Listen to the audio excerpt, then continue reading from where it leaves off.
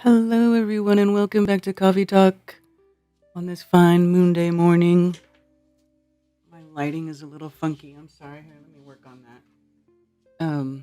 But I also have this makeup mirror thingy in front of me. It's new. It's totally different than the other one. Gives me creepy lighting. Whoa, Sorry.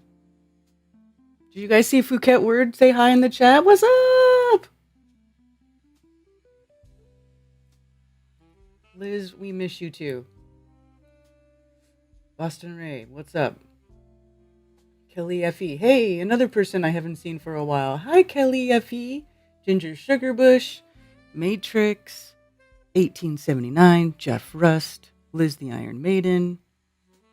Sue Finelli. What's up, Sue Finelli? JFC Jesus Freaks Computer Greek is here too. Hey! Billingtano. And the jazzy guitar. Yeah, man. That's my, what do you call it? Bossa Nova or whatever, little jazz beat. I love that. Alpine Endeavor, good to see you. Run Boston Bear, good to see you. Captain Caveman, Aisling717, Tony V8275 is stuck in a crazy loop. I'm sorry. Spicy Sarah, what's up? Effie Nation, good to see you. Catching that Karen wave today. Well, at least it's, it's friendly Karen. It's not like I want to talk to the manager Karen. Although,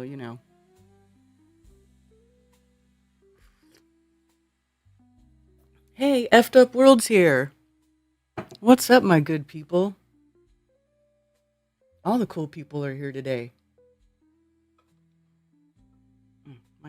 I'm sorry I'm a little late. I had to refill my coffee. And I did a false start. I did a boo-boo and I had to restart, so I'm sorry. Hey, Sherry Ives. Hey. What's a good word on the flat earth today, my people? That's what I would like to know.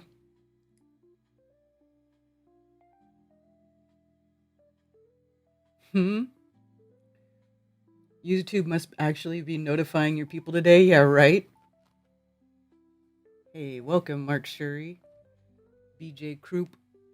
Good rising, everybody. Yes. I shouted you out, Tony. Didn't I?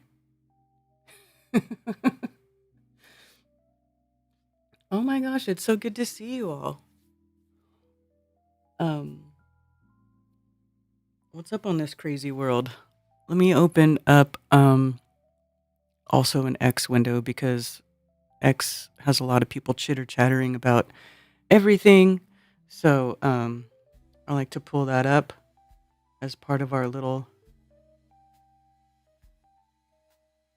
sleepover at Dad's house. Oh my God.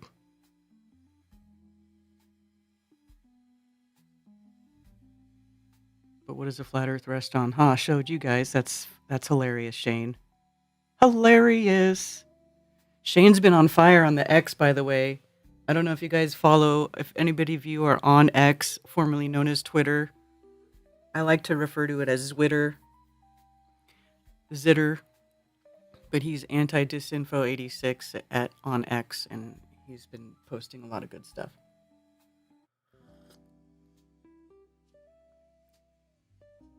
Hello, the Mandy Effect. Red's rhetoric. Why are you talking about Red's rhetoric? Is that guy even still a thing?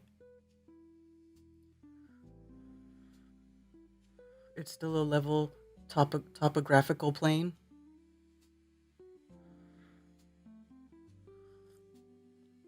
Twitter is a much better name. Yeah.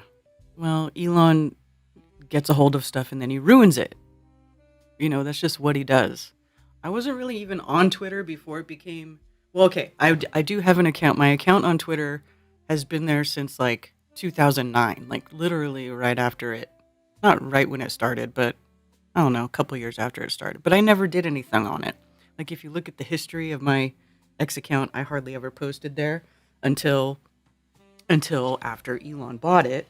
And then it became all crazy because everybody was like, free speech, free speech. So, that was like a big carrot that that keeps getting dangled in people's faces, right? Oh, come to my new free speech platform. And I was like, well, I already have an account there, so let's go see what's up. And for a minute, it was fun. For a minute.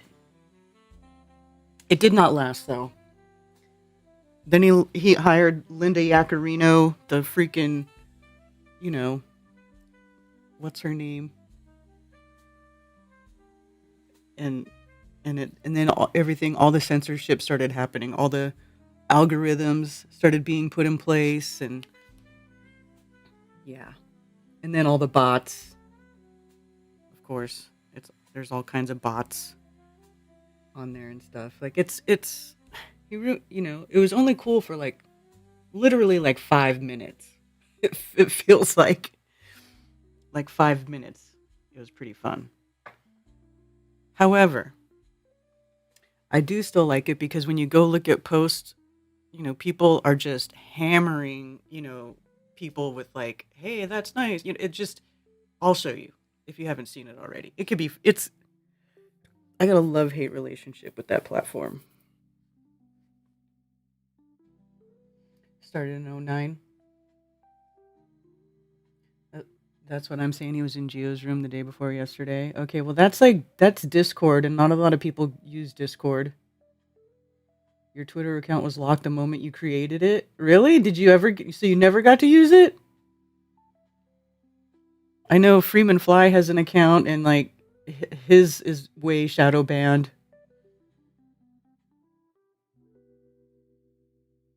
Red Gem Panda and Lord Stephen Christ. Well, Lord Stephen Christ died. I don't know if Gem Panda is still doing stuff.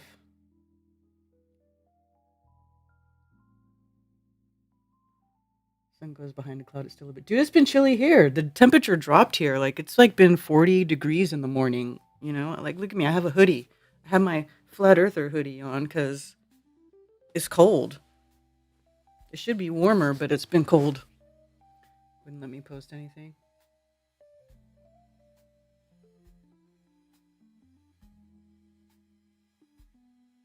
Is do they allow Owen Benjamin on there? Well, Owen Benjamin is on X.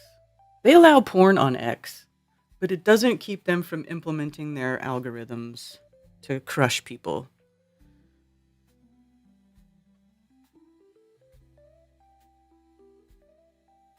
I don't know if you guys knew that, by the way.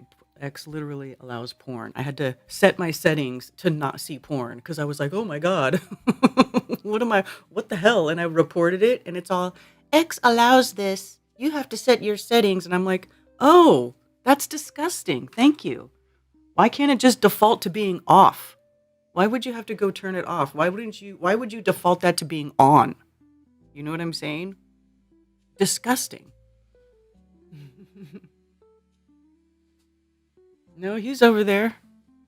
I see him all the time posting. He posts about mountains being tree stumps, and I started trolling his post. Of course, he never replied to my post.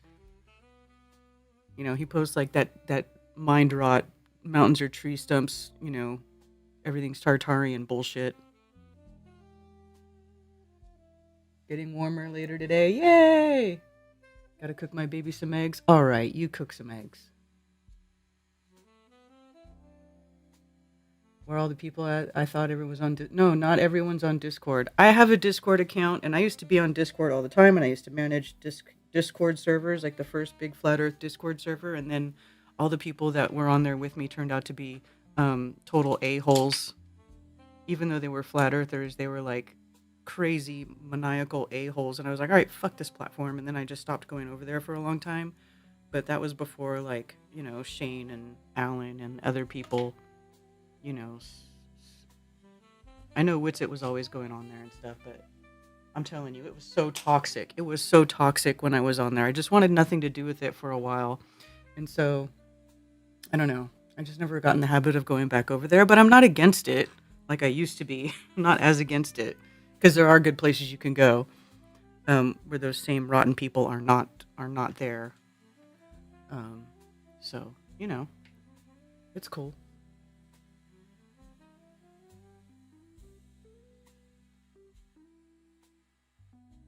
Can Can you link me a better place? Letter still up and doing good. No. I Telegram's good. I like Telegram. I haven't had any problems on Telegram, but I mean, it's just that's similar to Discord, very similar. And a lot of people seem to be on Telegram, like phone calls and stuff, and calls on Telegram actually work pretty well. Um, so I have a Telegram app. Hey, Gregory, go.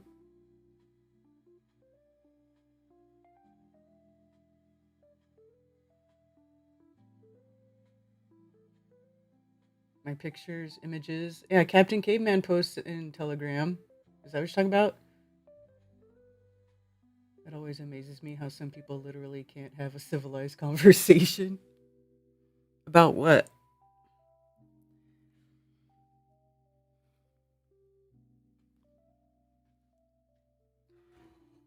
Nobody, it's not, if it goes against the narrative that gets them clicks and views and payment from X or whatever, then they don't care about what the truth is. That's the thing.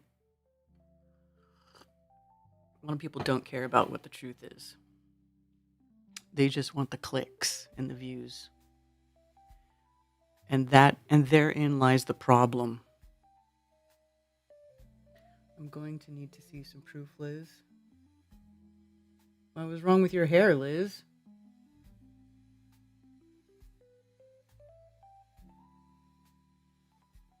All right. Let me get this show on the road. Let me get this out of the way so we can chit-chat some more about stuff. So, you know what's kind of crazy? I was looking at this story right before I started the stream on the news that was showing up in my news feed. And it's all 10 people injured at a shooting in an Oklahoma City party, lakeside party, right? And then I start searching it on just searching for it on the internet, and it's like 13 people injured. And then it's like people are, and then I watched the news about it. Check this out, the report. I'm going to play it for you guys, and I want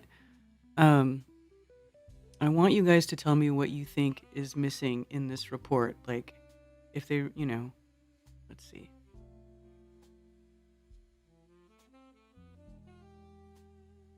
See if I can get it to play. Reload.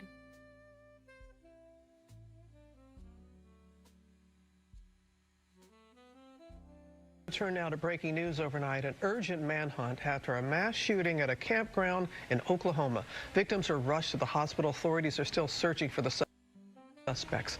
Our chief investigative correspondent, Aaron Katursky, is tracking the latest for us. Good morning, Aaron. Hey, good morning, Robin. There may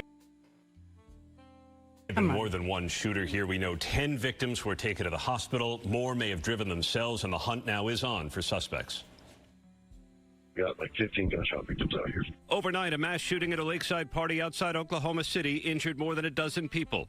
All units responding, there are going to be multiple gunshot victims. We're still hearing shooting on the line. Officials say shots rang out around 9 p.m. at Arcadia Lake, where a large group of young adults were having a party. I would guesstimate probably 200 to 300 rounds were shot up, is what it seemed like. Jason Hearn was camping a couple yards away. We just heard people yelling in their cars, they're over there shooting, they're over there shooting. Hearn said he ran to help and found 7 people on the ground with gunshot wounds. As I was going through, I could see people with leg wounds. There was one young lady already she was already tying up a tourniquet on her legs. It's just tragic. Police investigating throughout the night. They say there's no reason right now to believe there's a threat to the public. This is obviously a very terrifying situation. We are working extremely hard to find these suspects and help these victims. And right now there is nobody in custody. Police were searching for suspects in a black SUV, interviewing eyewitnesses who said there was some kind of fight before the shots rang out. It's not clear the extent of any of these injuries yet, though, guys. Okay, Aaron, thanks very much. See, now, here's my question.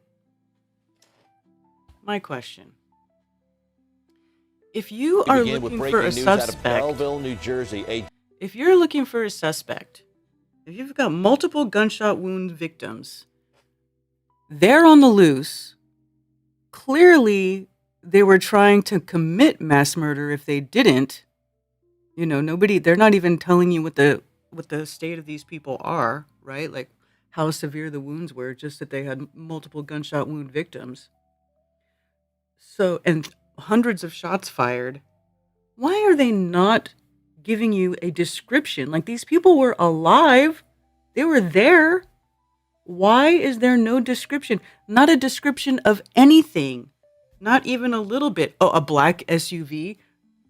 Suspects in a black SUV. You have multiple gunshot wound victims that are alive, and you're looking for you're actively looking for the suspects, and you don't have not even a little tiny bit description, like how many may have been more than one, like not nothing. So I go to the X account for this department, Edmond Police Department, because it happened in Edmond, Oklahoma, right? Police investigating a shooting that occurred just after 9 p.m. at a party at Arcadia Lake. Edmond Police, along with Oklahoma City Police and the Oklahoma Highway Patrol, responded to the scene and located numerous victims. Emergency personnel transported 10 victims to various metro area hospitals. The total number of victims is expected to change as additional individuals transported themselves to area hospitals. There is no update on victim conditions at this time. There are no suspects in custody. Anyone with information is urged. The victims have no information? Nobody's talking? How the hell can anyone provide information when you don't have a description of the shooter? Was it someone who was at the party? A rando freak? Did no one see him or her? Give us info about the perp if you seriously want some help. Was this event granted a permit? I think it was at some right. So it was like some lakeside like place where you can like rent, like it's a park where you can rent it, I guess. I mean, I just thought that was insane. Like you have nothing.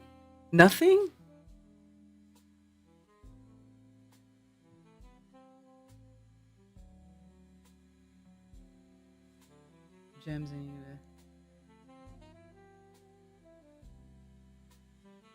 Needed a good tidy up. I meant to just ask if you can chat there in a big group like Discord. Yeah, you can.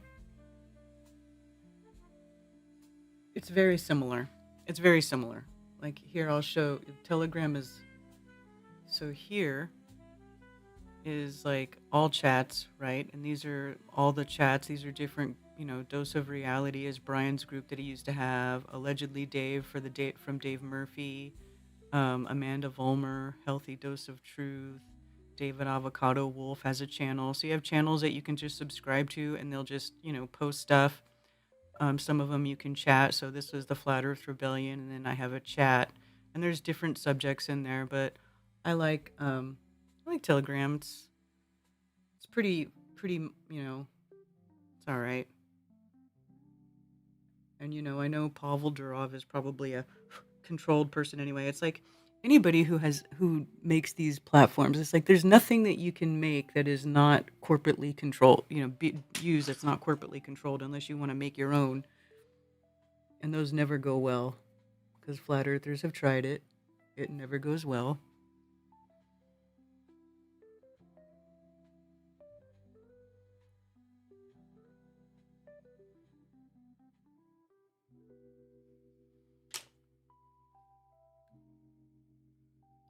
Probably a relative of the police force. It's crazy, right? Like, it just blows my mind. They're like, we're looking for suspects. Okay, well, what is the suspect?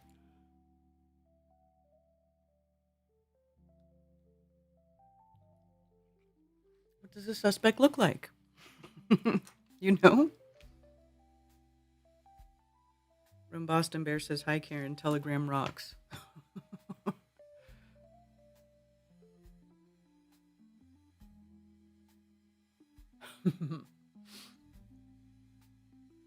But yeah, it's fun. Witsit has a big channel on Telegram. His has got a lot of action, a lot of activity in there. Anyway, I like it. I think it's a good little platform to check into with people. I would definitely think that at least one of the victims would have gotten a glance at the shooter. Right? There's multiple people and 300 shots. How many people were at the party? Apparently, not everybody who was at the party got shot, right? So there was not somebody who was hiding out who like saw. I don't know. I don't know, man.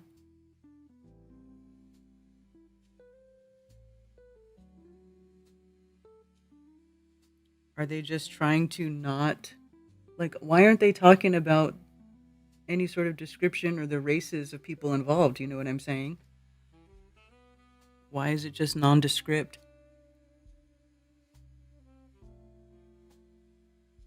Hmm. Interesting.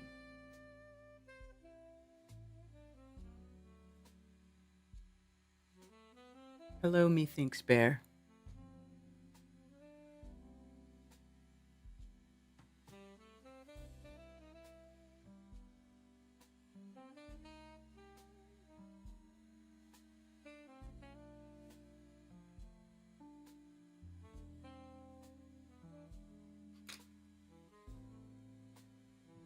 Yeah, what does a suspect look like? You know, since no one's in custody, gang drive by. Yeah, like it's seriously nothing. Um,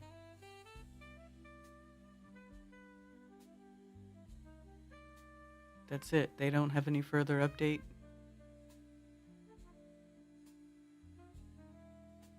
So, what about Oklahoma? Oklahoma City PD.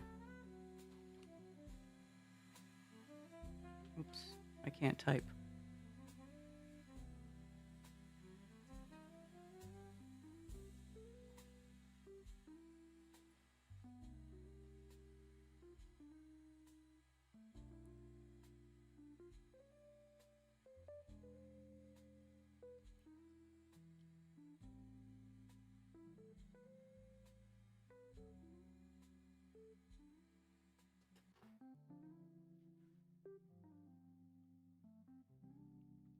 Mass shooting. A shooting at a party at a lake near Oklahoma City sent at least 13 people to hospitals, according to police and hospital officials. Okay.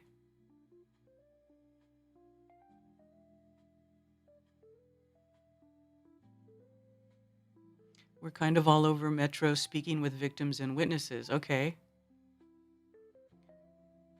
10 people were at Integris Health Baptist Medical Center in Oklahoma City. 3 were at Integris Health Edmond Hospital.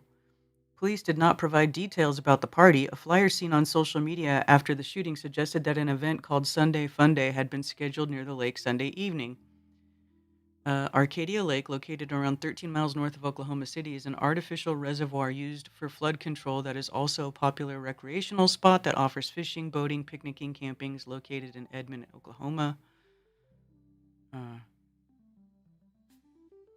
40 years ago, Edmond was the site of one of the deadliest workplace shootings in U.S. history. On August 20th, 1986, postal worker Patrick Sherrill shot 20 co-workers, killing 14 of them. Then he killed himself. Oh my gosh, this is where going postal comes from, was Edmond, Oklahoma. I remember when that happened, but I forgot that it was Oklahoma. Holy smokes.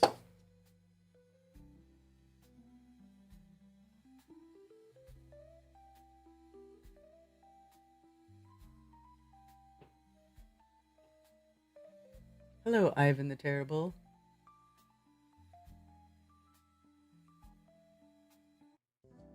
Hey, Chicago artist. Good to see you. That's wild. But still, nothing, no description. And this is updated 35 minutes ago, so they still don't have like anything that they can tell you about who was shooting people up in Oklahoma, and the people are like nobody's talking.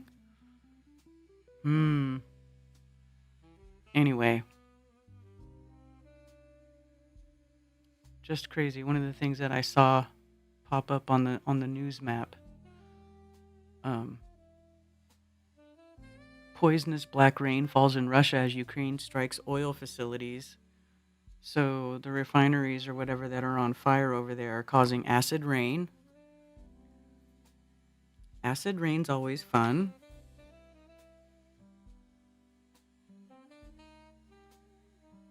Am I right?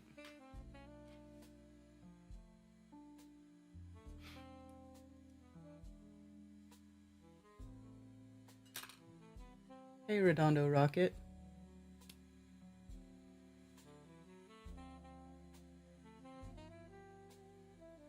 A bad computer game called Postal.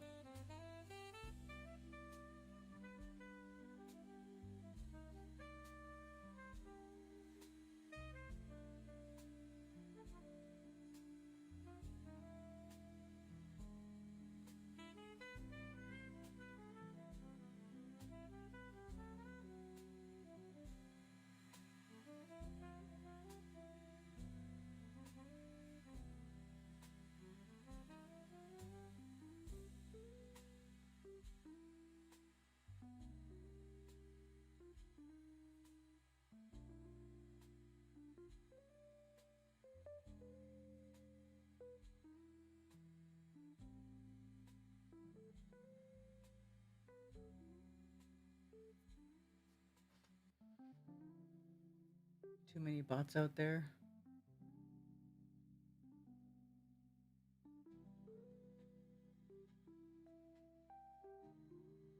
Gets pushed down too fast. Yeah, because it only gets pushed to the top. Like, yeah, it happens to me all the time. I had to pin my chats too because um, the minute another chat that you've joined, somebody posts in it and there's a new post, it gets pushed to the top. So, yes, using the pin chat feature is very helpful.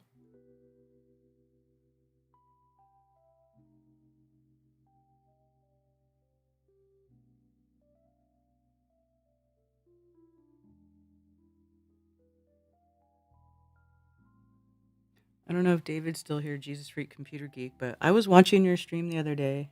Oh, I said hi. Sometimes I watch your streams and I don't chat.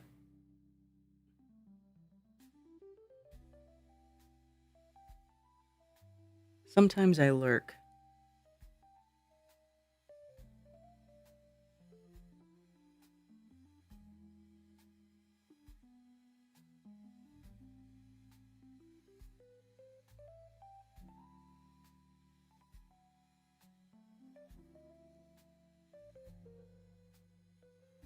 I do the lurking law thing too.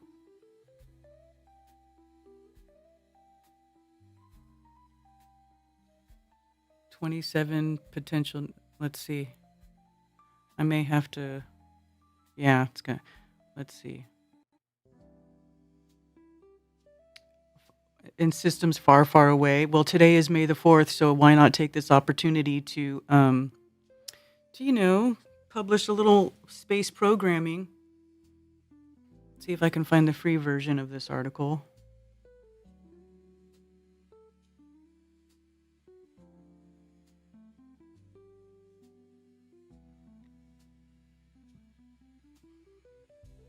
Circumbinary planets discovery. 27 new worlds around 2 stars. May the 4th, 2026. Space news. A turning point in circumbinary planets discovery.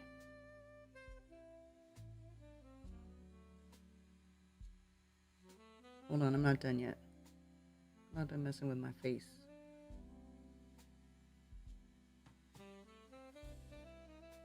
Just more space programming news. I mean, it's May the 4th. May the 4th be with you. The greatest, space movie of all time. Star Wars.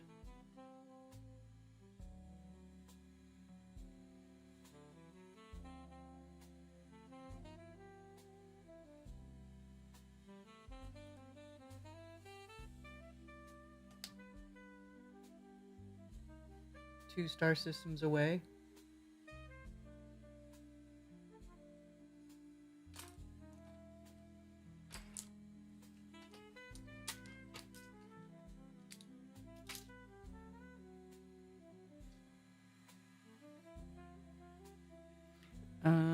The latest circumbinary planets discovery marks a clear shift in how we understand planetary systems. Scientists have identified 27 new candidate worlds that orbit 2 stars instead of 1. That alone changes the scale of what we thought was possible. Dun, dun, dun.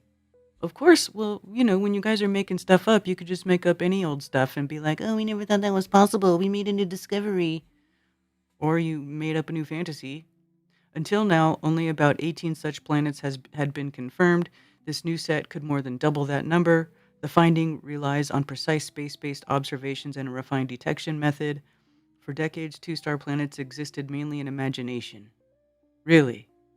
Now they are becoming part of measured reality. Oh, measured reality. Sure, you guys didn't measure. They act like they measure. Like, yes, we went there with the tape measure, and we measured it. We verified it.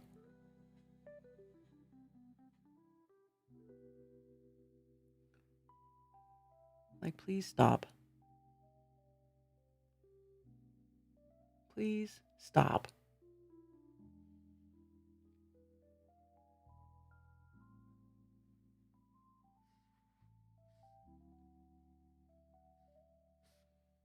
It's your birthday? Oh, happy birthday, Redondo Rocket.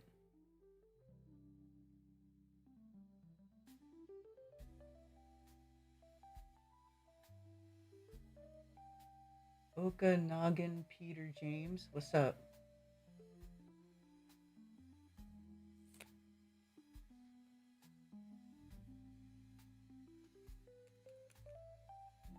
Hey, Scooter.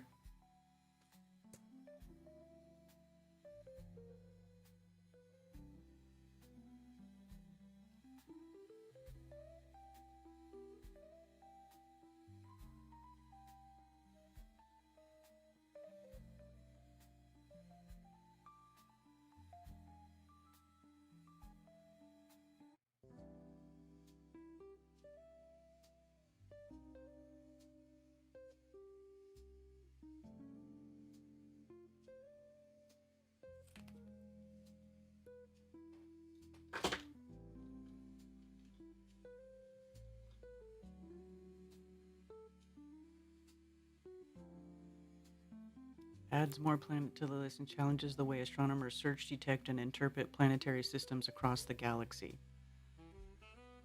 What do you mean, challenges the way? How many ways can you do it? You're just looking at a telescope through lights in the sky.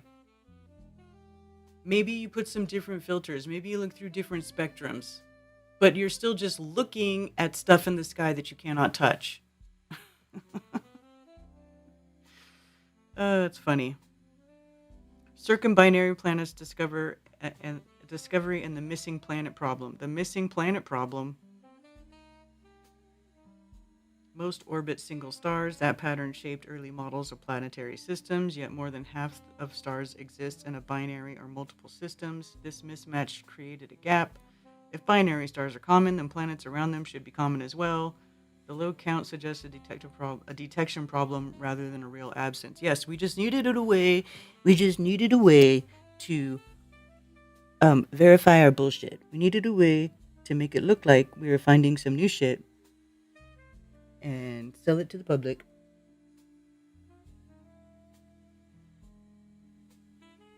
And make ourselves look like we're important. And maybe we can get some new grants. We can get some new money. I need to verify my existence. Validify my existence. By making up more shit. You know what I'm saying?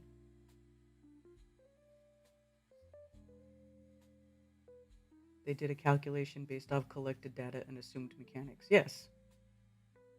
Only tangible things can be measured, to be honest. Yes. Hey, Sirius B. What's up, Flat Earth Andy?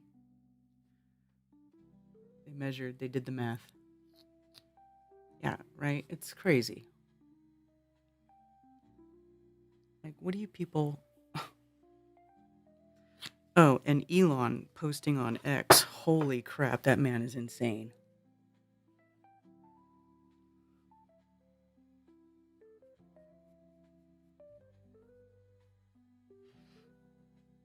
I mean, he keeps posting about people living on Mars and going to Mars, and I'm like, well, you go to freaking Mars then, Elon. Get out of here. And take your billionaire a-hole friends with you. You guys go first, okay?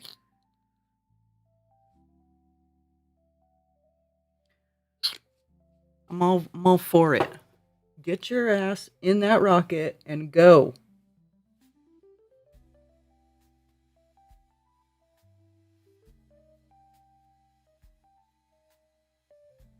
And leave us alone. You know?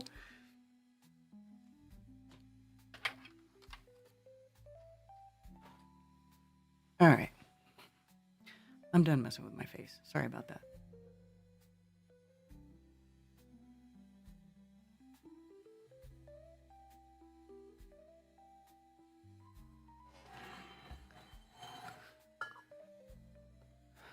Yeah, I even retweeted something that he tweeted. What did I say? What did I retweet? Oh, here, let me delete this garbage. Delete. Delete. Delete. This man is insane. What is this? Path to petawatts is mass drivers on the moon. Oh my god. Is this him taking a selfie of himself, looking at himself in the camera like he's all in love with himself? Oh my god. This will undoubtedly cost less than the California high-speed rail. If you know, you know. The high-speed rail that's billions have been spent into it and like no track has been laid for it. Like insanity. They just stole a bunch of money from Californians and did nothing with it. Like billions of dollars.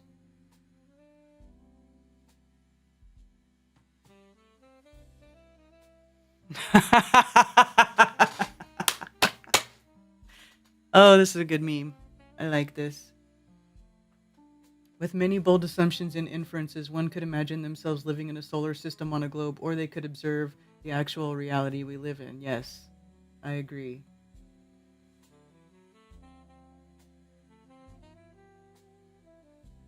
Science is the belief in the ignorance of experts.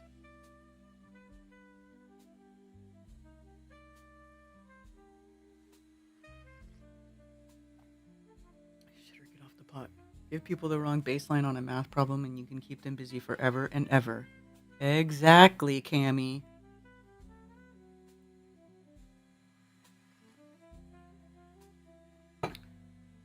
Exactly.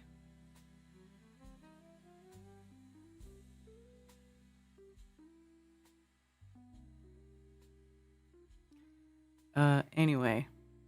What else? What other dumb shit has he been posting? So much ridiculous crap. It's always sunny in space. This is. Ha! What?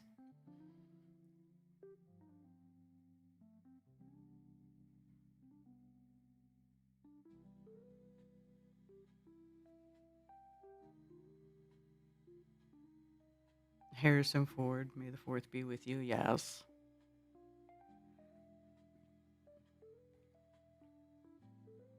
I love Star Wars, by the way. I grew up watching Star Wars. Me and my cousins used to like LARP as Star Wars characters and like play act stuff out as Star Wars characters.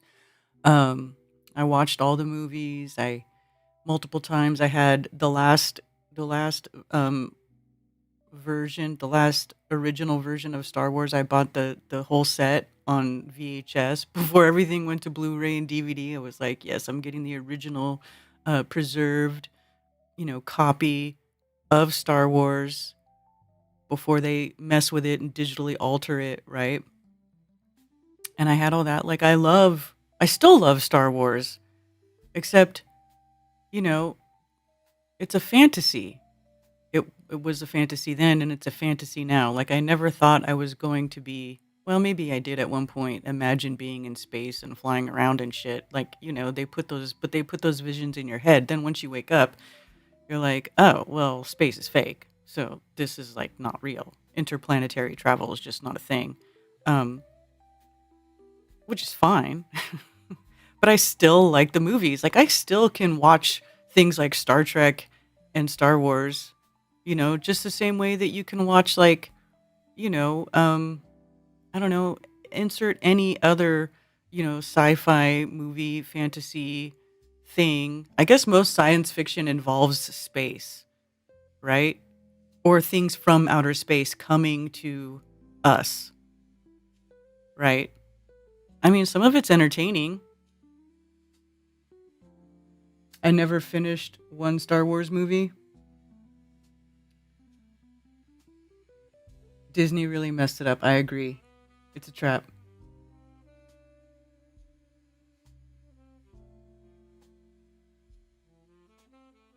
Still never seen the prequels. Well, the prequels were kind of boring. Well, the first prequel was boring. There was a bunch of like political stuff in it and blah blah blah. It wasn't that fun. The one where Anakin becomes Vader, that's a good one. And you know what's cool to watch is the one where Anakin becomes Vader, and then, or a cool double feature is the one where Anakin becomes Vader, and then the third one of the first set of movies, where Return of the Jedi, where Luke takes the mask off of Vader and sees his father, and then it's like full circle. Watching those two, like if you're into Star Wars, I know a bunch of people are probably not into Star Wars, but if you're into Star Wars and the whole storyline behind it, that's a cool double feature. If you haven't watched the prequels, but you did watch the first three, that's a good way to go. Never watched Star Wars.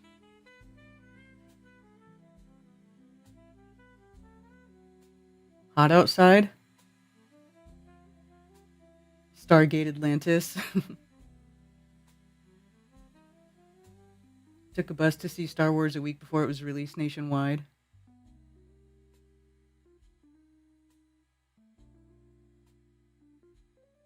Missed the entire movie. That's funny, Cammy.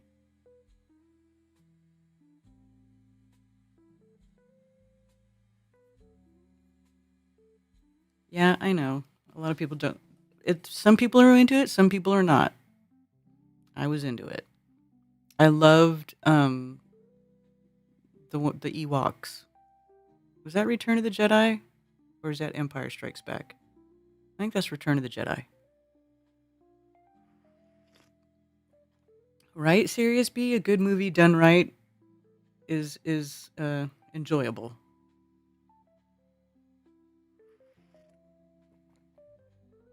Battlestar Galactica.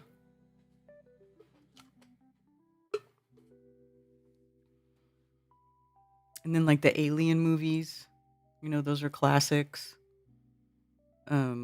Species.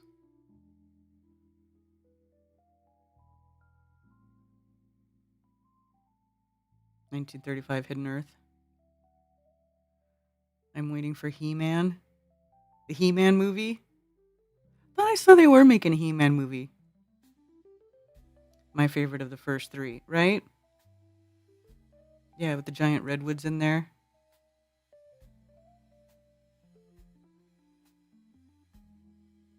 "1935 Hidden Earth, Alien, Saturn." What are you talking about? Is that a movie? Can't remember the series title. I don't know. You're not talking about like Flash Gordon or something, are you? Flash. Ah. Spaceballs, though, right? Dude, Spaceballs is hilarious. I watched that movie so many times. So many times.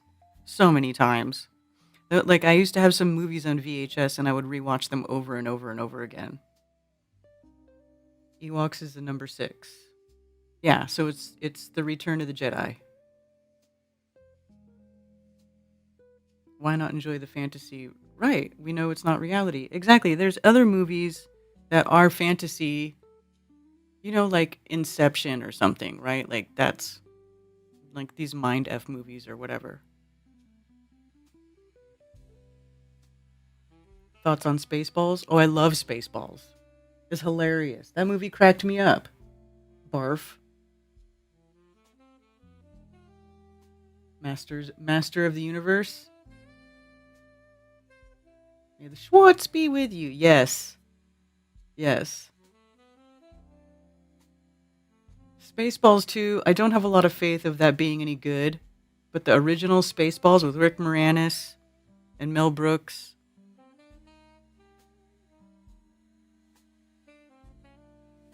where they have the maid, Mega Maid, and then the planet is enclosed. And that's the other thing too. Like when you watch it, it's hilarious, right? Because their planet, I forget the planet. Is it Druidia? I think it's the Druids, right? Because it's the Druish princess. So it's like the planet Druidia has a glass, like a dome, like encapsulated in this firmament. This like it has a solid barrier around it, keeping all the air in, which is hilarious.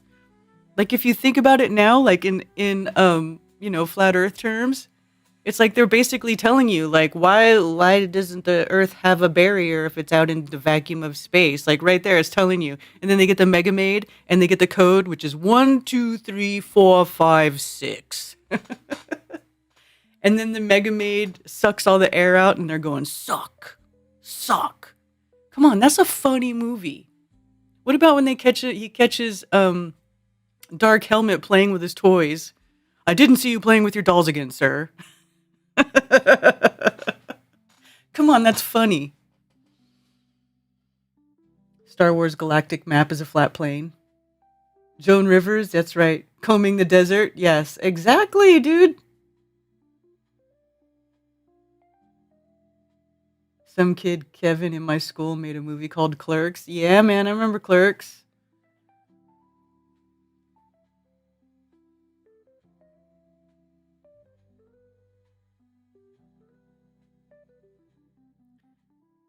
Yes, I understand, Vladimir.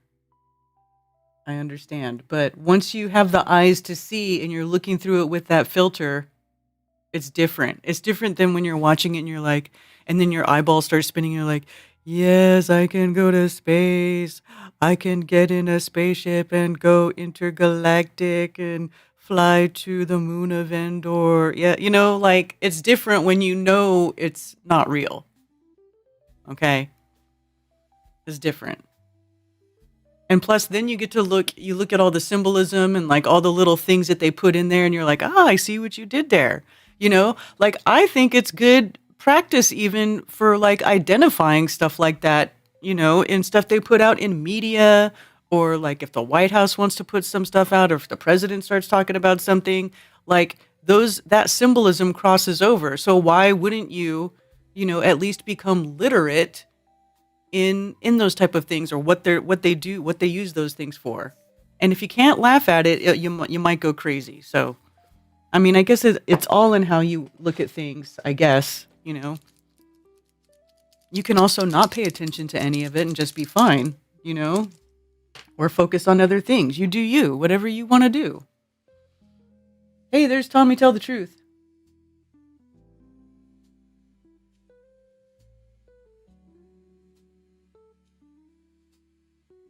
Project Hail Mary over the weekend. This could be the project Mark Sargent is going to work on.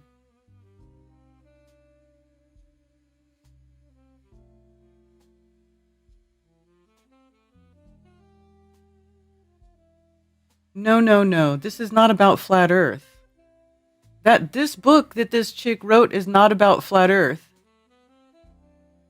In the TV series in the works at Vice Studios from debut novelist Annika Jade Levy. This is this Jewish girl who wrote some book, and it's not actually about flat Earth. And the thing that Mark might be part of, he's not an advisor. He would be like a contestant. You know what I'm saying? Like this chick, watch, let's just search her name.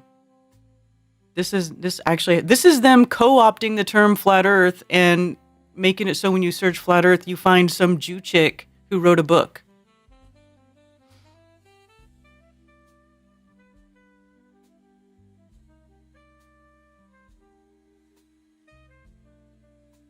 See? Flat Earth follows Avery, a media studies graduate student in New York who spends the time she should be writing her series of cultural reports, dating men who don't seem to like her very much, scrambling for money, listening to the advice of an online Australian life coach, and grappling with her jealousy over the success of her wealthier, prettier best friend, Frances. Every character has been meticulously, lovingly rendered, off-putting, every detail deliberately handpicked to maximize the sense of disarray that characterizes modern life. But this debut novel is brimming with strange and cynical insights into conspiracy, belief, art, class tensions, and internet and cool girls. I had the honor of interviewing Annika Jade, Risa Flat Earth, of what she had, blah, blah, blah. Girlhood, satirizing the real world that feels more and more unreal and prescriptive. See, it's a mockery.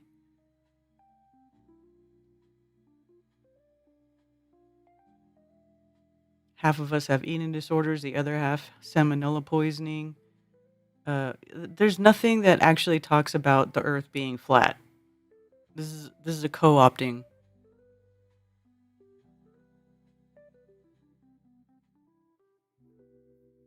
Great to see you, Raised by Gypsies. What's up, Raised by Gypsies? Good luck, even flat. Well, she will, because she's not actually talking about flat Earth, and it allows the search engines to divert everything to this instead of the discussion above about flat Earth versus globe Earth. So f that broad. That's all I got to say about that. The new Highlander. If we couldn't laugh, we would all go insane. That's what I'm saying. Laughter is a huge part of my life. Me too. AI at its best. Yeah, I don't know what that nonsense is. Yeah, she might not even be real.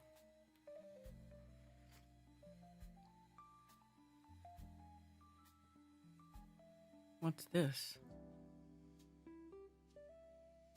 Moya, the world's first biomimetic robot that can bend, smile, and holds eye contact with chilling human accuracy. Ew. Why do they make it look like like an anime porn star character?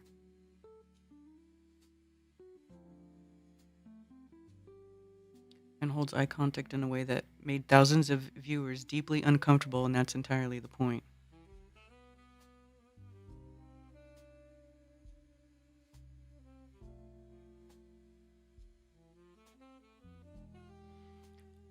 Moya's limbs run on pneumatic artificial muscles, chambers that contract and expand as air is pumped through them, that distributes force across the full structure rather than snapping it into a fixed joint, which is why the robot's movements look continuous rather than sequential. Creepy.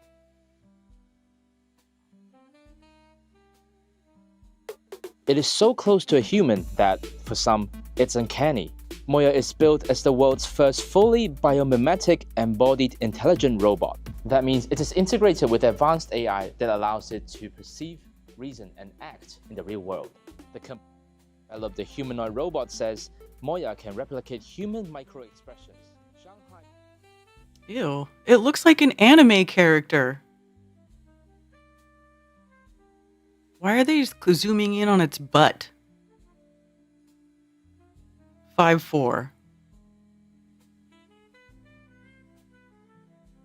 Human-like. The droid is counting on others to turn them into daily companions. Ew! If she takes 2 steps near my bed at night, I'm throwing her off the balcony. Dude. Oy.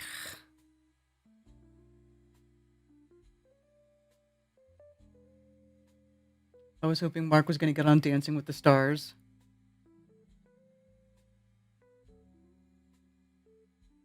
Buck Rogers. There you go.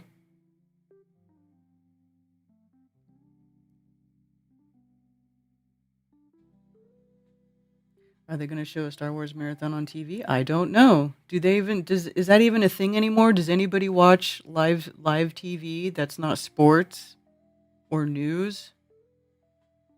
I mean, cuz I sure don't. They give it camel toe. That's hilarious. You have a project involving a drill today? What is it, Cammy?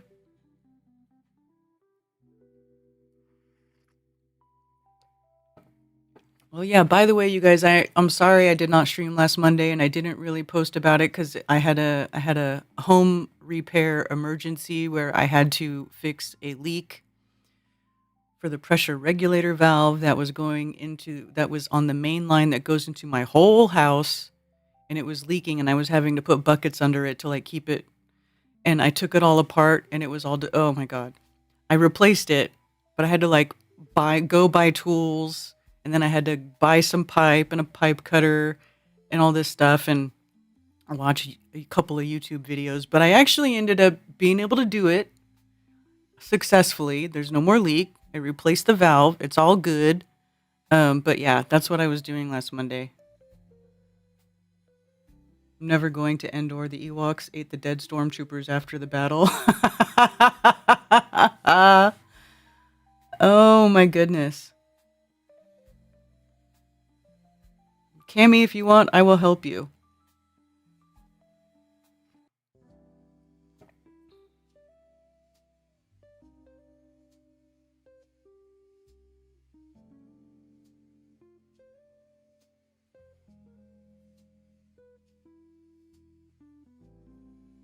I'm a very experienced drill user here. I hung cabinets. I hung some cabinets in my laundry room. I love them. I have to hang a mirrored cabinet. Stud finder is showing wires where I need to drill. Thank you, Billingtano.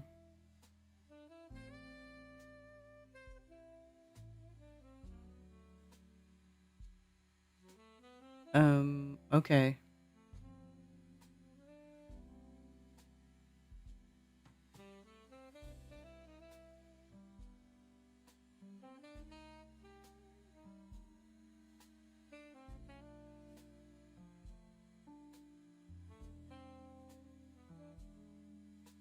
I'm not sure what that means, stud finding showing wires where I need to drill. Like it tells you that there's wires there next to the stud.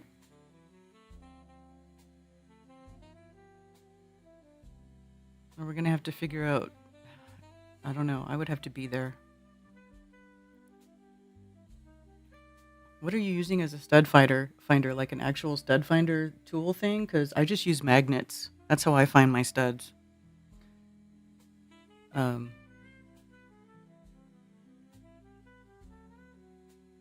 is too small for the handle. Oh, yes. Yes, I can help you with that.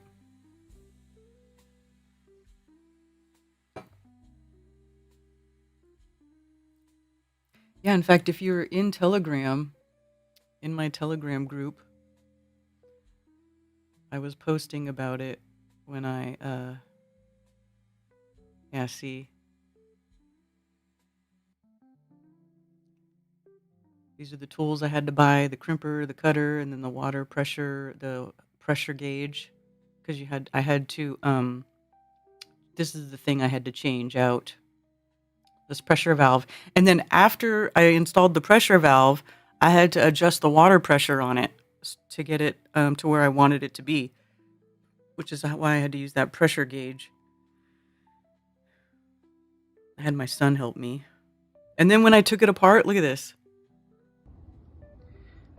So this is the inside of the old pressure valve. I dumped all that out of it. And look at all the gunk inside of it. I guess replacing it was the best option after all. Yeah, because I was going to buy a repair kit. And then when I pulled out the center, look at that. All that was inside of there. Supposed to be in there. Holy crap. That's why it wasn't working. That's why it was leaking. That thing was trashed. Trashed. So anyway.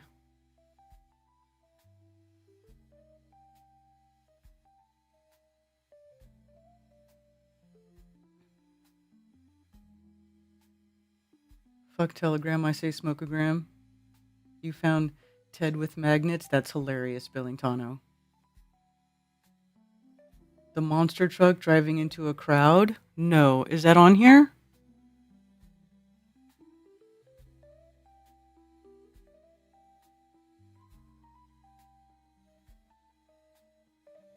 Oh, wow. Monster truck drives into a crowd in Colombia, killing 3. Okay, I gotta find the free version of this. Hold on.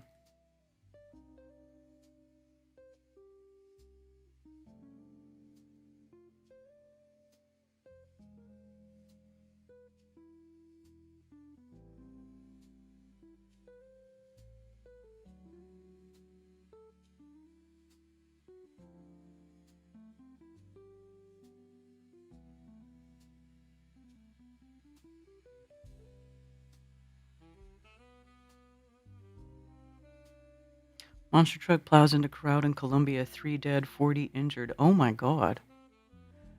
At least 3 people. Okay, why?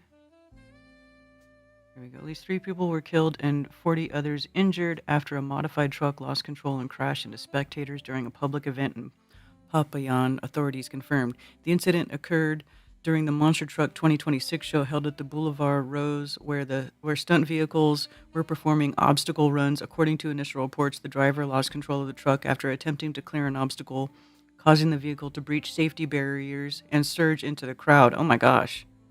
Local officials stated that 3 people, including a child, lost their lives while 40 others were injured, some of them seriously. Oh my god.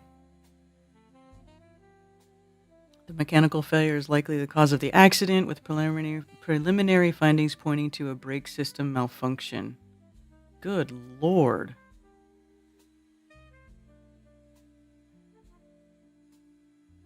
That's terrible. Oof. Don't go, yeah, don't be I don't know what kind of infrastructure they had there for the monster truck, but clearly, like whenever I gone to a monster truck thing, it's like at an arena where you're like not even anywhere near the trucks. They're down there in the pit. That's how it should be. Because those things are crazy. Those giant freaking wheels fly off and stuff. It's insane.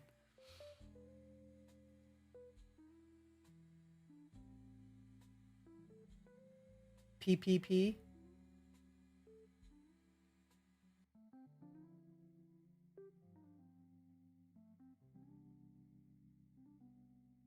Hey, Voy. Good to see you, Voy.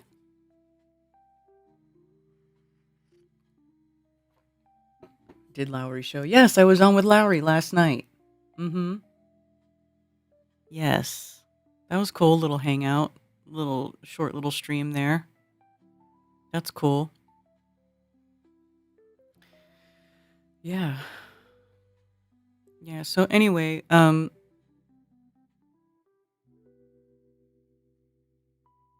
was I gonna say? Oh, so remember how I had the goal for money for equipment? Well, that goal has been met, and I have all my equipment and stuff. I have everything I need, just about. I just need some inspiration. I just need some inspiration. That's all. Send some inspiration my way, people. Send some inspiration. I need inspiration to create stuff. Um, I did start working on a little observation video that I'm going to be doing about the phases of the moon and how they absolutely match and work on the flat earth. Paywall hack, put link in Wayback Machine, no access, wait 5 minutes, access. What?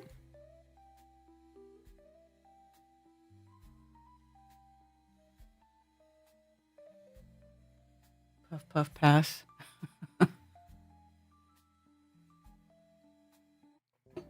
Yeah, they're giant, huge freaking wheels. They're like tractor wheels, dude. Like, it's insane. I would never watch that stuff in like a sketchy place like that.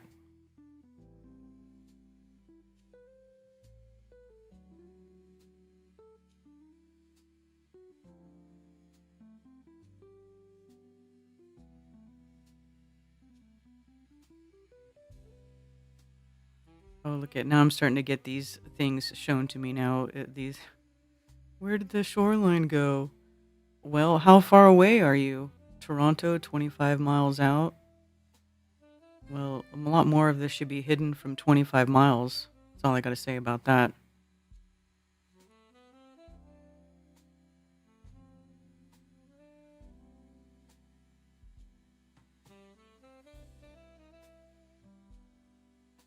Flurf Sloppy says.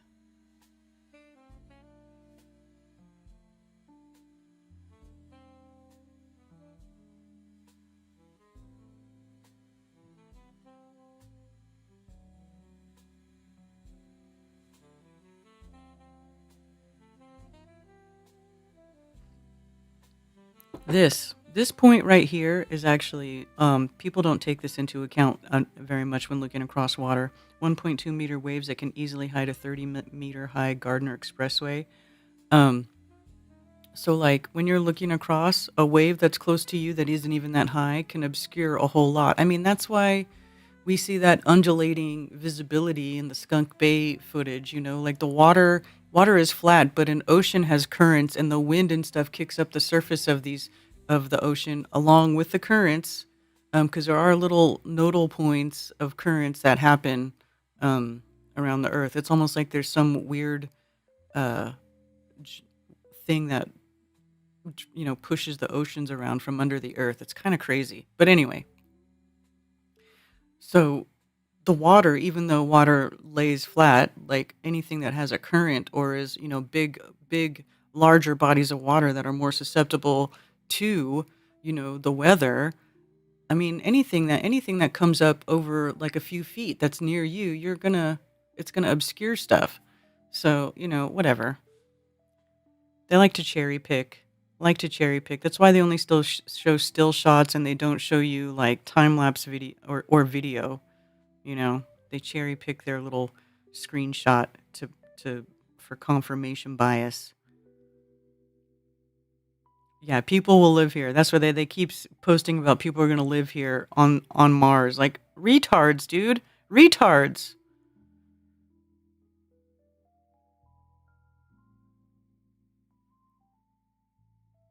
Vortex. Yeah. I'm very inspired today, so I'm saying it. Thank you, Voy. Thank you. I need it. Just learned X should be called triple X. Yeah, exactly. Exactly.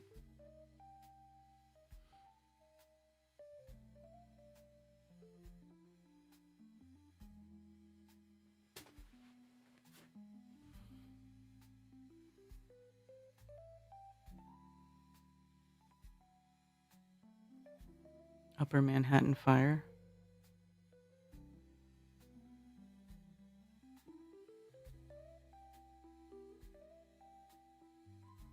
What even is going on in the Strait of Hormuz? I mean, like, how do we know for sure? I mean, is it even possible to know?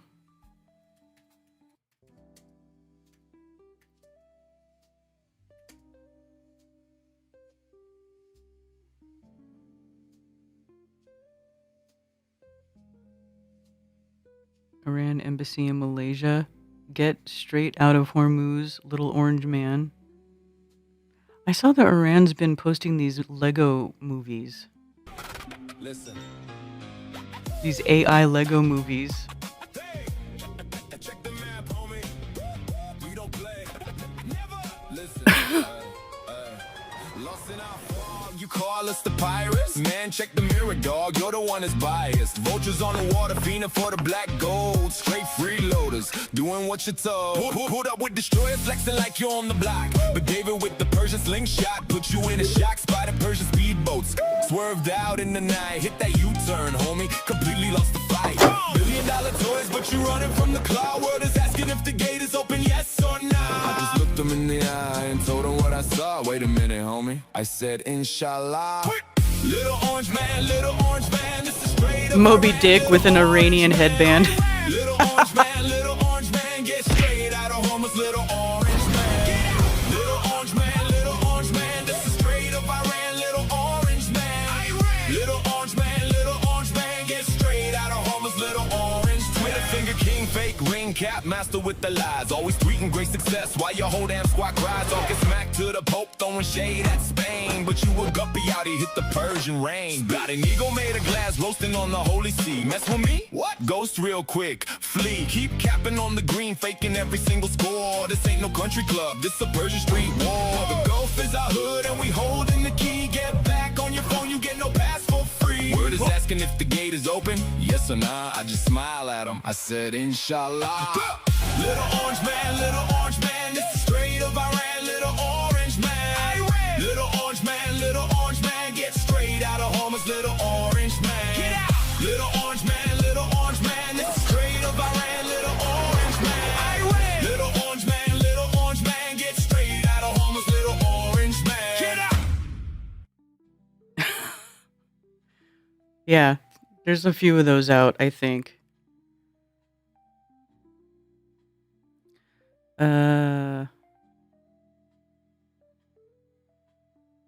Real footage of the Strait of Hormuz. Ships are just sitting in one spot. Nothing is moving. Iran is in full control of the strait. Trump really fucked up. This is April. Today is May 4th. So this is just a few days ago, I guess.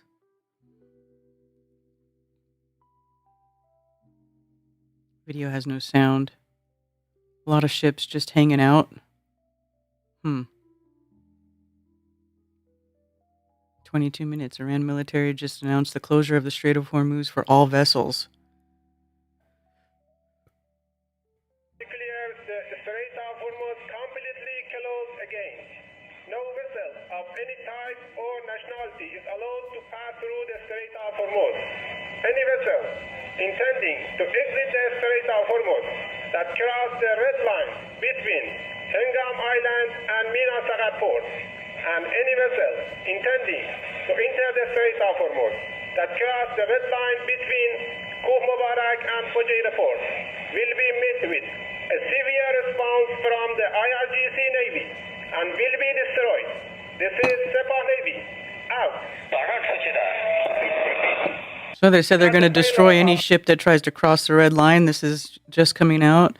IRGF VHF warning to U.S. Navy ships. No Strait of Hormuz transit or destruction. In the negotiations, the Islamic Republic of Iran declares the Strait of Hormuz completely closed again. No vessel of any type or nationality is allowed to pass through the Strait of Hormuz. Any vessel intending to exit the Strait of Hormuz that cross the red line between Hengam Island and Mina Sagar port, and any vessel intending to enter the Strait of Hormuz that cross the red line between Kuf Mubarak and Fujairah port will be met with a severe response from the IRGC Navy and will be destroyed. This is Sepah Navy. Out. Interesting. Iran military. Hormuz is now closed to all vessels. Oh, snap.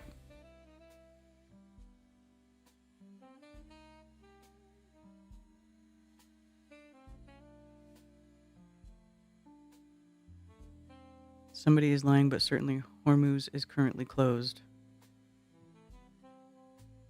Oh, yeah. You got stuff hanging out here, hanging out here. Actually, let's see if we can see shipping.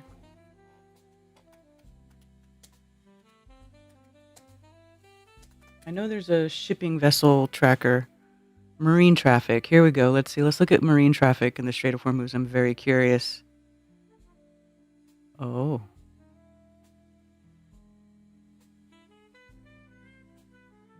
Look at this. Oh, boy. Yeah, they're... Okay, so who's in here?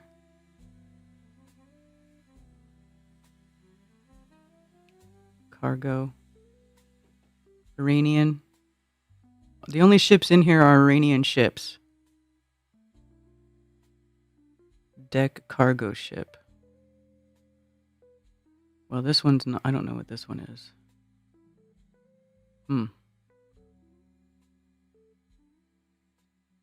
Fishing.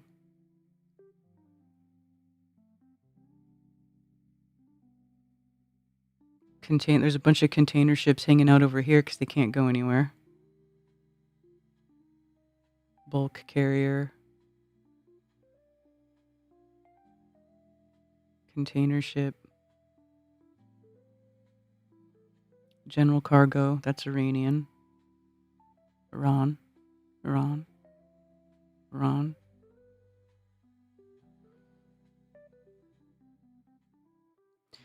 This is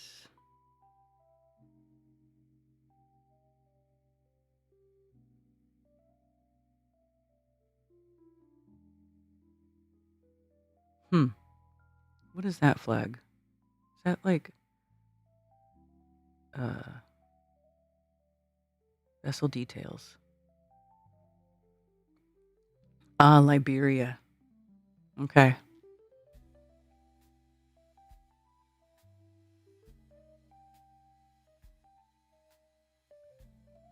Interesting though. Okay, so what are these? Crude oil. Crude oil. South Africa looking. Wow. Cargo. So who's hanging out over here?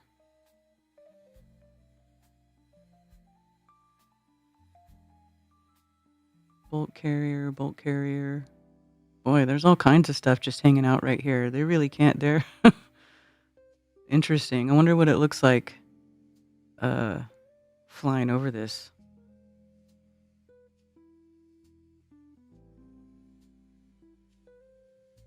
Chemical tanker.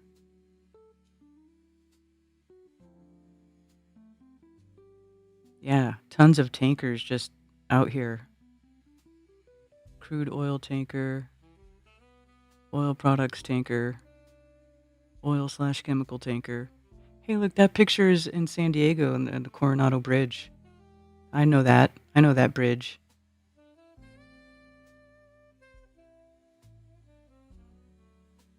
Interesting. So that's what's going on.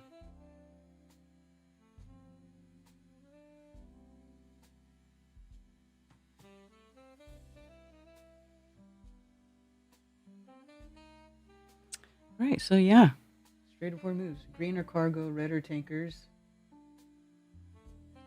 Let's see.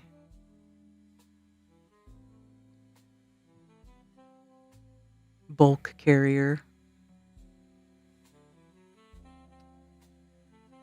Let's see. Vessel filters. Here we go. Ship type. Yeah, so green. Here we go. Green is cargo vessels. Red is tankers. Blue is passenger vessels. Gold is high-speed craft. This light blue, tugs and special craft. And this pink color here is fishing. And purple is pleasure craft. Oh, is there any pleasure craft out here? Hilarious. Let's see. Who's out here hanging out for fun? This guy is. Pleasure craft. Iranian, a little Iranian vessel.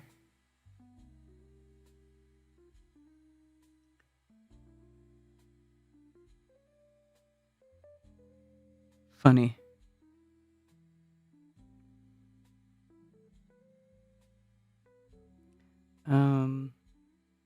Navigation aids and unspecified ships is gray. So we can take off, yeah, if you take off passenger vessels, it doesn't really change much. Let's take off fishing. Let's take off pleasure. So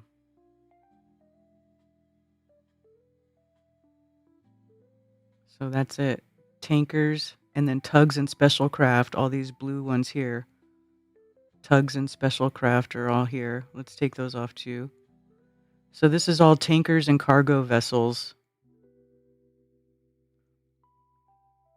These are all the tankers and cargo vessels hanging out at the Strait of Hormuz right now.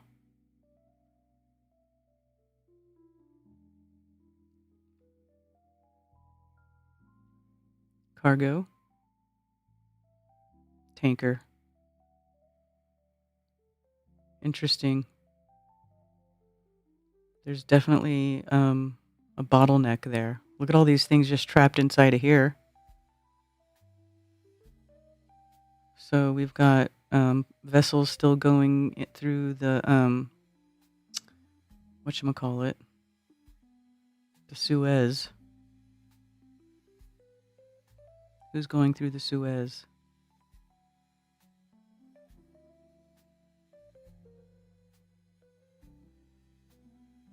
Crude oil tankers hanging out here.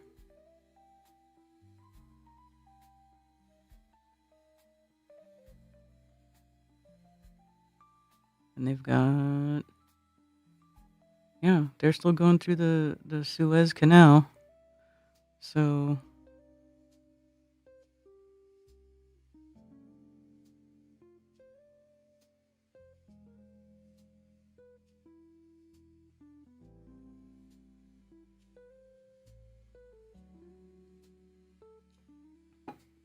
interesting.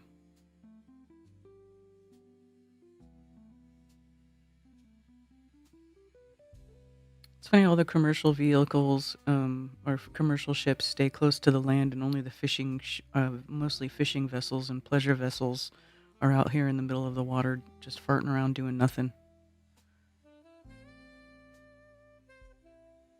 Unspecified.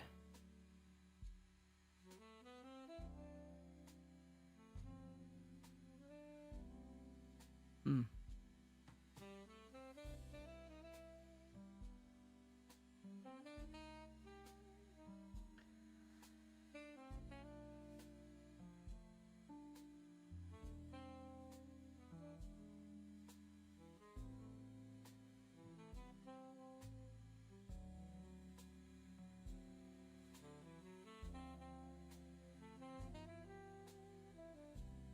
It should be the gaze of Hormuz.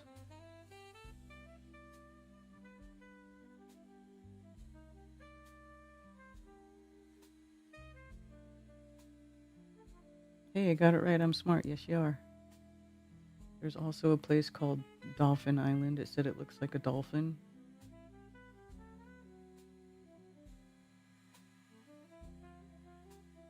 Hey, fathead, how's it going? It's almost time for jamming the plane, isn't it? Isn't it? Almost time.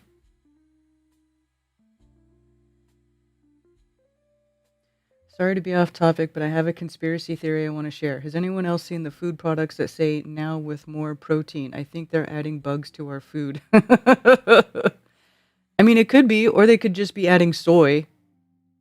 You know, soy is like is considered a high protein source too. They could be adding soy, but here. How about this? There's already bugs in our food. I mean, if you think about it, them harvesting, wheat and all these, corn and crops, like it would be impossible for them to harvest these things and not get any bugs. It's like even like the standards of like the ground wheat content, like it's allowed, X percentage of bugs are allowed in it, or so. I don't even know if that's true, but I mean, it could be. I mean, not that I'm saying I want to have bugs as a source of main food source. Like I want to eat the bugs or anything like that. But yeah, they do add bugs to our food. I know they use products from insects for stuff like coloring and whatnot. I know, yeah, they pretty much already do put bugs in the food. Bugs. They already had soy. That was the bioengineered ingredients. Yeah. I mean, they could be. They could be. It's crazy. Like now, when I go shopping, I always have to look for that contains bioengineered food ingredient and stuff that I'm like, why? Honey roasted peanuts contains bioengineered food ingredient. But then the regular peanuts it's like peanuts and salt, just salted nuts, those don't have bioengineered. So what is honey? Are they bioengineering the honey? Is it is it not real honey? Like what is bioengineered in honey roasted freaking peanuts, man? Peanut butter's full of bugs, but it's so good. I love peanut butter. It's a great protein source. Hey, 11:11. Hey, there's Ted Summer. It's 11:11. Do I still have my 11:11 thing on here? Oh, I do. Let's play it. Master Builder. It's 11:11. Spirits listening. 11:11. resonate, beginning, reflect, visualize, opportunity. 11. Spirit listens, knows more than we do. Visions manifest. In line, manifest your reality. Infinite abundance.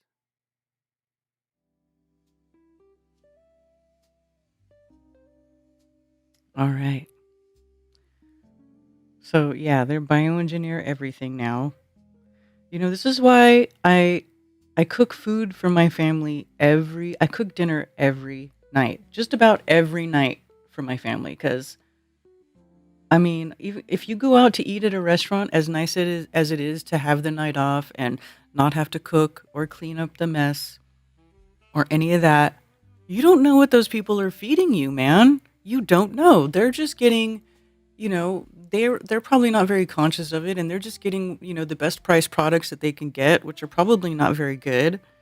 Um so, you know, every day, just about every day I cook dinner. Last night I made burgers. I didn't use pre-made burgers either. Like I do get the frozen packs of pre-made beef patties, but they don't have anything in them. Like they're just beef. And they don't have any seasoning or anything in them. So like I made actual burgers where, you make the mix, you shred some onion, you put some eggs, and a few other things in there, and then you form the patties and cook them and eat them like I made them like that, and they were so good. They were so good. Missed the food in Sicily already, dude, I bet. Italy, the food there is the bomb. They know what's up. They know what's up. Is it still like where they have like the meat store and then the bread store and then the cheese store? Because that's what I loved when we were there. Like, and they were always like, right in the same area next to each other. Like you had the little in all these little towns, they would have the meat store, the bread store, and then the cheese store. And we would go to each one and get the ingredients, and we would like have picnics all the time. Was what me and my mom did a few times when we were there. It was the best. The best.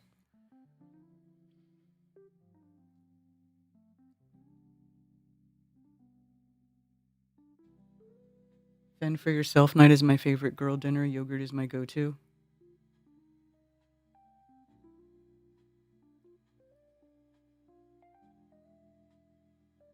Where's the beef?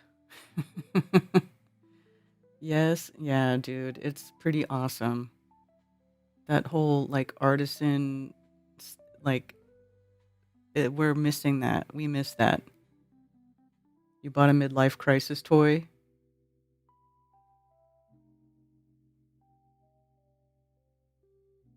Mm.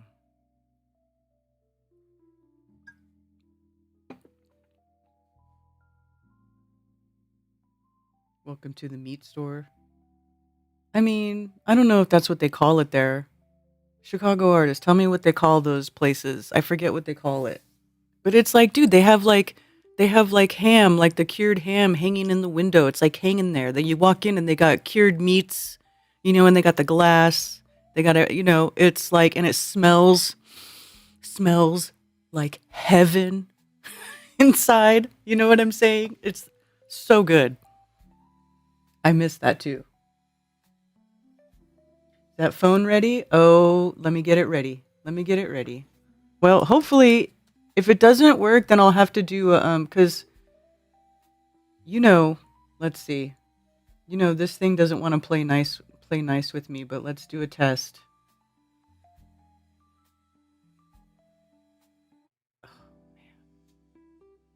Why?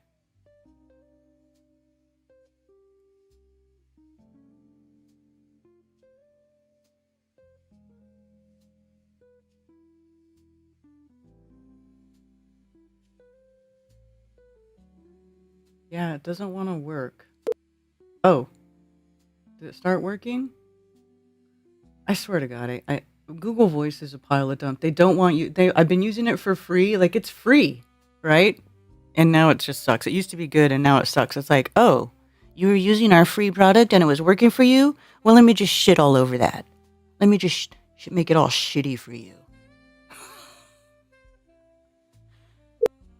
Yeah. All right. Well, I guess we could try it. Can try it.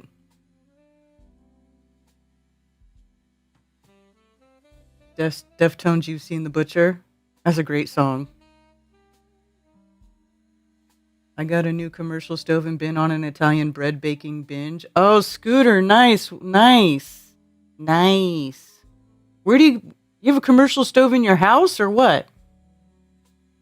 Salumeria is where they sell cheese and dried meats. Oh, yes, dude. Yeah, those places. That was before I stopped eating pork and I was eating the prosciutto and the salami. Oh my God. All the cured meats. Of course, they use pig for a lot of that. But oh my God, it was so delicious. I don't know what I would do if I went over there again. I'd have to make sure everything was beef.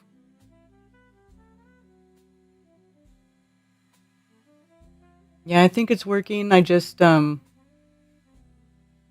have to keep my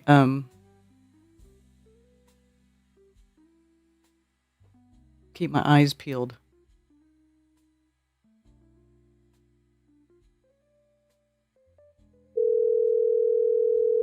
So that's the speakers, but then the ringing. All right, here we go. It should be working.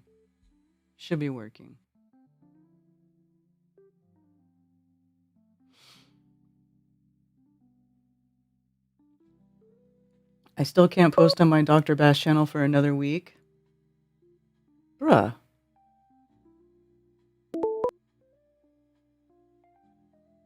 Thank you for calling Coffee Talk. You're on with Karen B. Hey, Karen B. It's Tony Coriolis. What's up, Tony? Were you just talking about you don't know what you'd do if you went to Italy again? Well, only as far as like not eating pig. Oh, okay. I mean, the one, the pasta dish I had maybe, like, I tied. I had the cacio e pepe, you know that dish? Mm-mm. It's like Parmesan and black pepper pasta. It's like very simple, but I was having that all over the place. And then carbonara. Carbonara yeah. That's pig in it, right? For the, like, meat? I think so. I think you do like prosciutto chunks or something. Yeah. Yeah, and like I don't know, even that was unappealing to you, that cut and making of the bacon. Well, I haven't been around it really for a while, but I stopped eating pig, so. Yeah, I remember the other day you were saying how it's not even like appealing to you. Maybe it was on NDB's stream or something. But, well, bacon definitely is not appealing to me anymore. It actually smells off-putting to me now. No, I hear you, and I can respect that. But if you were around carbonaras, you'd cave, I think.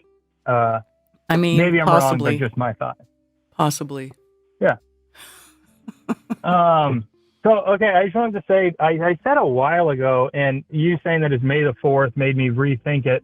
But I said I had like a Star Wars thought that I never noticed. So, in Star Wars, have you realized that like the droids, they drive like, like nothing? There's even like one quote that Obi-Wan says, he's like, driving is for droids or something. Like, have you noticed that at all? I don't recall like noticing that, but now that you say it, I do. I mean, it's not, the humans did drive, but they did have droids driving them too. Yes. Yeah, they do. And they're kind of like, oh, Anakin, you're too crazy. And Obi-Wan like takes over and he's like, oh, I don't like driving. Driving's for droids. And Anakin just like likes it, so. Right. I just found that interesting with the whole Waymo talk nowadays and whatnot. So then I was watching Terminator, and it's kind of the same thing in Terminator. Like the Terminators, they drive like no problem, instantly, like max speed and just. But the difference there is the Terminators, like they like obey the rules, but then they don't. Like they like can break the rules weirdly. Mm-hmm. Well, they're trying to kill humans, which is like supposed to be the number one no-no. Yeah, and they like, I don't know, have some sort of programming to break the rules, but in Star Wars there's not. There's just like expert driving programmed in all the droids, which is weird. It's a complex thing, you know. We can't drive till 16, and even at 16, you know, you don't really know really how to drive. You're kind of just learning. So I found it interesting, and I guess the last movie I need to investigate is Transformers, like the fact that it's like a robot alien race that can drive. Made I of just found it vehicles, yeah. interesting. So yeah.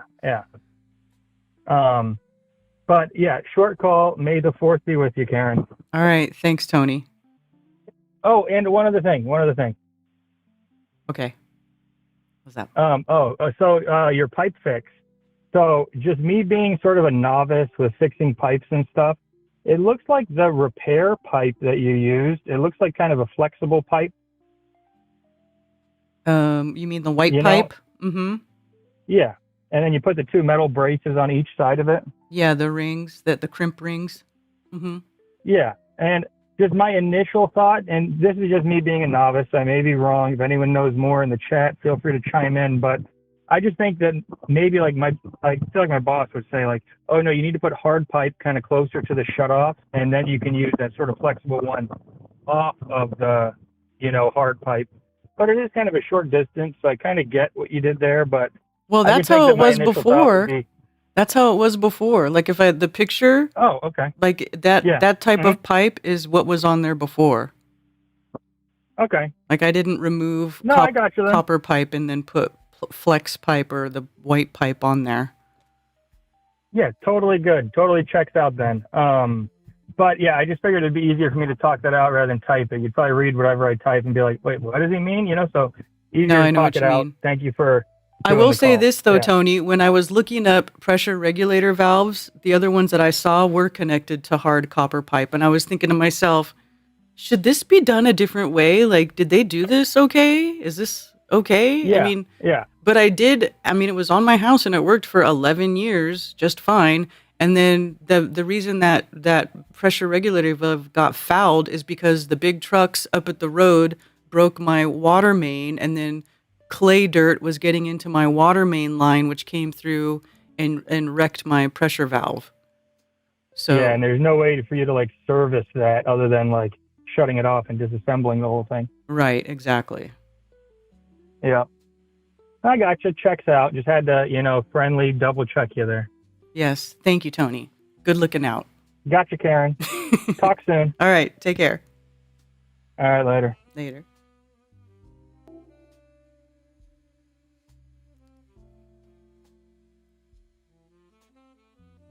Happy anniversary, Ian.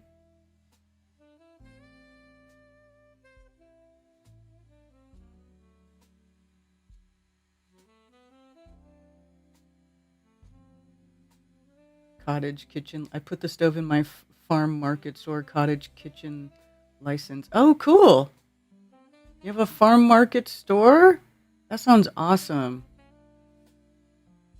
Yes, Cami loves prosciutto.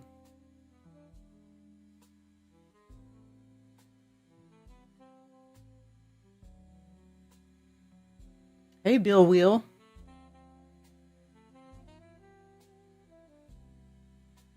I'm so old, I only solder copper pipe. I still don't trust plastic. Ooh, my whole house is wired with that flex pipe. I saw this house get built, so I know what's in my walls. And then when I repaired it, it worked fine. Like, it's still working fine. There's no more leak. And, we're good to go again, so. And the guys at the plumbing store weren't telling me. They were like, oh, because they were actually really helpful. I was like, I'm like, oh, I might need a tool. I'm like, am I going to be okay doing this? And they're like, you'll be fine. I'm like, all right, cool. And they weren't like, by the way, this should be connected to copper pipe. Because I did have that thought when I was watching videos online. The other ones were connected to copper pipe. But it worked out. I stopped leaking. I was able to set the pressure. I got my water pressure back. So hopefully no more dirty water. No bursting. Yeah, exactly. Exactly. That's it, because it is a thing. It does get cold enough here to freeze pipes. So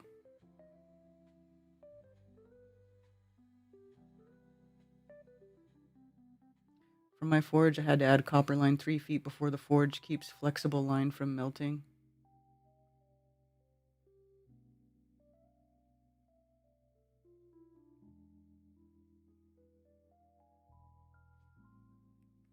Do you know how copper wiring was invented? Oh my God, Ted was telling that joke. Hot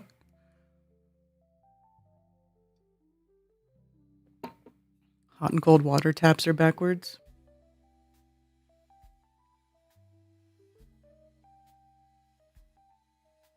Yeah, yeah, stretches when froze, yes. Escaped from the closet for a bit. Hey, Closet Steve. Good to see you out of the closet.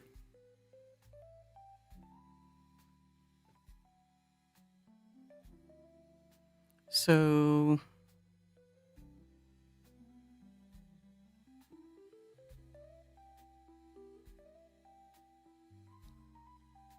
I'm about to figure out. Keep telling me I can't do it. I'm about to figure out how to do the wound without a prosthetic.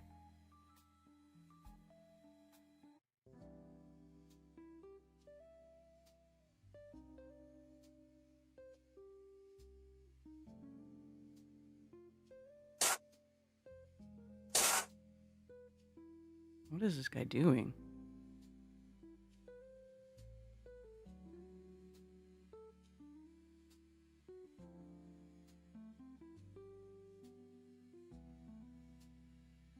The faked death squib theory is the only theory demonstrating what we saw happen to Charlie Kirk. This is the science team. Oh my God. So this guy thinks that it was all fake and there was a squib line. And it was like fake blood that spewed out everywhere. Okay, good luck with that. Good luck proving that, my guy.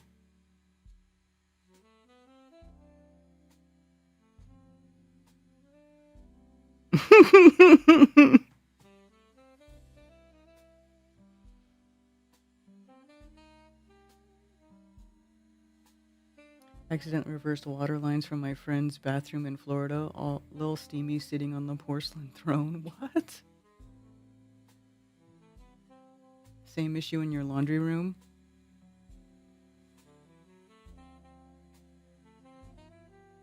Dude, I'm a plumber now. I can fix plumbing. I'm just kidding. I was very proud of myself, though. I was like, oh my God, I did not have to call a plumber, and I fixed it. Holy crap. I decoded the dollar sign. It's a snake on a pole. A snake is a copper wire. A pole is a magnet. Together they make electric currency. Ah, interesting.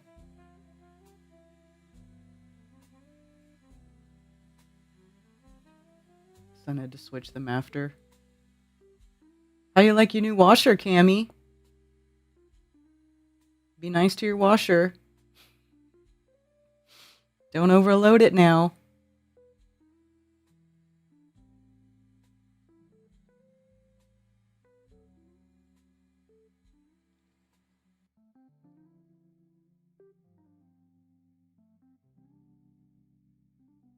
Trump arranged for a 16-year-old high school girls to come to his resort and give him a private dance. MAGA thinks this is normal. What if that was Jeffrey Epstein or Bill Clinton standing there instead, MAGA? Is this really real?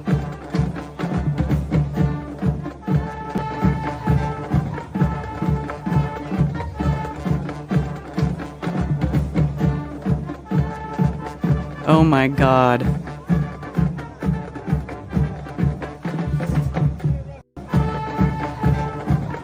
Dear God. Oof. I'm a snake. It's loud.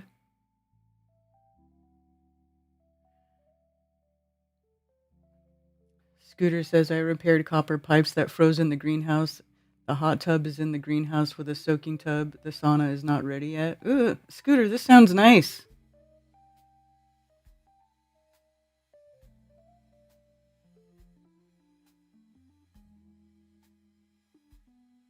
Broke my mom's washer back in the day from overloading it. Hey, Three Fingers.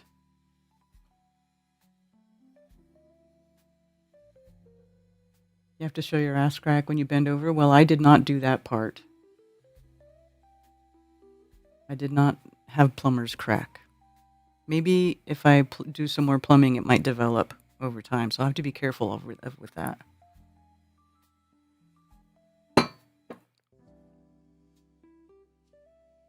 Kind of parent will let their girls hang out with Trump. Dude, a bunch of MAGA people, dude. They're stupid.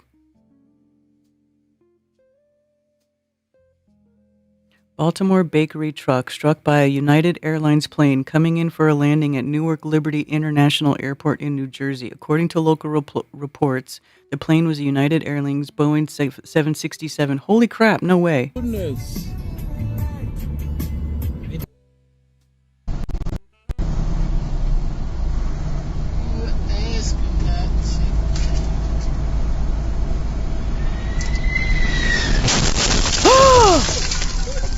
Holy fuck. Oh my goodness. What? Oh my god. Oh my goodness. Holy smokes.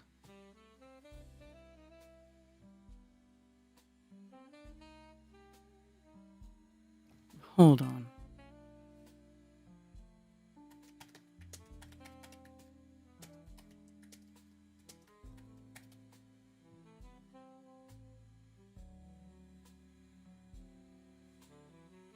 United Airlines plane hits truck driver on descent into Newark Airport. Holy crap. United Airlines flight struck a truck and a light pole on the New Jersey Turnpike upon its descent into Newark Liberty International Airport on Sunday, with the driver sustaining only minor injuries. Well, that's good. At least he lived. Despite the collision, the flight of 221 passengers and 10 crew members landed safely, with the aircraft sustaining only moderate damage. The aircraft, a Boeing 767, originated from Venice, Italy. It also hit a light pole as it was coming in for a landing. Our maintenance team is evaluating the damage to the aircraft and we will investigate how this occurred, United Airlines said in a statement. We will conduct a rigorous flight safety investigation into the incident, and our crew has been removed from service as part of the process. The truck driver, Warren Boardley of Baltimore, was traveling northbound on the turnpike delivering bread products for Baker's Express to a Newark airport depot. One of the plane's landing gear tires struck the window of the truck, according to Chuck Terrace, blah, blah, blah. Boardley was able to pull over after he was struck, sustaining glass cuts to his arm and forearm. He was taken to the hospital following the incident and has since been released. Wow.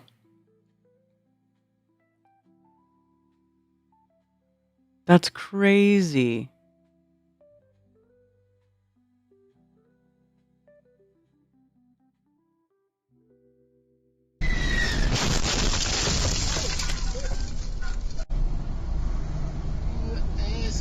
He's just singing along, driving. Oh my god, that poor dude. How did the plane coming in that low? That's crazy. Yeah, those pilots are probably in trouble. The pilots are in trouble, for sure. Unacceptable in an appearance on Fox Business. Yeah, transportation safety.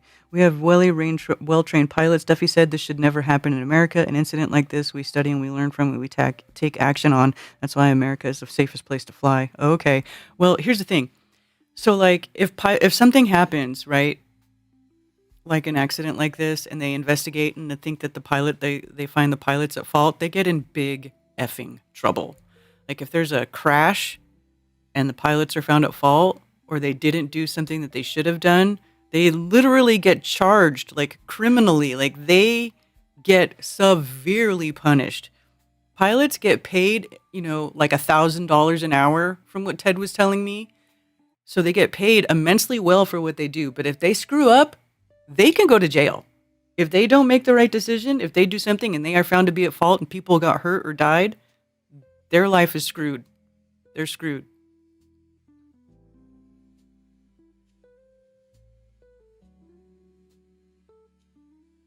When your hang low hangs too low, yeah. Have to plant of 128 flat of wax bean seedlings. Where are you planting all them at? Maybe wait for your next Italy trip. Why they have roads so close to the runways? Oh, Bill, dude, there's a lot of airports that are like that. Like San Diego Airport, they literally fly in like right over these buildings in downtown San Diego. The airport in San Diego is insane. If there's fog in San Diego, they shut it down. They're like, nope. They don't even mess around with doing like flyby instruments. If there's fog, nobody lands in San Diego. There's a lot of airports like that they're right there. And there's like airports where there's literal freeways that run through them and they have to close the freeway when airplanes take off and land. Let me see if I can bring that up.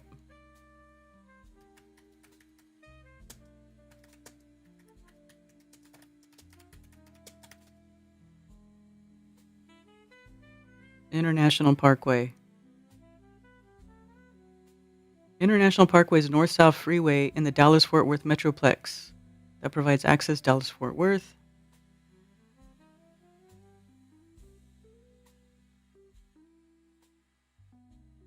Oh, Gibraltar. This is the one I was thinking of. See, there's like cars here, and there's literally like just a thing. You know, like a train. Like, oh, there's a train coming, except it's not a train, it's a plane.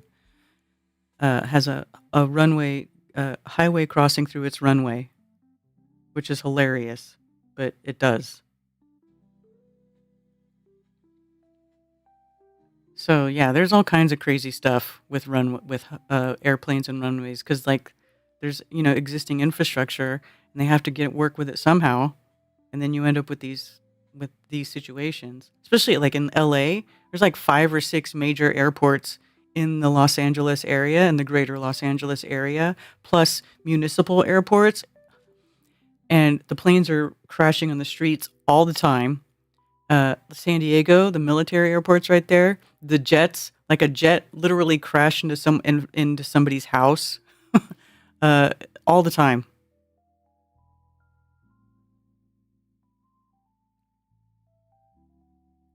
San Diego's always wild to land at. Yeah. Nashville Airport too.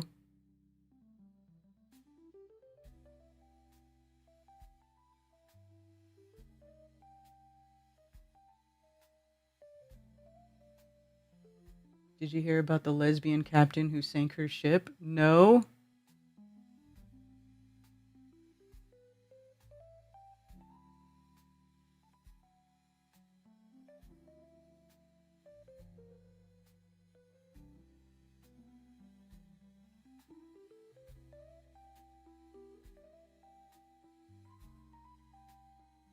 They have a tunnel in Nashville? What do you mean, a tunnel in Nashville?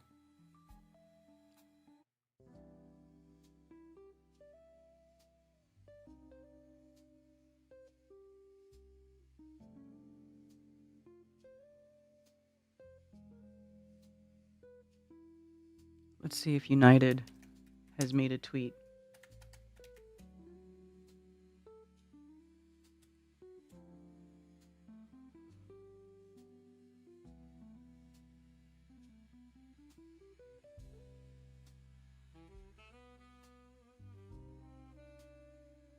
Oops, I spelled it wrong.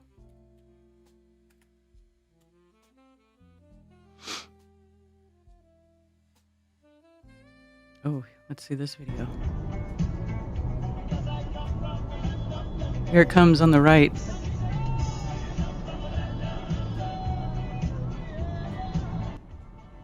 Whoa.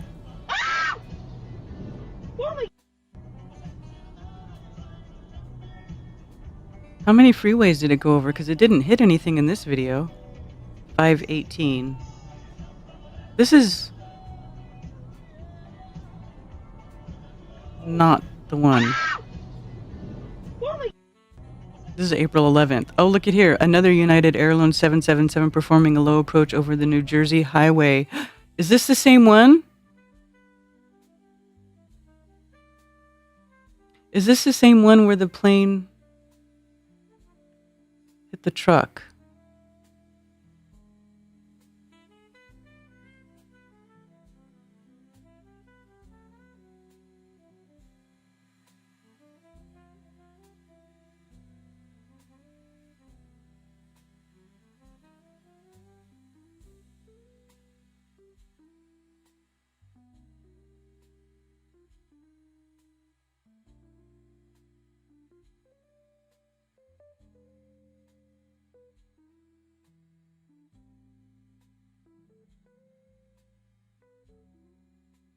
Hmm.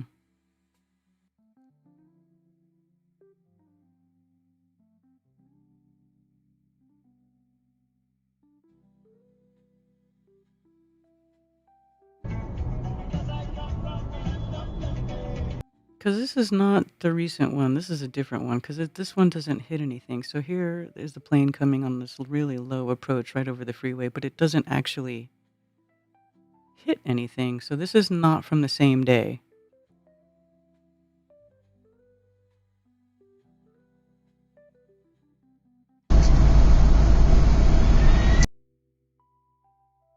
See, that's crazy.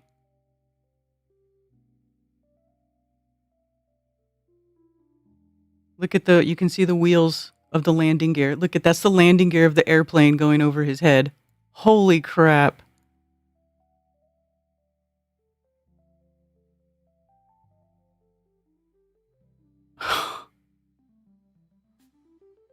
Wow. That's intense.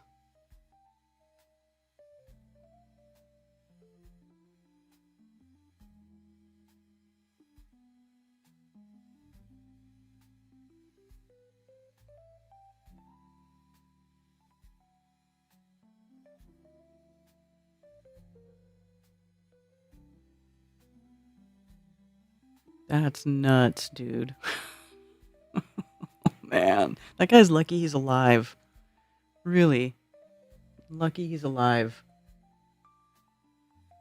My gosh, could you imagine? In 2014, we were driving to New York. Dude, when I went to fly out of the New York airport to go to Balaton, I recorded a plane landing, and those things come right over the parking lot. Man, they fly right in low, right over you, man. I don't know if I have no idea where that video is now. I would have to go find it, but he was watching the road and everything. Always looks like they're going to hit the light poles.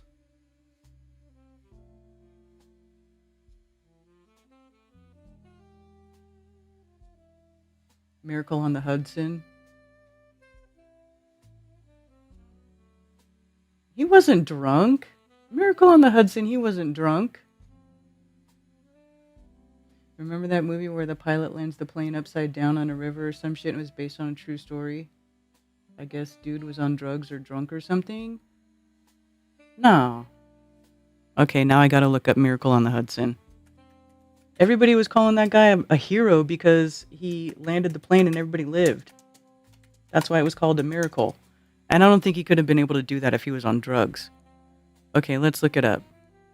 Let's look at the Sheeplepedia, what it says. 2009 Hudson River plane crash, a miracle on the Hudson for mid-air collision that occurred in August that year. See, 2009 Hudson River mid-air collision. Okay, well, that's different. For the 2016 American biographical film, see Sully, Miracle on the Hudson. Shortly after takeoff from LaGuardia, resulting in a dual engine failure. Given their position in relation to the available airports and their low altitude, pilots Chesley Sully Sullenberger and Jeffrey Skiles decided to glide the aircraft into a water landing on the Hudson River near Midtown Manhattan, doing so without significant damage to the aircraft. All 155 people on board survived and were rescued by nearby boats, although 100 people were injured, 5 seriously. Time from the bird strike to the ditching was less than 4 minutes. That's right, it was a bird strike. The most successful ditching in aviation history.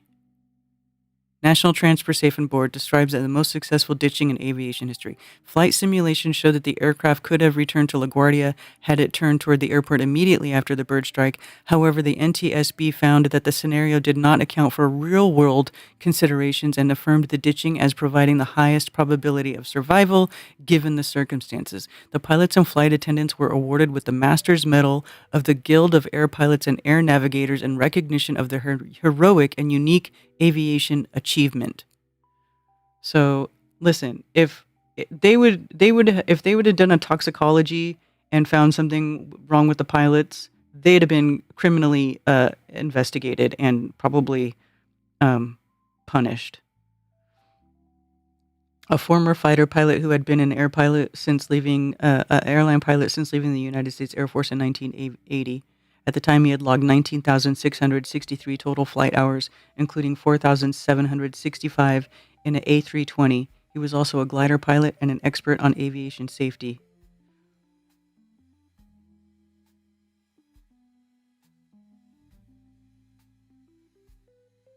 Aircraft audio. Ooh, let's hear it. Cactus 1549, turn left lane 270. This is Cactus 1539. Hit birds through lost thrust on both engines, returning back towards LaGuardia. Okay, you need to return to LaGuardia. Turn left heading up 220. 220. Tower, stop your departures. Got emergency returning.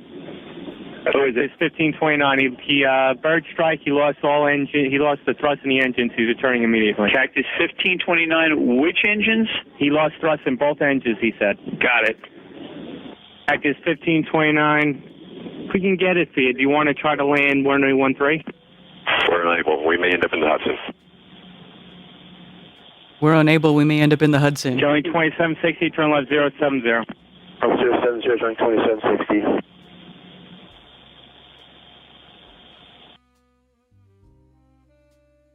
That's crazy.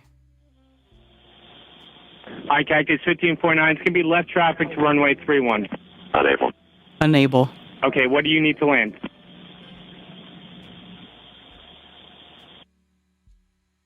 They're not talking very much. You can tell, like, at this point, the pilots Cactus are probably 15.9. doing Runway everything 4 is they can available do. If you want to make left traffic to runway 4.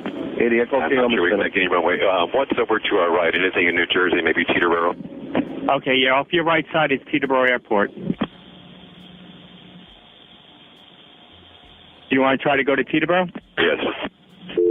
Teterboro, Empire, actually, LaGuardia departure guy, emergency inbound. Hey, guy. Cactus 1529 over the George Washington Bridge, wants to go to the airport right now. Wants to go to our airport. Check. Does he need assistance? Yes, it was a bird strike. Can I get him in for runway 1? Runway 1, that's good. Cactus 1529, turn right 280, you can land runway 1 at Teterboro. We can't do it. Okay, which runway would you like at Teterboro? We're going to be in the Hudson. We're going to be in the Hudson. Holy shit. I'm sorry, say again, Cactus?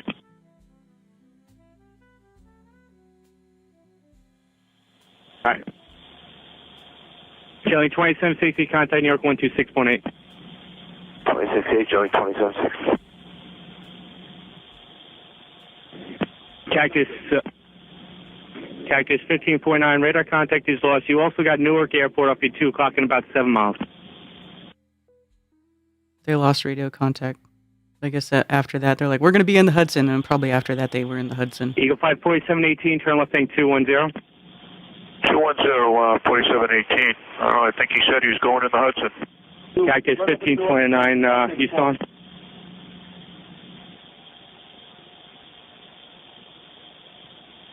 Cactus 1529, if you can, you got runway 29 available at Newark up at 2 o'clock in 7 miles. You can fly 4718, climb maintain 12000. Okay, 1,000 and you can fly up at 288. Do you hear from them again, or that's it? They lost contact. Yeah, that's it. You don't hear from them again. They're like, we're going in the Hudson, and that's the last thing you hear. That's wild. So here's their flight. So they take off here, bird strike here.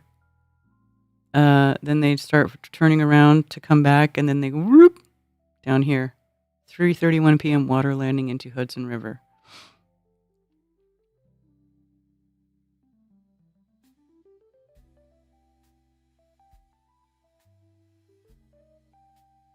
Fascinating.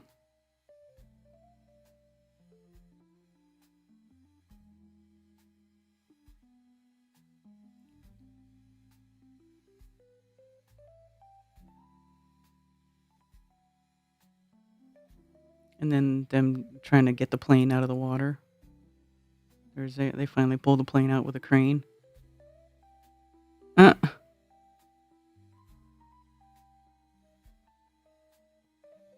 Oh, look at it. It's in a museum now. The plane that landed in the Hudson. They put it in a museum. Anyway, no, that guy was not on drugs.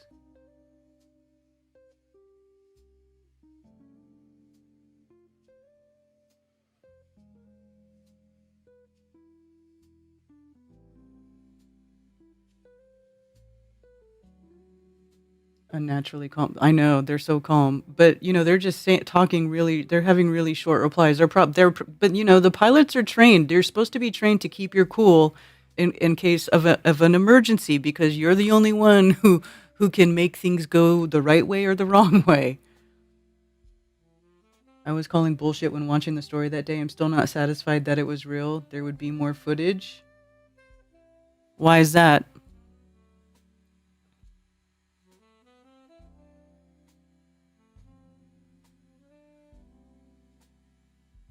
Let's see. When was this? 2009? I don't know.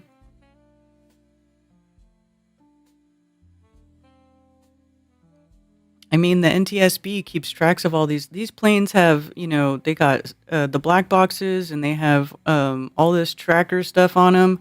I think it'd be hard for them to fake that, but I mean, could be done, I guess. I don't know. But what would be the point of them faking it, though? That's my question too. Is like, what would be the point? To what end?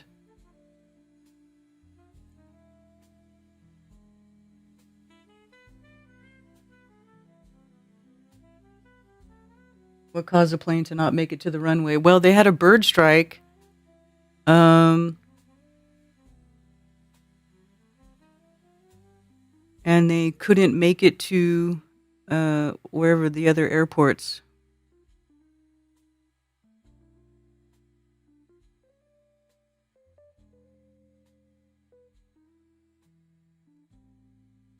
The plane struck a flock of Canada geese at an altitude of 2,800 feet, about 4.5 miles northwest of LaGuardia. The pilot's view was filled with large birds. Passengers and crew heard very loud bangs and saw flames from the engines, followed by silence and an odor of fuel. Realizing that both engines had shut down, Sullenberger took control while Skiles worked the checklist for engine restart. The aircraft slowed but continued to climb for a further 19 seconds, reaching about 3,060 feet at an airspeed of 185 knots, then began a glide descent accelerating to 210 knots as it descended through 1,650 feet. At 1527, Sullenberger radioed the Mayday call to New York Terminal radar approach. This is Cactus 1539, correct call. We hit birds, we've lost thrust, and both engines were turning back to LaGuardia. So then they Sullenberger asked for controllers for landing options. Permission was given for Teterborough's runway 1. Sullenberger initially responded yes, but then replied, "We can't do it. We're going to be in the Hudson." The aircraft passed less than 900 feet above the George Washington Bridge.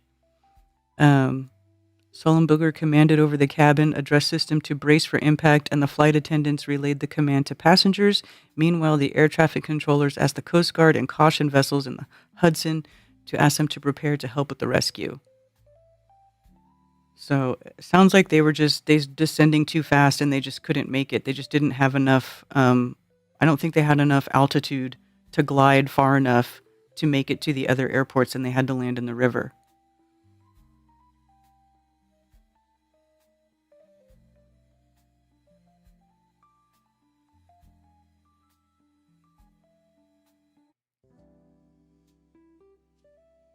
One passenger was in a wheelchair.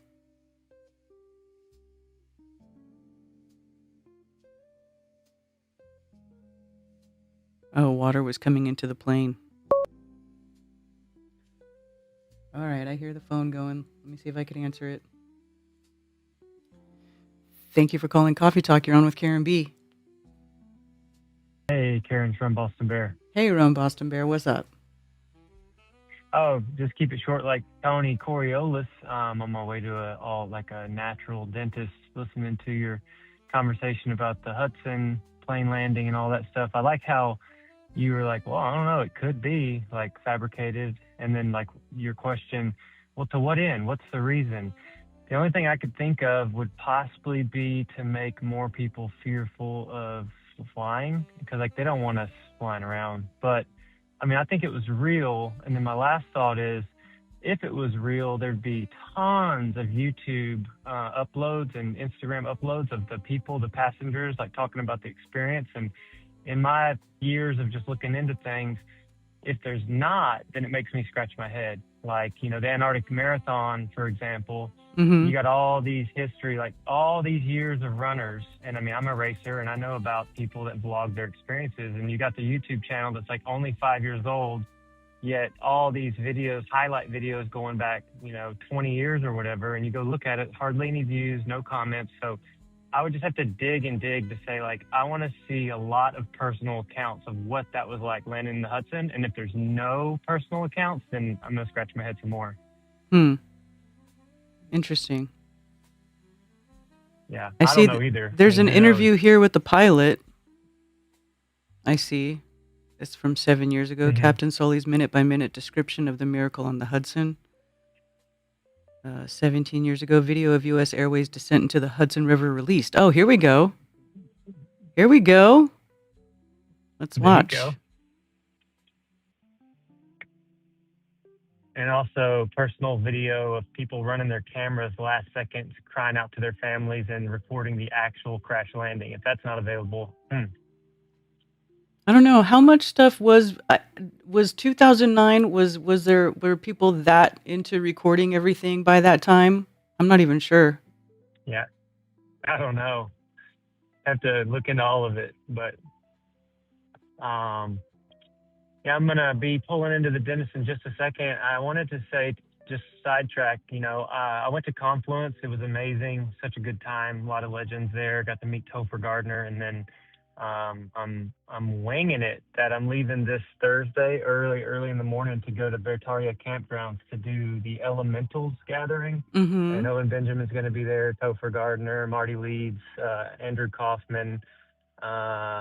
Stephen A. Young. It's going to be another camping deal, and I'm going solo, so it's going to be super awesome because, like at Confluence, it was my wife and 4 kids. You're pretty much hands are tied, just visiting with family and stuff, hanging with them. So I don't know if anybody can still make it. Look it up, the Elementals Gathering, and maybe I'll see you there. Cool. Well, when you get back, let us know how it was. Yeah, I definitely will. Thanks for your show. It's so fun. I was listening all morning, getting chores done. I always thank you because it's just such a good spot for me, timing-wise, because, all I've got is the baby. And such a good feeling of decompression, thought processes, what's going on, what's real, what's not, and then your humor and just the quality of your show is great. So thank you. And I did want to mention, today it has not been bad. Like, I'm literally being super nitpicky, but it seems like there's a setting to where it's trying to stop you from peaking. Like, it's clear, but it was bouncing a tiny bit to where it's trying to like lower your volume and raise it and keep it a certain way where usually it's just crystal clear. You know what I'm saying? Yeah, I don't know, just a tiny bit of bounce with maybe some kind of setting. Yeah, I have to still sit down and work on my audio some more. Yeah, you sound great now though, but thank you. You're awesome. You're a legend, and the people in the chat, it's like family and friends at this point. So thank you and love y'all, and talk to you later. All right. Thank you, Rum Boston Bear. All right. Peace.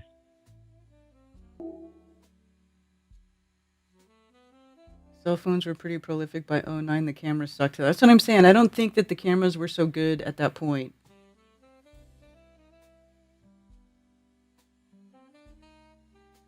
Got bit by a raccoon. Ew.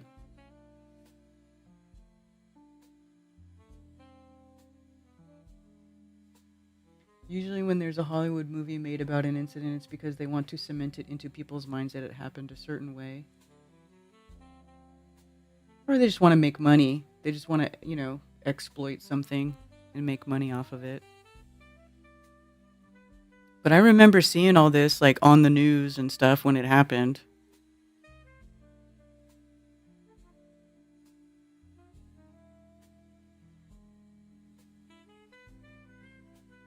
Local raw honey.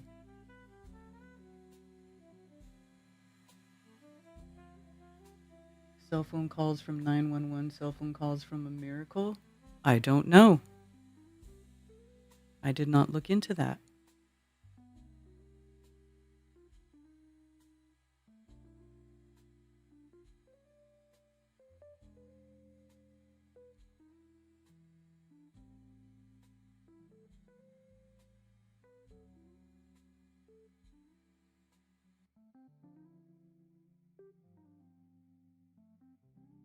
Real footage of the miracle on the Hudson.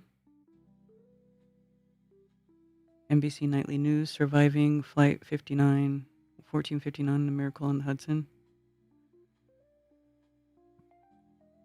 1549, a commercial aircraft, a U.S. Airways flight from New York to Charlotte, lands in the Hudson River in New York City. And amazingly, it was coming to all Charlotte. The passengers got out alive. Tonight, what went wrong and what went right? We'll hear from the survivors themselves. Survivors Nightly News themselves. Begins now. A special good evening to our viewers out west tonight after an eventful day here out east. It had just taken off from New York's LaGuardia Airport bound for Charlotte, North Carolina, and then a mid-air disaster struck U.S. Airways Flight 1549. It's possible that birds flew into both of the aircraft engines. The pilot quickly realized he could not return to the airport and land, his options severely limited. The only place he could go down was the Hudson River just off Midtown Manhattan. There it is. Word arrived over the citywide fire frequency that a commercial jetliner was in the water with 155 people on board. Then over the next few minutes, the doors opened, life vests were inflated, and women and children first, everybody got off that plane. Tonight, the water-filled fuselage is tied up really in the shadow of Ground Zero in Lower Manhattan, while this city absorbs the shock of what could so easily have ended in catastrophe. We have all aspects of this extraordinary. First reporters to respond. Mike, good evening. Good evening, Brian. The onboard count, 150 passengers, 3 flight attendants, and 2 pilots, one of whom the senior pilot drew on all of his experience and skill. I'm going to try to skip forward to a survivor. The left engine just blew. To evacuate the plane just minutes into their flight. I was sitting in 22A, so the left engine just blew. Fire, flames coming out of it, and I was looking right at it because I was sitting right there. And it just started smelling a lot like gasoline. And a couple minutes after that, the pilot said, "You guys got to brace for a hard impact."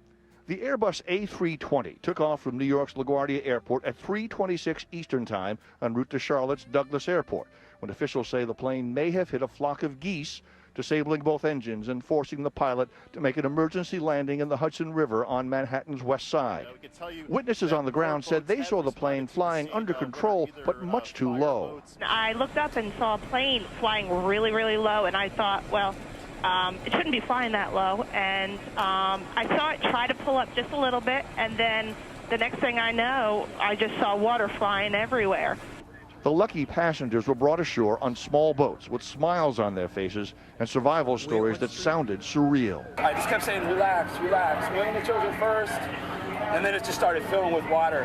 Passengers were rushed to local hospitals by ambulance, most of those passengers with life vests still on and shaking from the bitter cold. A grateful New York Mayor Michael Bloomberg reacted to the day's extraordinary events. The first and most important thing is this pilot did a wonderful job, and it would appear that all roughly 155, including crew and 1 infant, got out safely. The pilot's name, it'll become folklore tomorrow, Chesley Sully Sullenberger. The aircraft floated down the Hudson on the current for a couple of hours before it was secured down in Battery Park near Ground Zero, the southern tip of Manhattan. A team from the National Transportation Safety Board is en route to begin its investigation, not of a tragedy, but of a spectacular accident. Brian? All right, Mike Taibbi, who remains on the scene for us tonight. Okay, is everybody arguing about whether this is real or not? Miracle on the Hudson grossed 240 million worldwide. So don't put your hand out for a raccoon to smell. They are not dogs. They will bite you. Oh my God, Angela, did you do that? Is that what you did? Holy shit.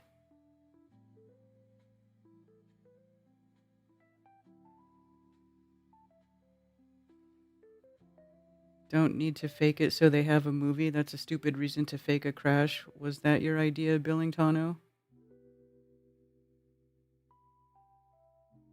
How often do birds bring down planes? Actually, bird strikes are very dangerous for planes. That's one of the things that we would bring up as far as like debunking 9/11, because they say that the airplane went through the building. Yeah, that's horse hockey. 100% horse hockey. The airplane could never have gone through the building because it would have just been rejected by the building and like smashed right into it, because airplanes are not meant to take impact. They're meant to be as light as possible and aerodynamic so that they can fly efficiently through the sky using as little fuel as possible, because they do use fuel. And so they are not meant to take impacts. They don't build them for taking impacts. So like bird strikes are one of the, let's see, that's like the worst thing for a plane is a bird strike.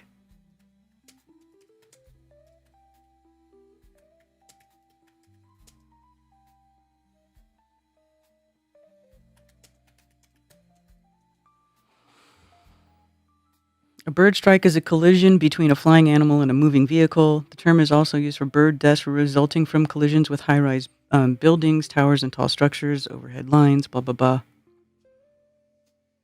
Let's see. AI says approximately 19,700 bird strikes were reported at U.S. airports in 2023, averaging about 50 to 60 incidents every day. Most of these strikes occur during takeoff and landing phases of flight. Yeah, because the birds are not flying that high. So, yes, between takeoff and landing is usually when it happens. Federal Aviation Administration. Wildlife strikes to civil aircraft in the United States, 1990 to 2024. Look at that. Oh, my word. It rips airplanes up.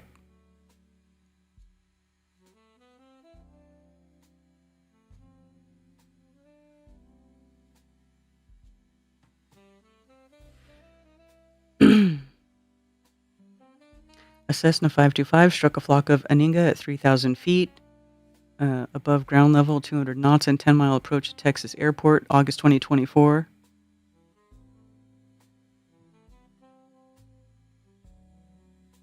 Effective summer. Wildlife strikes to civil aircraft in the United States. In 2024, 22,372 strikes were reported, an increase of 14% compared to the 19,628 strikes reported in 2023.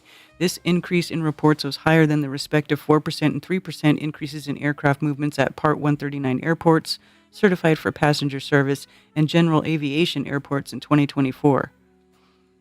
For the 35-year period, 1990 to 2024, 319,047 strikes were reported, of which 313,716 occurred in the USA, 98% in the USA. Interesting that it's 98% in the USA. Huh. Is that because there's that many more flights that happen out of the USA? I mean, the USA is a big country and every state has multiple airports, so it could just be that there's just that many more airports in America.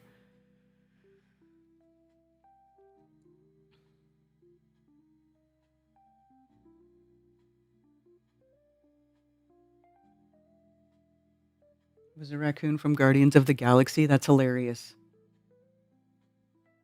The plane in the museum does not look like it landed on water. Well, I mean, why not?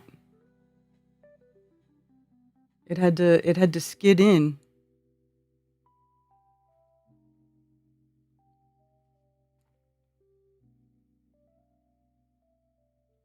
You saying it should have had more damage? I mean, I don't know. I mean, it depends on how good the pilots were at piloting it into at the correct angle to skid onto the water. I wonder if they did it with the landing gear down or up. I wonder if the landing gear was down or up. Pics of nose cones from planes completely smashed from bird strike. Yeah.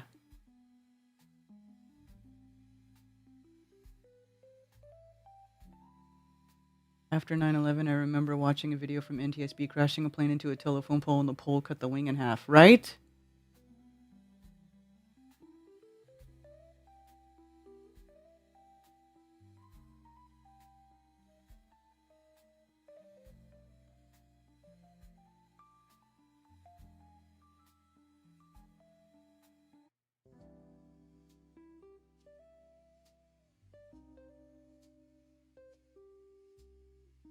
Creating them for your granddaughters. That's cool, Angela. You gotta make your thing go from top chat to live chat. Up for fear of flipping. That's what I was wondering. I would think that it would be better with the landing gear up.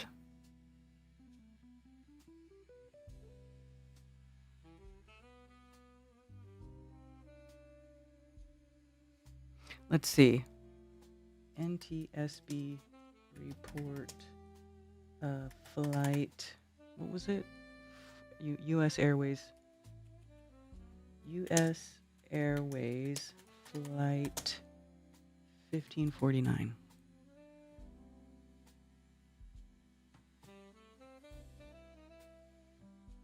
Loss of thrust in both engines after encountering a flock of birds. Subsequent ditching on the Hudson River. U.S. Airways flight 1549. After aircraft incident report.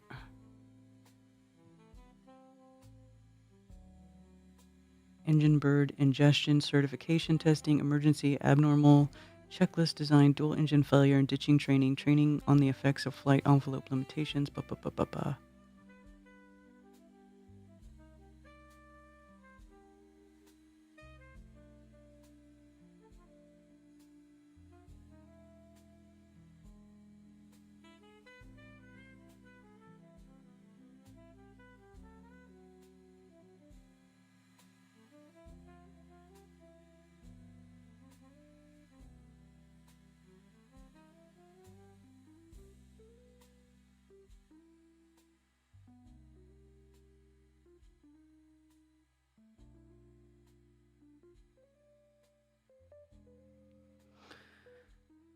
Lost thrust in both engines after encountering a flock of birds. Subsequently ditched on the Hudson River.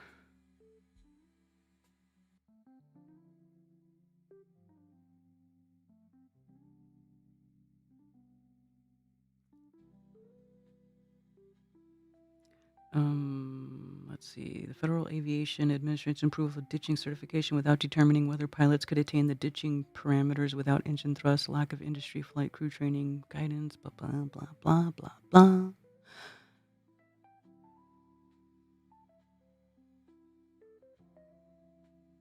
The accident flight was the last flight of a 4-day trip sequence for the flight and cabin crew members, and the second flight of the day in the accident airplane. The flight crew flew from Pittsburgh International, Pennsylvania to CLT on a different airplane, and then flew the accident plane from CLT to LaGuardia. The flight crew reported that the flight from CLT to LGA was uneventful. Yeah, the call sign for the Charlotte airport is CLT, which we call CLIT. We call it the CLIT. It's hilarious. According to the cockpit voice recorder transcript, climbed 500 feet. One captain stated birds. One second later, the CVR recorded sounds of thumps and thuds, followed by a shuddering sound. According to FDR data, the bird encounter occurred when the airplane was at an altitude of 2,800 feet above ground level. Often the first officer said, "Uh-oh," followed by the captain stating, "We got one, both of them rolling back." The cockpit area microphone recorded beginning of a rumbling sound. The captain stated, "Ignition start," and about 2 seconds later, "I'm starting the APU, the auxiliary power unit," and the captain took over control of the plane, stating, "My aircraft." The captain instructed the first officer to get the QRH, quick reference handbook, loss of thrust on both engines. Captain reported the emergency situation to LaGuardia departure controller. Mayday. Dual failure checklist. stating if the fuel remaining engine mode selector ignition and the captain responded ignition. The first officer then stated thrust levers confirm idle, and the captain responded idle. About 4 seconds later, the first officer stated airspeed optimum relight 300 knots. We don't have that, and the captain responded we don't. LaGuardia departure control after captain if we wanted to try runway 13 at LaGuardia. We're unable. We may end up in the Hudson River. Oh, this isn't really talking about if the... I mean, I know when planes take off, they pick up the landing gear like immediately. Like as soon as they're airborne, they start pulling up the gear. So my guess is that it probably landed with the gear up, but I'm just interested. Put the engine master switcher back on. Captain, okay, put it back on. Put it back on. First officer stated no relight. Captain replied, okay, let's go. Put the flaps out. Put the flaps out.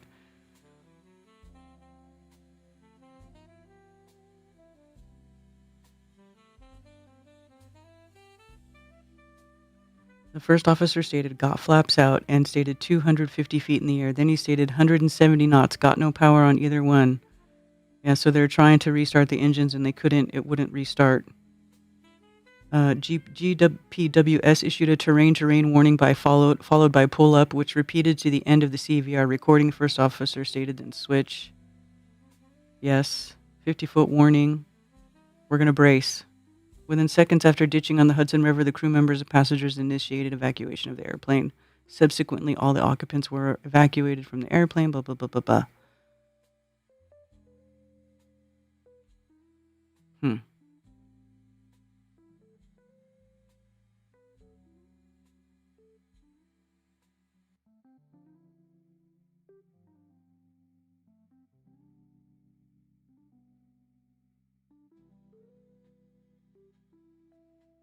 Doesn't look like any gear is up in the picture, but it's really hard to tell.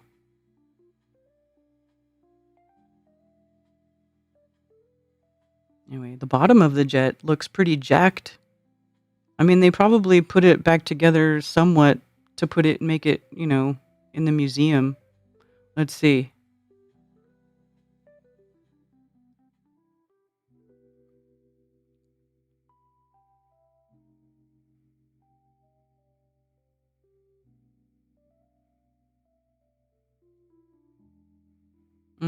It looks like they repaired it on the bottom.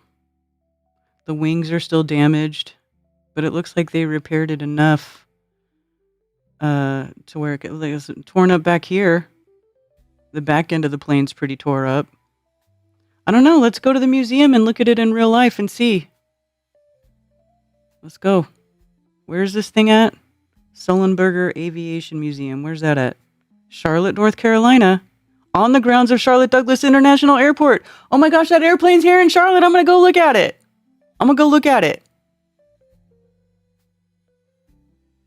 Is it still there?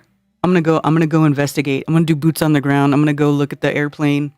It's in Charlotte. How freaking cool. Me and Ted are going to do a field trip to the Aviation Museum, brothers and sisters.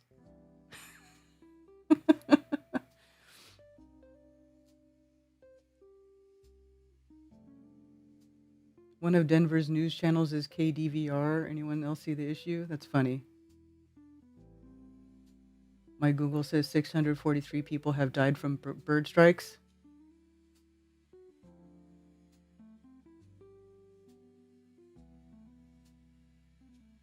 Rocket Raccoon. Hilarious.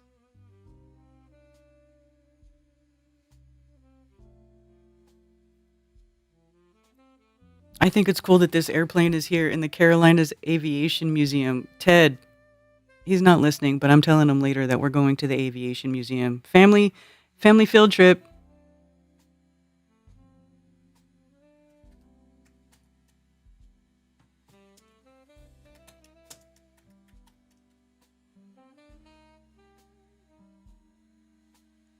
Sullenberger Aviation Museum. Closed on Mondays.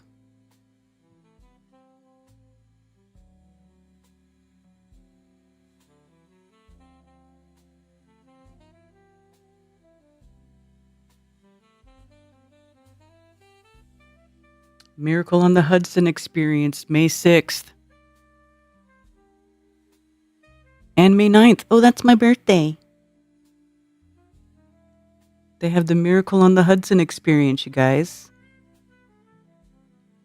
Relive the story, understand the impact. Miracle of the Hudson Experience offers a deeper, more immersive look into one of the most extraordinary moments in aviation history.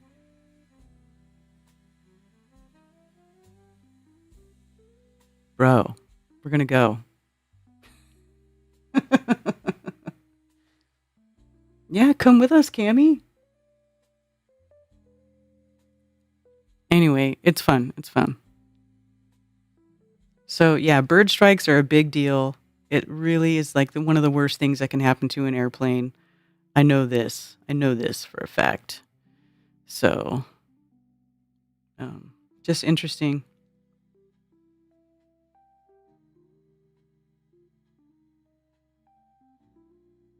Ferry captain recalls Miracle on the Hudson rescue ahead of the 14th anniversary.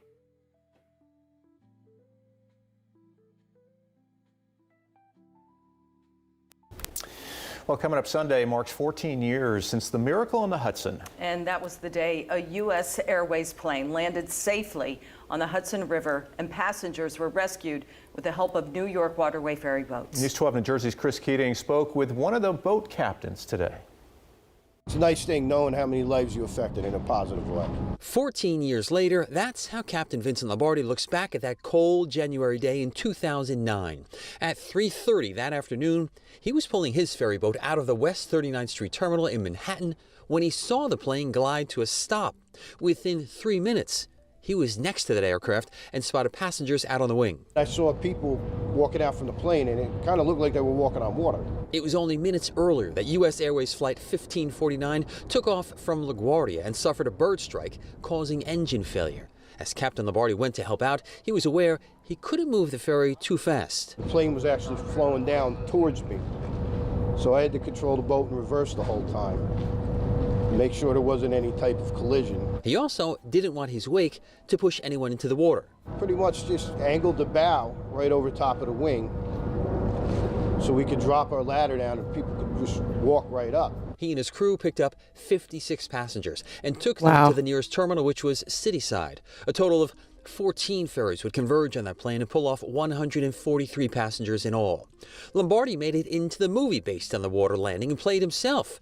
14 years later, the ferry captain still carries a sense of pride, having been a part of that water rescue. I'm glad there's something there in the future for my children and grandchildren to look back on. You know, something I did positive. Lombardi says every year since the rescue out here on the Hudson for the last 14 years, he, along with crew members, passengers from the plane, and the air traffic controller involved that day get together for dinner to commemorate this anniversary. He says they will stick to tradition this year and get together for dinner on Saturday nights. In Weehawken. They celebrate by getting together for dinner. Why is the ferry captain the bastard child of Rob Skiba and Richie from Boston? Why? Sorry, I had to say it. Hi, DJ Curious.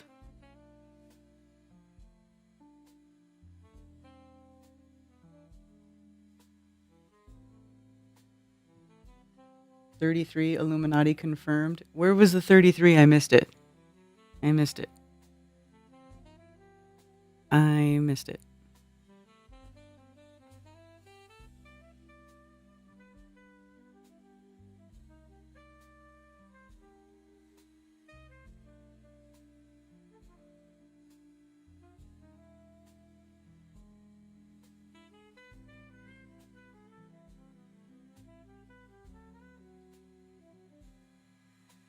Anyway, lots of videos about this.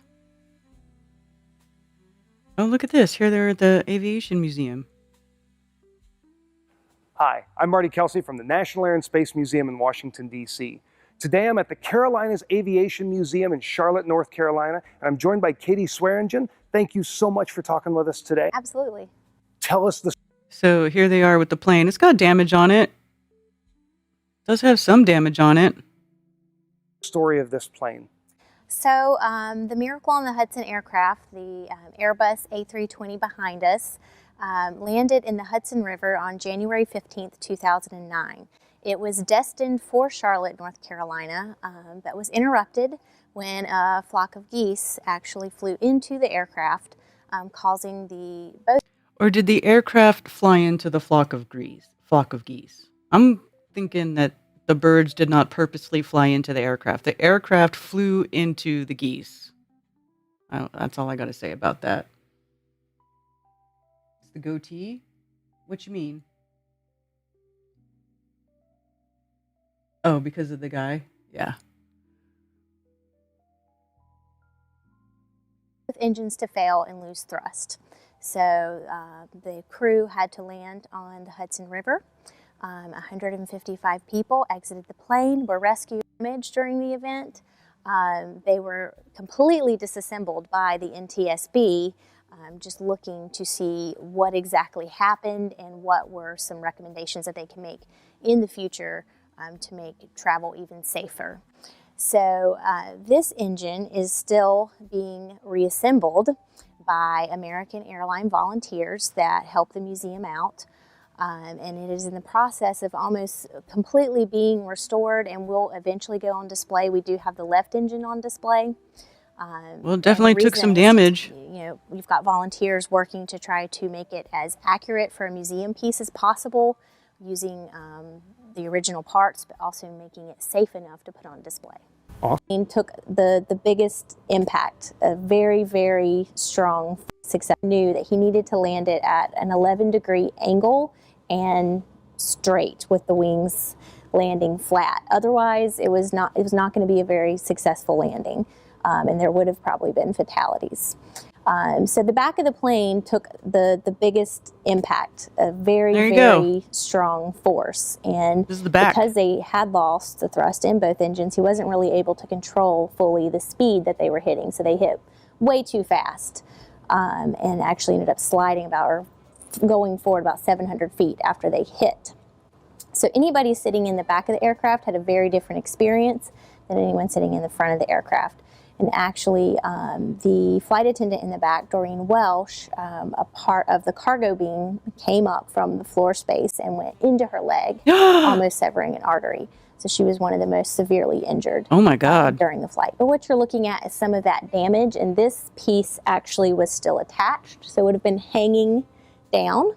And this is also where you'll find the APU, the auxiliary power unit, which Sullenberger did flip on. About the other engines, these were completely disassembled and had to be put back together by American Airlines volunteers. I don't know. I mean, I could see. I know a lot of people think stuff like this is fake, but I don't know. I just don't think so. I just think sometimes crazy shit happens, and sometimes humans do what seemingly seem to be superhuman things, and they save everybody's ass, and it makes a great story, you know? That's what I think.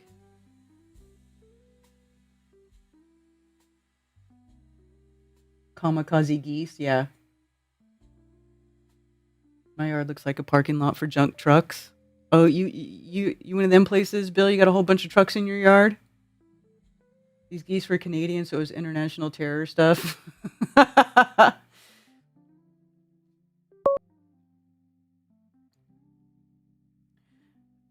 Thank you for calling Coffee Talk. You're on with Karen B. Hey, Karen, it's Glenn. Hey. Just that Miracle on the Hudson thing. Mm-hmm. If you're going to check that plane out, the thing I would look at is the underneath the tail area. Mm-hmm. The fuselage just forward of there. That's where the major jolting impact came. I remember watching that. One of the stewardesses, when they were giving their press appearance, kind of broke with ranks as far as the professionalism. I mean, she was seemed pretty mad about what she got put through back there.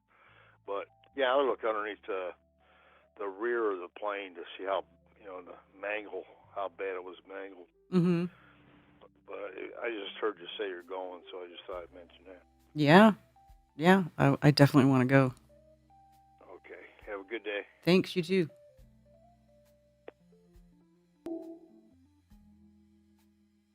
Wishes he was a baller, a shot caller. Huh? Nothing superhuman about guiding a plane into a river, just training and hugely blessed.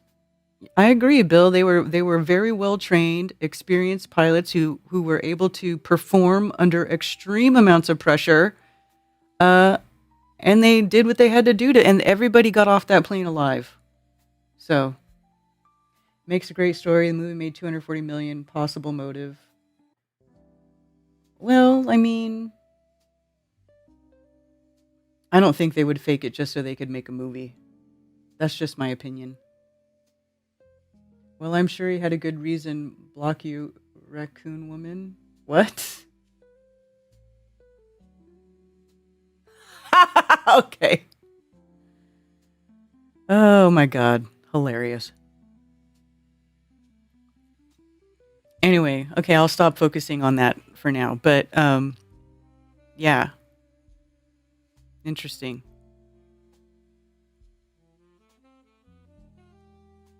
What else is going on in today's news?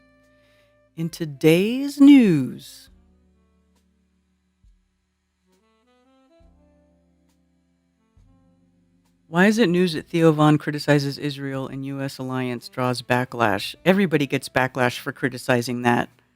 So why is that freaking news? Who cares about Theo Von?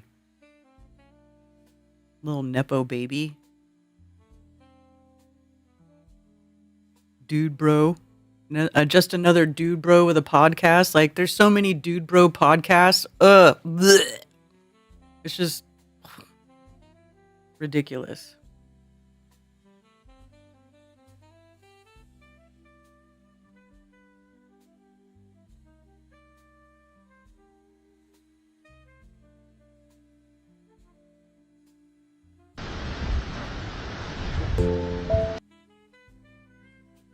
Boy, that guy sure fell for a long time before he pulled the chute.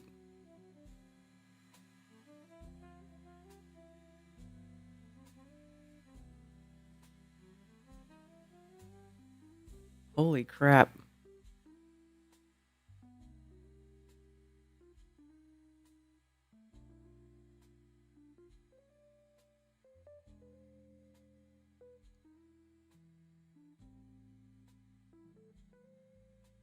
Chemtrails in the sky, that's what you see?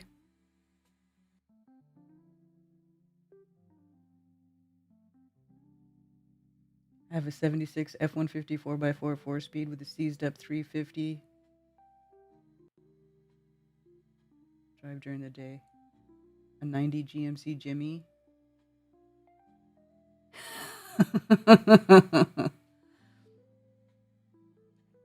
Yeah, exactly, Voy.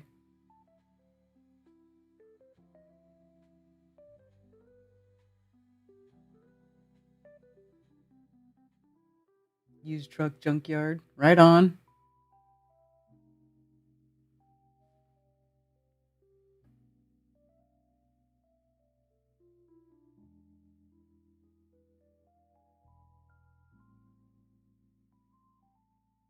A tooth fallout.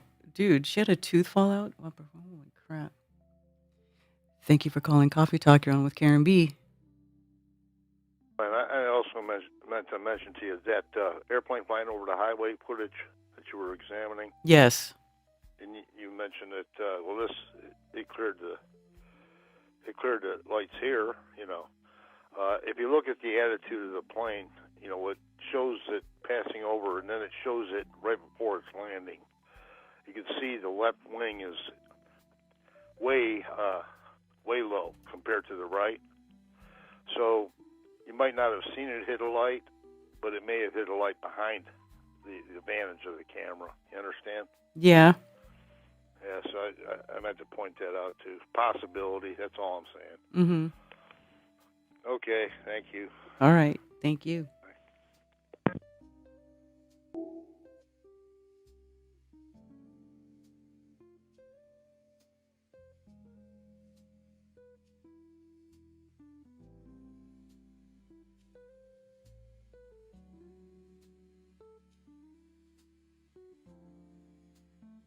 What?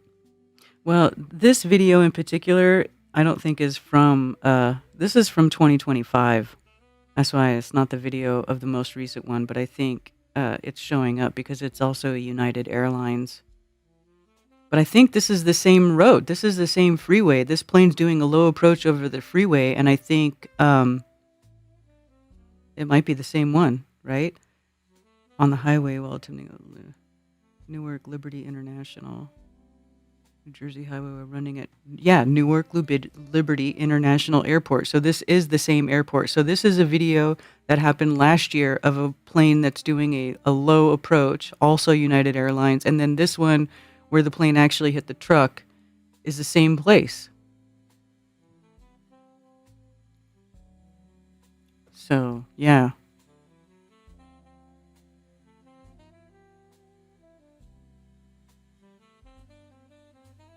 See, and this one is showing the old video and mixing it with the new video. See these clickbait artist MFers? Wait, is this one supposed to show the truck? Oh my goodness. Let's do slow playback. Playback speed.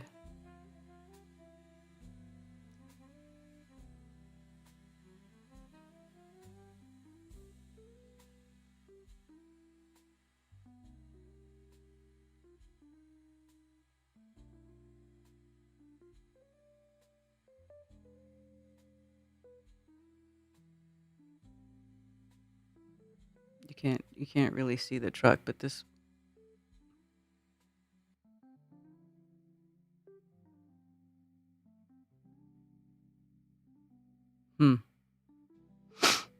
can't really see it. Maybe somebody else will have a video that it will.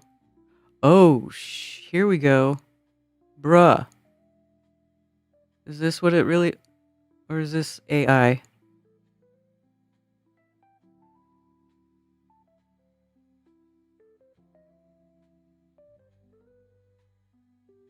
A United Airlines 767 struck a lorry on a motorway whilst landing. The aircraft's gear and undersigned hit a bakery tractor trailer and a lamppost on the New Jersey Turnpike.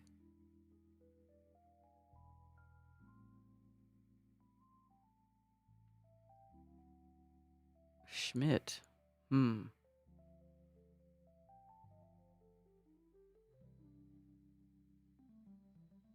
I don't know if that's real or not.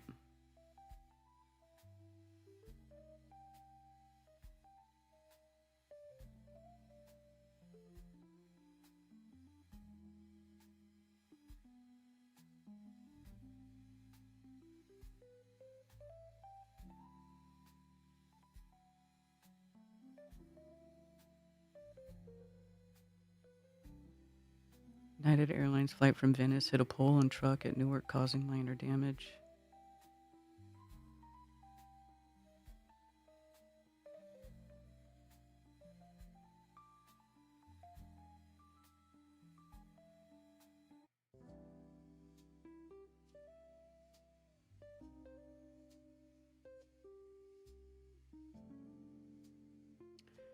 Probably more video will come out, but it's just not out yet. This screenshot right here is crazy. That's crazy, dude. That's crazy stuff. Need fake teeth, mine are destroyed.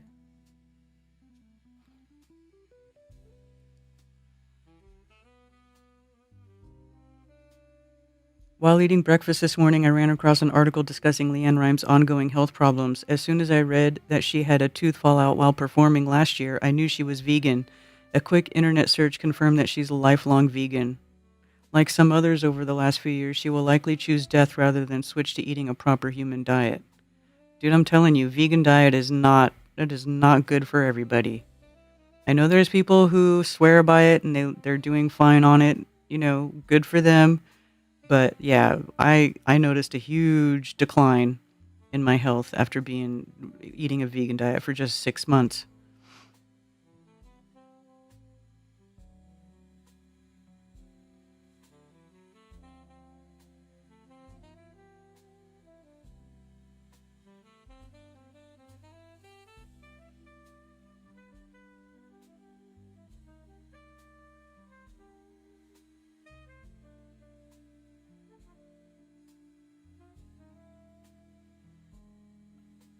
Trump's ice boss knew what?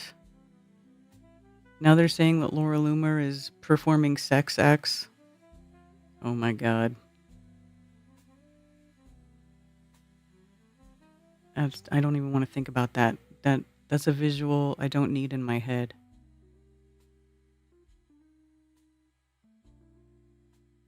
Charlie Kirk was not hit by a bullet fired from a gun. Charlie Kirk was unknowingly wearing a shaped cartridge explosive under his shirt. A shaped charge explosive under his shirt. Everyone involved with what happened to Charlie on 9/10 is cooked. The necklace on the video is what snitched.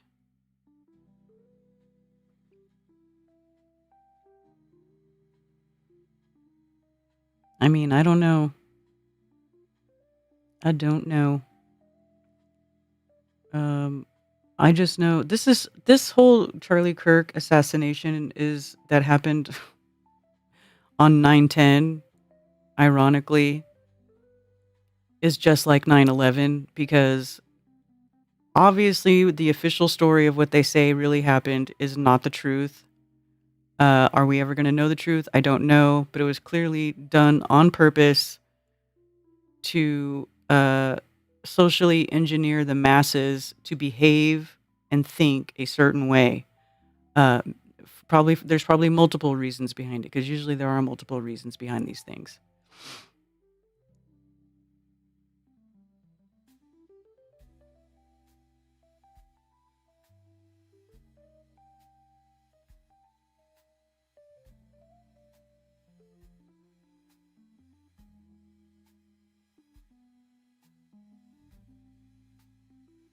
Vegetarian is very, very different. Yes. Just eating eggs. Kirk is bullshit, like I said from the beginning. Well, clearly, I do think that guy's dead, though. I know people think, oh, he's alive, but I don't think so. I think they sacrificed. They did live action blood sacrifice on TV in front of everybody, because I think that their rituals require a blood sacrifice because that's how sick these people are. I mean, look at all the blood they're spilling in Palestine and all the blood they're spilling in Lebanon. Like, they love to spill the blood. Like, I know earlier in Flat Earth days, we're like, nobody died. It's all fake. Nobody ever dies. I don't believe that anymore. I do believe people die. I do believe people are murdered. And I do believe it is for nefarious reasons and that it's all purposeful. And a lot of it has to do with blood sacrifice to their whatever god it is that they worship, So that's just my opinion, though. I reserve the right to be wrong.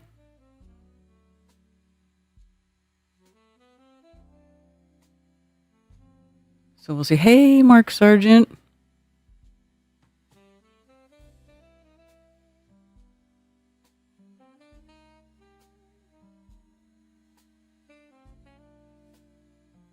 I had Gatorade tail, cubed, breaded, baked. You mean gator tail?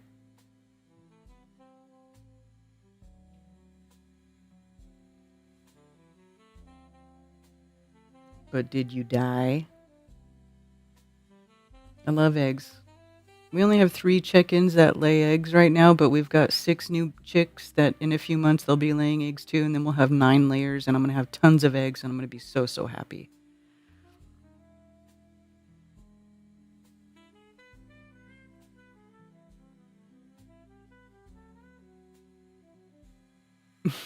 DJ taught me to spell it that way. Yeah, I mean, I'm sure everybody's got their own theories about what happened.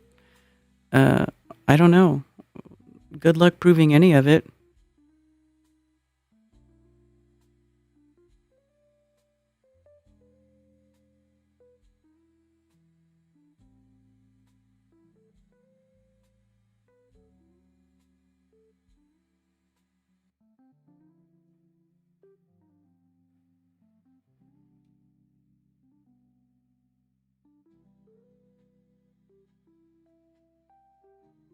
The container ship crashed into remember that when this bridge got crashed into by that ship that lost power and then it crashed into the bridge and it fell? How come nobody talks about about that anymore? At the time, everybody's like, it's a psyop. It's gonna do this. It's gonna do that. And like, dude, like a week later, nobody was talking about it anymore. Nobody. Like that just disappeared into the void. Nobody talks about it. Hilarious. And their bridge still isn't fixed. That's crazy.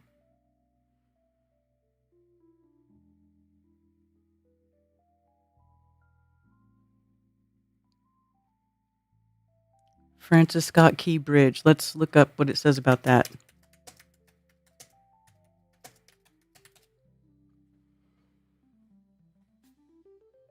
Yes, I meant the bridge.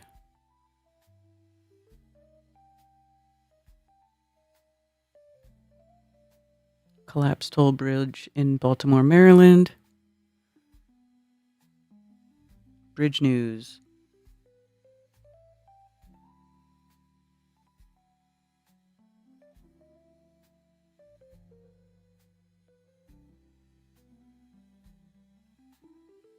So there's a Key Bridge detour in place. Because the bridge is not up anymore. I think it was this.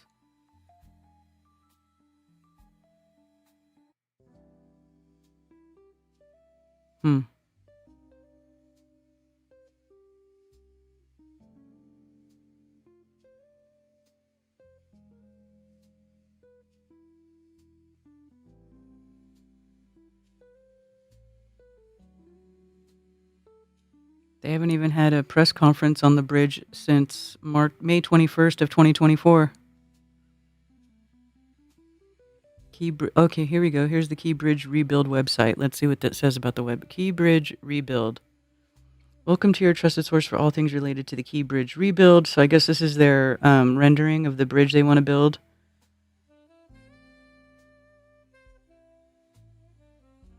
"230 feet. Minimum clearance from water to bridge deck above the federal channel be 230 feet, 2 miles in length, 600 feet tall, 3,300 feet, 3,300 feet in total length of cable stayed main span."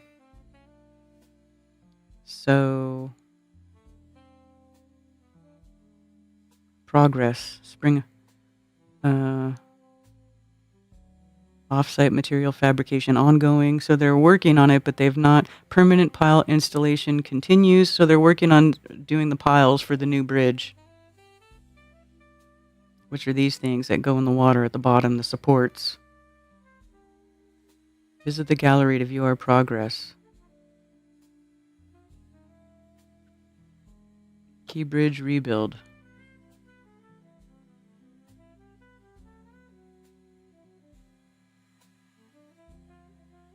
Well, they're working on it. I mean, if nothing else, it created a whole bunch of fabrication jobs for a bunch of these industrial fabricators, right? They got something cool to work on now.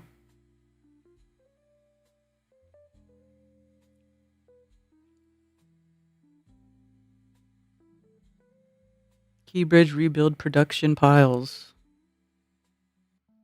So there you go. They're working on it.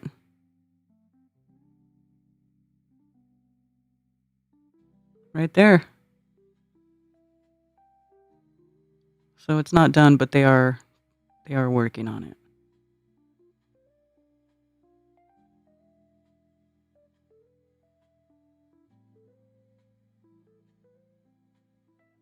Huh.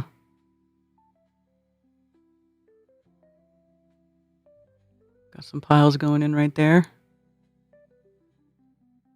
Anyway, if anybody, still gives a crap about the Francis Scott Bridge, Francis Scott Key Bridge, that's what's up.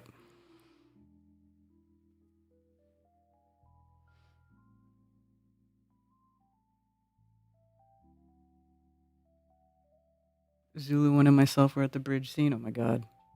The bridge builder just quit. Really, Scooter? Chickens were attacked. Oh no, Bill. No. That was, if you're talking about Ted talking about when all our chickens were killed, that was 2 years ago, like a few days ago, was the 2-year anniversary of when a pack of wild dogs or somebody's shitty little dogs came on my property, busted into my chicken pen, and killed every single chicken we had. Like, they murdered every single chicken. And that was horrible. He was freaking out, flipping out. I had to take the wheelbarrow and go around and pick up all the chicken carcasses. Yeah, they decimated our entire flock that way. That was a couple of years ago now. But now we're good. Now Ted has the chicken coop on lockdown. The doors are much more secure. Like, now we're pretty confident that if wild dogs came on the property again, that they would not be able to get into the chickens. But yeah, that did happen. Vegan diet not survivable without supplements. Yeah, should be a clue. Vegetarian diet done right contains everything you need to survive.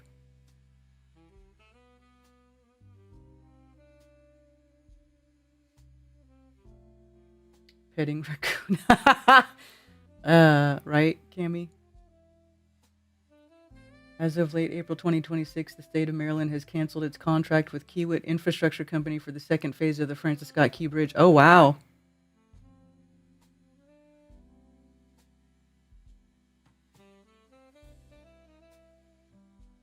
RIP, the workers who died when it got hit, yes. Yeah. No, it's okay. I just didn't want people to think that there was another tragedy when there wasn't. So, let's see. What's the new bridge going to look like?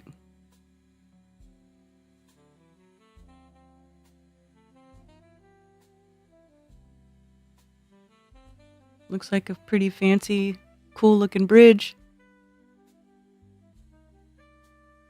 Or it will be.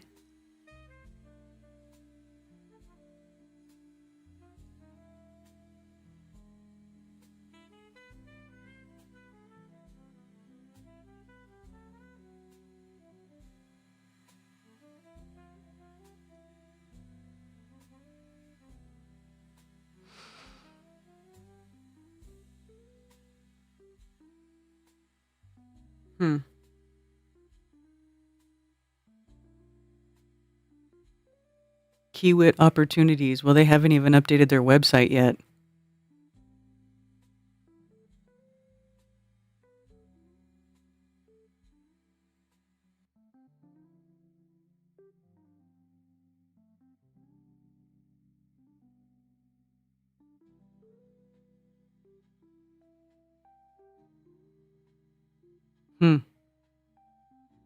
Wonder why they canceled the contract.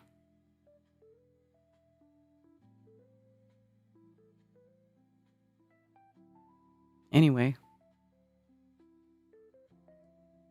I just buried a dove that was messed up and didn't survive. There was nothing I could do except keep it safe while it went through it. Aww. Well, Annie D, thank you for comforting our little bird friend in her last moments of life. That's sad.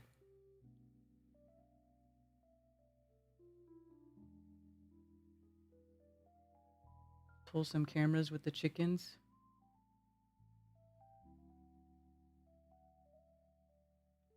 Hopefully it didn't have rabies.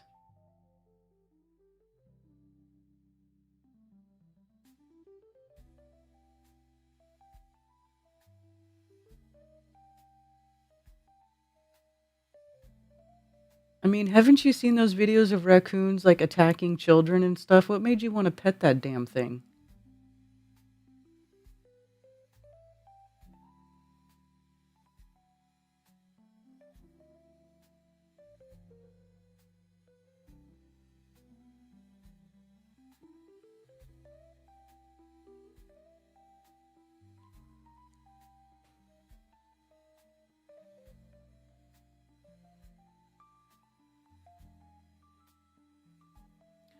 First portable. Oh. Minoans. Look at this, you guys. This is fantastic. First portable eclipse calculator invented by Minoans nearly 4,000 years ago. Minoans, I believe, is what the early Greeks were called before they were Greek. So very interesting. May have been used to create the first portable eclipse calculator. Archaeologist and Palaicastrocrete have uncovered evidence of a once thriving Minoan city that may have possessed advanced knowledge of astronomy and been home to what some researchers now believe could have been the first portable eclipse calculator invented over 1,400 years prior to the famous Antikythera mechanism. That's kind of cool. A lost port and a forgotten city. Though its original name has vanished from historical records, the settlement near Palakastro was a key player in the Bronze Age Aegean. The town was abandoned around 1200 BC, and its once active harbor now rests beneath the sea near Chiona Beach. I'm not sure if that's a key or a chi. If it's like Italian, it would be key. It would be Chiona. However, while the city may have sunk into obscurity, its legacy lives on through two enigmatic artifacts. In 1899, a farmer working the fields outside of Palakastro stumbled upon two thin flat stones with unusual carvings. Measuring just 3/4 of an inch thick, the delicate schist slabs were handed to local authorities. They soon caught the eye of archaeologist Stephanos Xanthoudidis. Xanthoudidis recognized their importance and arranged for their transfer to the Heraklion Museum, publishing his analysis on these shortly afterward. The objects, known as the Palakastro molds, have remained in the museum's collection ever since. Each slab is roughly the size of a large tablet, about 8 by 8 by 3.9 inches. Symbols that speak to the stars. Oh my God, it looks like a bat signal. Looks like a bat signal. Couple of double axes. One of these slabs is etched with a large circular pattern featuring radiating spokes and a jagged outer ring, somewhat reminiscent of a gear. A female figure appears beside the disc, arms raised and clutching what appear to be flowers. Elsewhere on the mold is another smaller circle, marked with the central cross placed above a crescent shape and a series of horizontal lines. Early interpretations by archaeologists, including the renowned Arthur Evans, suggested that the symbols referenced celestial bodies, possibly Venus, in its morning and evening aspects. Others believe the imagery reflects religious Minoan iconography merging myth with astronomy. The reverse side includes familiar motifs from Minoan culture, including the horns of consecration and a trident. People commonly associate these with rituals or deities. A second mold prominently displays two labrys, double axes that symbolized power and divinity for the Minoans. The theme is the same on the back of the slab and portrays another female figure holding a labrys in each hand. Experts, such as archaeologist Jan G. Velsink, have dated the artifacts between 1850 and 1700 BC, give or take 25 years or so, during the height of Minoan civilization. Originally thought to be used for casting ceremonial objects in metal, the purpose of these slabs has been reconsidered in light of new evidence. Minoan eclipse calculator, a radical new theory. In 2013, a fresh perspective breathed life into the study of the Palakastro molds. A group of researchers published a study in Mediterranean archaeology and archaeometry proposing that one of the slabs wasn't simply a casting tool. Instead, it was put forth that it was a template for constructing a mechanical device for celestial calculations. According to the scientist, the spoked disc may have served as the face of a primitive astronomical instrument capable of indicating time and location based on the position of the sun and the moon. Linear markings on the slab could have acted as guides for inserting pegs or rotating arms. They functioned much like the components of a sundial or a compass. According to analysis, such a tool could help determine latitude and even anticipate solar and lunar eclipses with surprising accuracy, possibly predating similar speculations of Greek philosophers by centuries. Is the Minoan eclipse calculator a game changer in ancient science? Well, maybe so. This is really interesting. Northwest, this is a Minoan palace of Knossos ruins, Knossos, Greece. Interesting. They got a bull there. Huh. If the hypothesis holds up, the Minoans may have engineered a compact device for celestial calculations, thus making it the earliest analog computer in recorded history. Moreover, The Pali-Castro molds may represent a turning point in how we understand ancient science, as the Minoans could potentially have actively sought out viable solutions for making sophisticated astronomical observations and precise mathematical plans that go beyond art and mythology. This would hence push back the timeline of human innovation by centuries.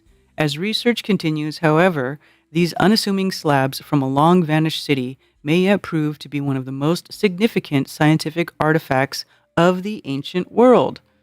Well, that's very fascinating.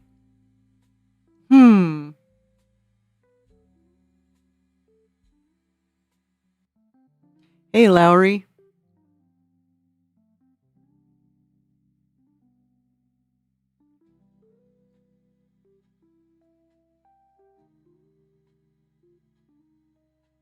But Old Yeller from Crete, Karen, love the Minoans. You said minions.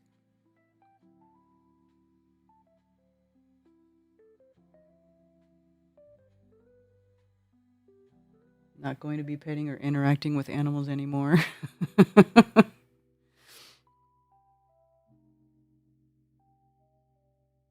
Love coffee and the beach.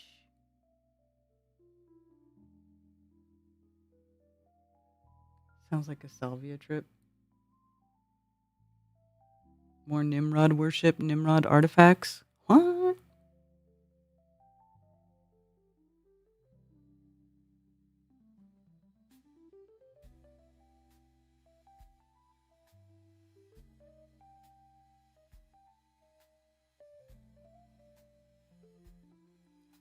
Nicotine kills parasites. The Minoan eclipse calculator. Very interesting.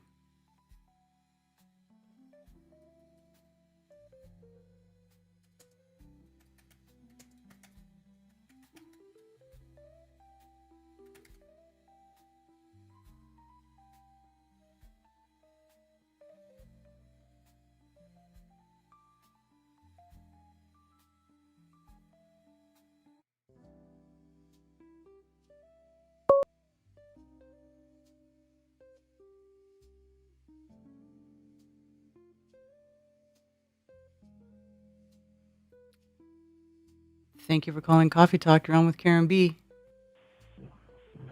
Witchy Poo, how are you? What's up, Law? How you doing, Queen Bee? I'm doing all right. How are you? Frustrated. Holy crap. Jeez. I've been working on my yellow short bus, and it's giving me a headache. I'm having tranny problems. Both my Xteras. Oh, no. Law?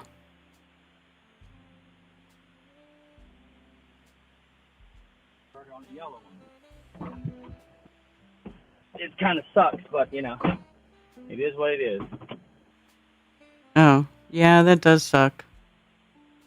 Yeah. Hey, I just want to give you an update, reminding you that doing the rodeo on the 22nd and 23rd, Friday and Saturday. Okay. This year. In May? Okay, so I'll let you know that. Yeah, this month, in like 3 weeks. Okay. Less than 3 weeks. All right. Yeah. We'll get the gang together and come out. Maybe get Jack to come out, hang out a little bit. You know, it'll be good times, just like last year. Yes. Okay. Also, wanted to maybe we can get together in June at the kitchen, and we'll cook some food up. Maybe raise a little bit of money for Jack. Yes. Oh, where's his how's his GoFundMe doing? I don't know. I haven't even checked. I don't like doing the GoFundMe things. You know, I'd rather. I know. Put cash in hand. You know, so. Oh God, I'm an idiot. That's just how I am. I wish we had an event we could do. I could do some cooking and raise more money for him. You know. Yes. But nothing. Yeah, nothing's going on right now. You know, so. But anywho, yeah, if people can reach out and do GoFundMe for him, check out his GoFundMe. They've raised a little over 9,000 out of their $13,000 dollar goal. Okay, awesome. That's great. 4 more to go. So, I mean, that's not bad. No. But it takes time. Especially right now, people are in a crunch. As always, seems like our community is always in a crunch. Well, yeah. Yeah, that's how. I guess people who are awake cannot put themselves together to get back in the matrix. Which I'm trying hard to do, is try to get back into the matrix and leave all this stuff behind me. But it's hard. What do you mean leave all like flat Earth stuff behind? Yeah. I want to go full Jaren. So you're going back to the globe? Yeah, I'd like to, but I just can't. My conscience and morals get the best of me, as well as you guys, right? Yeah. Yeah, I hear you. I know. want to leave this, going back into the matrix doesn't necessarily mean leaving your freaking mind and common sense behind, right? Mm-hmm. Yeah, Just, although, trying to. I mean, I've been trying to get back a little bit back into the matrix myself. Like I've been applying for jobs and stuff, trying to get regular jobs so that I don't have to really rely on this stuff for a living, And actually, talking to normal people, they're actually pretty all right. Most of them are nice. Like I'm finding that I don't have as much of a problem as I thought I would talking to normies, because most of them, they're not like telling you, Earth's a globe, or they're not trolling you. They're just like, hey, how you doing today? Like it's pretty that surface level conversation. I actually kind of like it now. I like it just where it's not confrontational. It's just normal talk. Right. I appreciate that now. Exactly. I like confrontation, especially when it comes to, talking things out. But I don't like the globe-tard mentality, If they're willing to talk like an adult, I will talk like an adult. But it's hard, after many years of being called a retard, and, although, I have an education higher than most of them, it gets kind of, it's condescending, Mm-hmm. But, yeah, definitely getting back into the matrix, the normies at this point seem more normal than the people in our community, or the truthers, I mean. Exactly. It's hard. They're not trying to always convince me of some crazy thing that they believe. Yeah, I mean, a lot of them have good points, but so do the normies, and we need to take it as it comes and just go with the facts, and you know your truth and they know theirs. If you can convince them to look at yours, it's good, because we've all seen theirs, because we were normies once, all of us. Mm-hmm. None of us had the enlightenment, there are no Beethovens in flat Earth. You know what I mean? Where you're born and you know this stuff since you're 5 years old, right? Mm-hmm. There's nothing like that here, and but the people in this truth movement, or I hate to say movement, but the truthers think that they have a gift that's higher than normies, and they do, but it's not really a gift. We all have it. It's just that some of us cannot get out of the illusion that they put into us, into our minds, the indoctrination. And we're still normal. We don't know everything. Don't need to know everything. You only need to know one thing, and that's the Almighty. That's it. And after that, just do the best you can. Mm-hmm. But yeah, I was talking to Alex, and he's been trying to help me with my car last week. Maybe we can. I might try to go up to Spartanburg, Bowling Springs. Maybe you guys come over to my brother's house, and we'll do a cookout or something over there, and hatch a plan to do more things to get more people together. I guess the newbies. I'm not worried about the people that I know already. Mm-hmm. That I know that they know, and I'm not putting anyone down. Okay, don't get me wrong when I say that. We eat each other. We eat our own, right? Just like dog eat dog. I'm just saying that we need to just step back and hey, a lot of us are cool, but some of us are just so into certain things that nothing, not even Jesus Christ, if he came down and told you that you're wrong, they will not change their mind. So Yeah. that's kind of hard. Yeah. But I think, yeah, but we just got to do our own thing and hang out. I spoke to, I texted the Boltons, and they couldn't make it out on the 26th, and which is good. So that's, I was going to put it off until end of this month. After the rodeo, we can get together on a Sunday at the kitchen, Okay. and we'll just cook and, try to raise some funds up for Jack and his family, if possible, Mm-hmm. or just hang out, with Jack, so. For sure. Yeah, I just want to shout out Peter Jarvio too, Karen. This guy, he's relentless. He's on a mission. He's flat smacked 600 people in the past couple of weeks here, and going to the universities, face to face with these normies, and a lot of them come around and they're becoming more pleasant to speak to. When I was with him, when he came to my alma mater here at the University of South Carolina, I saw some of the kids there. They were very hostile, and some of the kids I recognized, as little kids growing up, around me, around my kids. But he says it's getting better. He's flat smacking 100 or so every time he goes out, which is he's doing a lot more flat smacking than anyone I know. Because everyone in like your in the YouTube or X or whatever, you don't flat smack as many because there's mostly flat earthers in those chats. Once in a while you get a globetard, right? Mm-hmm. So he actually does a lot of boots to the ground activism, which is what I like. He's got the balls for that, so I want to shout him out. But that's about all. And yeah. So All right.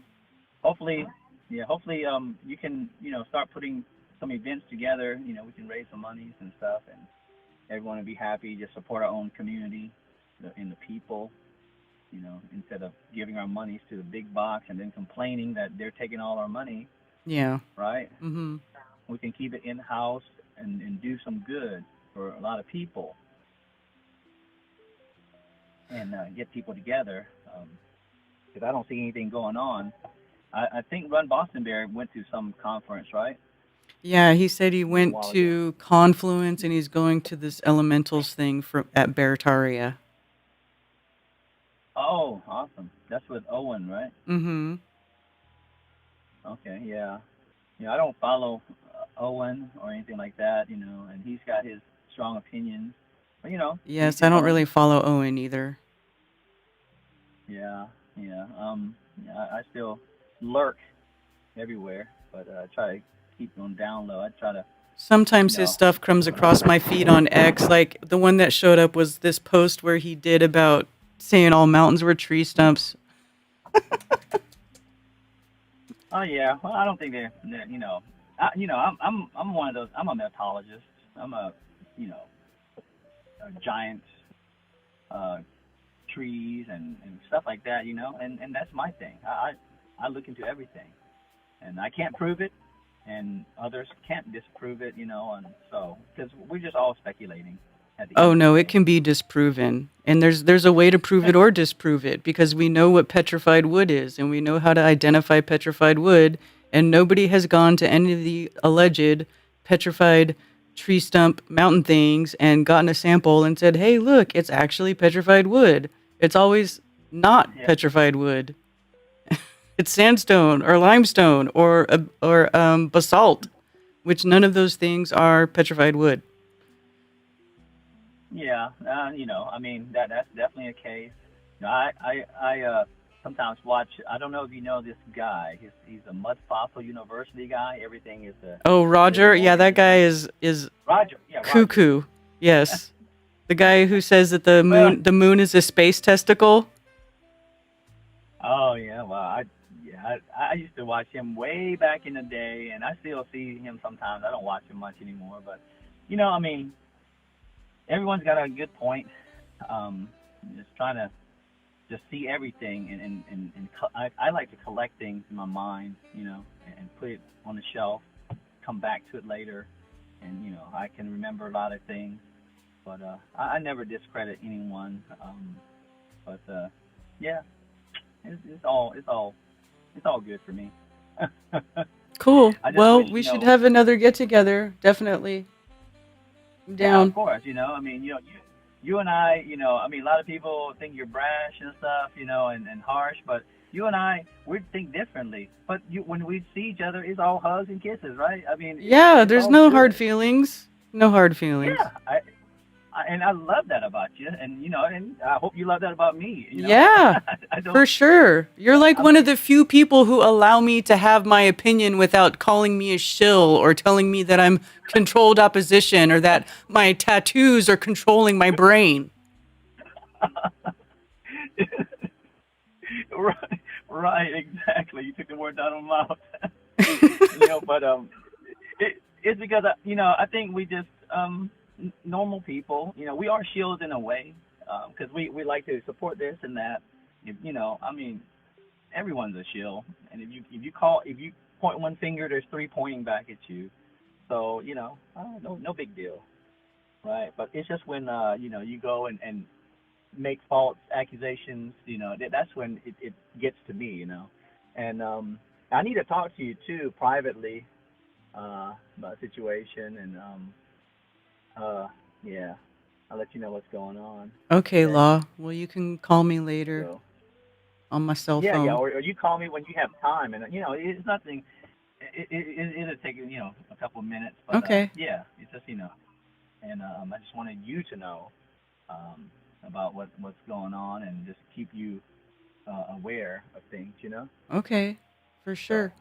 All right. All right, Law. But yeah, to everyone, everyone out there, much love, and I'm still lurking. Yes, lurking All Law. right. All right, Queen Bee. All Love you. right. Talk to you later. All right, we'll talk to you later. Later. Bye.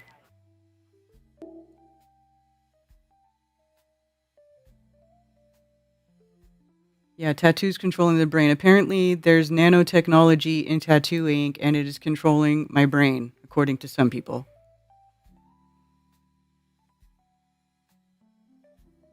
Jarvio rules. Yeah, that guy's. He should get some meta glasses. I know he doesn't like to put cameras up because he thinks that he won't get as honest of a conversation, but maybe if he uses those glasses that people use to record, and they won't know, and he could record some of his interactions.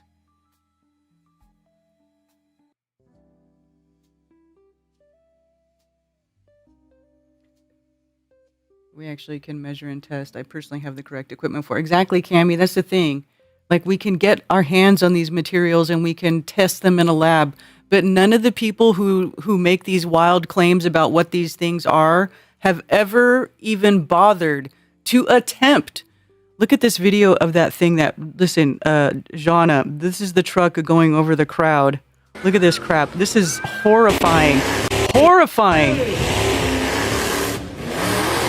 Look at these people. I can't believe they're watching it like this shit. Look at, oh my God.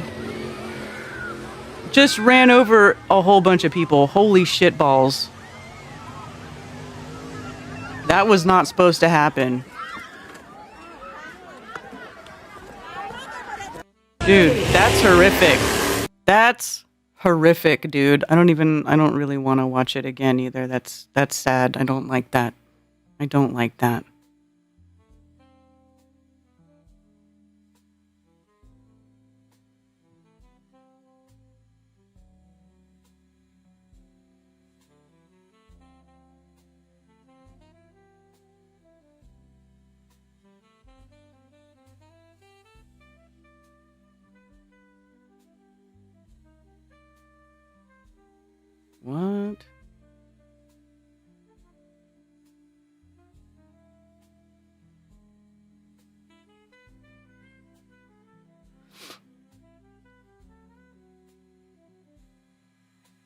Get back in the kitchen, Shillingtano.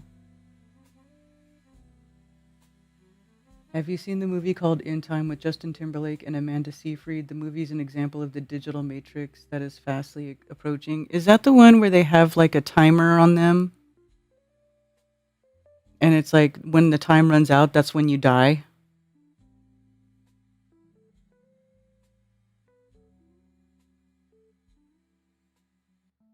Yeah, oh my god, I'm like, exactly. My burrito was delicious today, by the way. I bet it was. You make delicious burritos.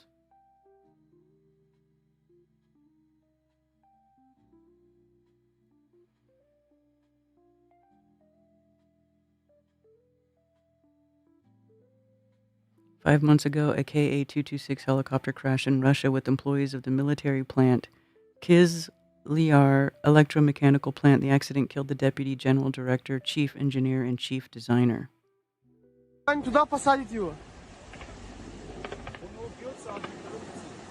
Where'd the helicopter go?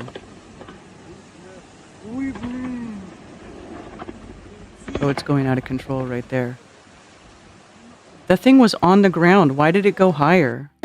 Like right here, it crashes, and then what? They keep trying. He keeps trying to fly. Like, why didn't they just right here stop right here? That's crazy. Tail thing broke.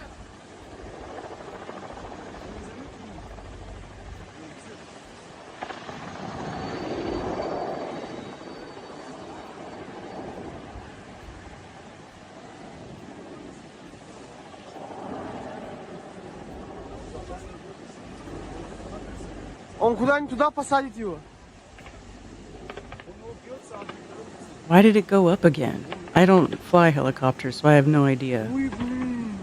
Like, you would think that... Oh. Bad stuff happening. Oof.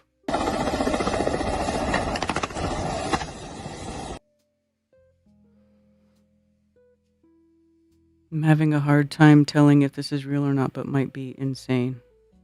If this is a...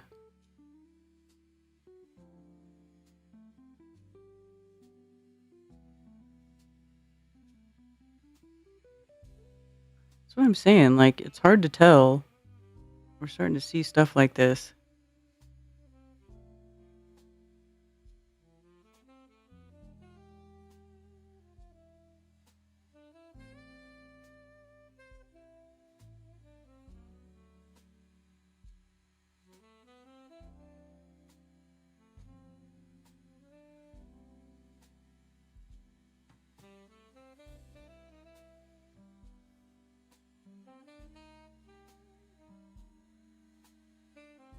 Bill out there putting kill switch on all new model cars starting in 2027. Oh, yeah.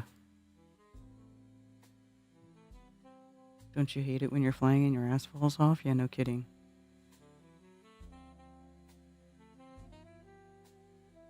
No, he had to know. Because you don't go through an impact like that and not think that something's wrong. Fake and gay. Nothing bad ever really happens. Everything's fake and gay. Everything that we see is nothing bad ever happens. Humans are perfect. They never make mistakes. Equipment is perfect. Equipment never fails. There's never any mechanical failures. There's never any human error ever.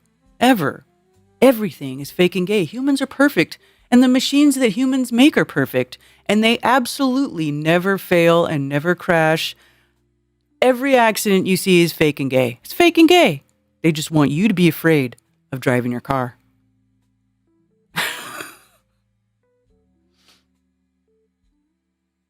Sorry, but that's like, you guys sound silly when you say everything's fake and gay.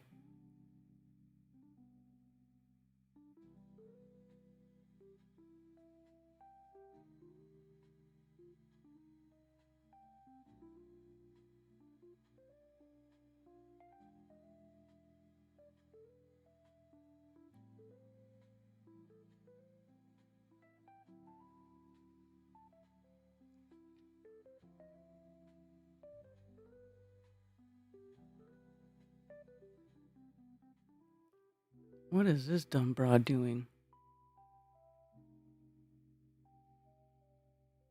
Did you guys know that? Did you know that humans never make mistakes and machinery never fails?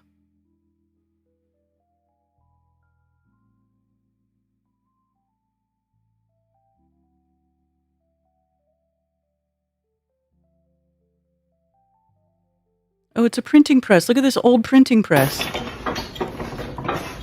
This is an old printing press.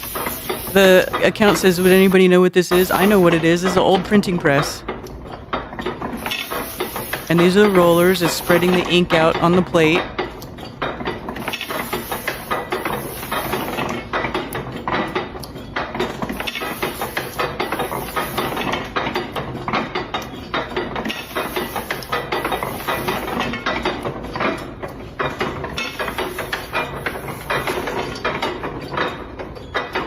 I wonder if they put paper in it.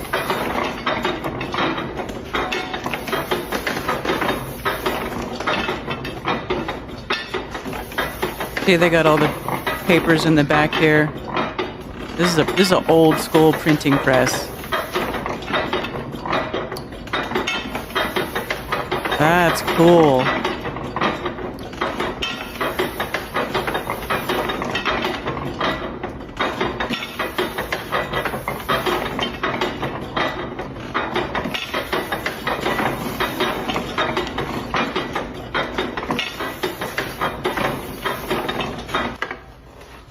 See, then he's gonna put the plate.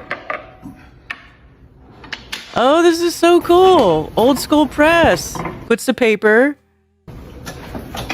Then the ink rollers put the ink on the paper. And then it impresses the paper. Boom. Wow, he hand feeds every sheet. Whoa, dude, this is old school. It's not even a sheet fed press. Wow.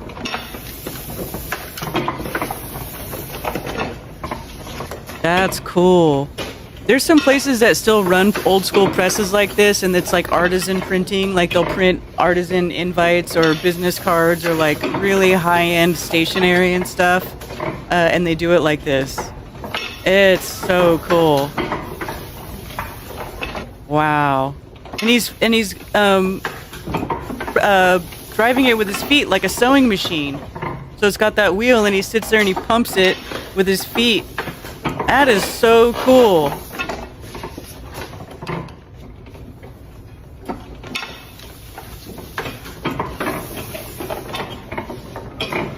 Dude, how do I get me one of these presses? I want to put one of these in my garage. I could run it. I could do that. Let me run a little press. Look at that. How cool. Sacramento History Museum. Oh yeah. When I worked in printing, I was working in Sacramento. My grandfather made ink for printing presses. Oh, nice.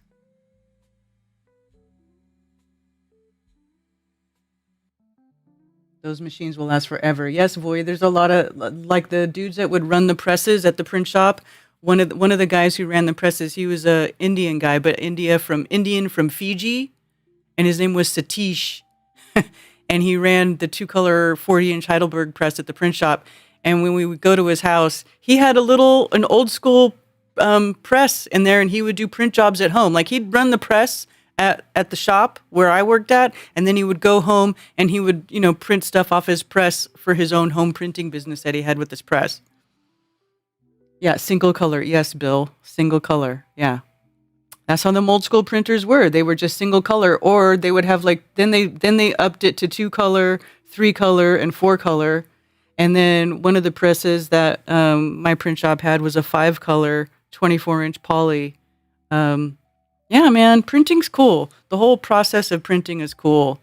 Now everything's digital. They're kind of taking the cool craftsmanship. They've taken the craftsmanship out of it. A lot of these old school things. Take the craftsmanship out of it. It's just not cool anymore. That was a really cool old press. That was cool. One's just as old, allows each color to print separate. Print one layer of a color at a time. Yeah. Yeah, exactly. Yes, because the original printing press, yes, was one color. Because remember, they used to have scribes where they would handwrite books, right? So the job of the scribe was to write copies of books because they didn't have something like this. And then Gutenberg invented the press, and then they started printing, I think it was the Bible.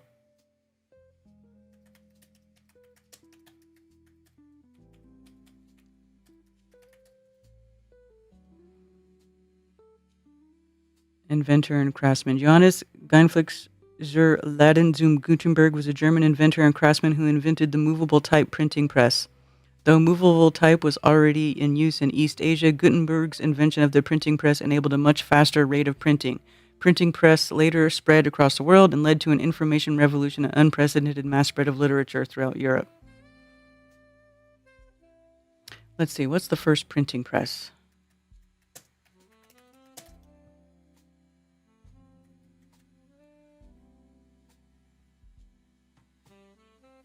Let's see what Sheeplepedia says about the history of the printing press.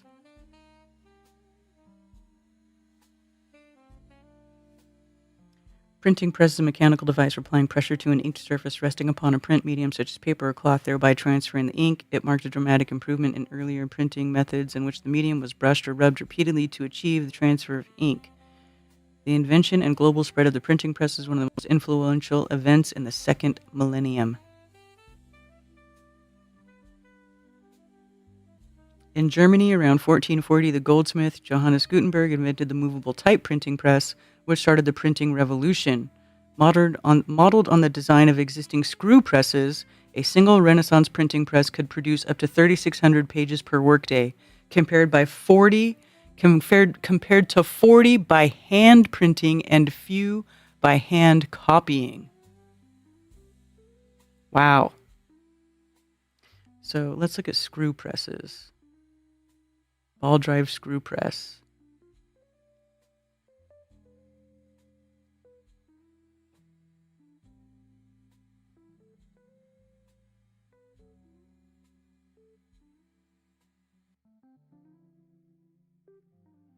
A press for metalworking and a machine tool used to shape or cut metal by deforming it with a die. It is frequently used to punch holes in sheet metal rather than cutting by hole or drilling. That's not really a printing press, it's a screw press. Hand printing. Printing in East Asia originated in China, evolving from ink rubbings made on paper or cloth from text or stone tablets. During the 6th century, a type of printing called mechanical woodblock printing on paper started in China. Okay, so woodblock, which is where they would carve out the negative, and then is basically the same process but by hand. Woodblock printing. Two main printing techniques in East Asia. Woodblock printing, which is called xylography, and movable type printing. In the woodblock technique, ink is applied to letters carved upon a wooden board, which is then pressed onto paper with movable type. The board is assembled using different letter types according to the page being printed. And that's where the uppercase and lowercase letters come from, because the capital letters were stored in the uppercase and the smaller letters were stored in the lowercase. Uppercase, lowercase for the movable type. It's very interesting. History of printing.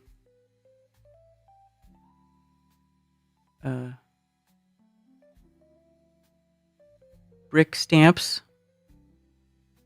Yeah. Anyway, I like this stuff because I worked in printing for so long, and actual printing is actually really cool, and the stuff behind it. Much love from Flat Germany. What's up? Amish still making furniture by hand, yeah. Less manual, more retarded AI. Yes, I agree.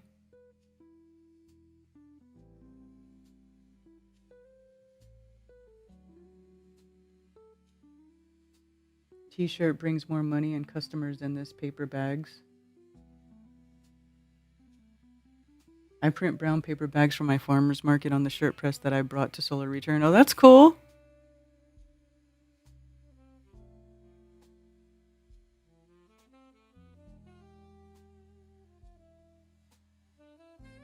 That's really cool, Scooter.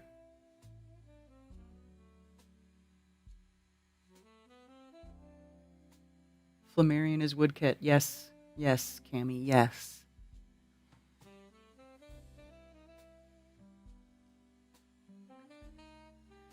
So anyway, that was really cool seeing that printer press come up across his feed.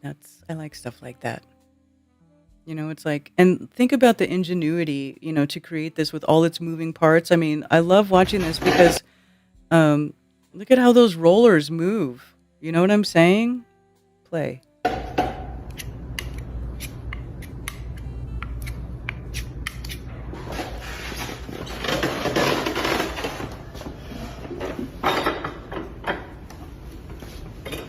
Yeah, see, pumps it with his foot, just like a sewing machine.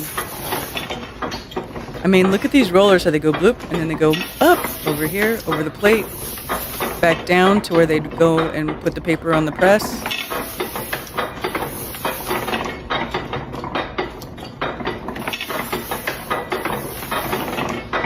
I see the rollers roll the ink, and then they apply the ink to this plate here, has the ink on it. So cool. You can pump it from the back too, so you can do it this way and the foot press at the bottom.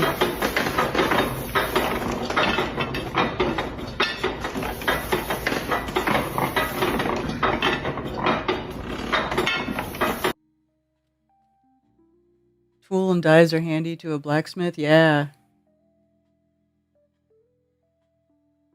Let's see. I wonder if we can find a picture of the original Flammarion woodcut.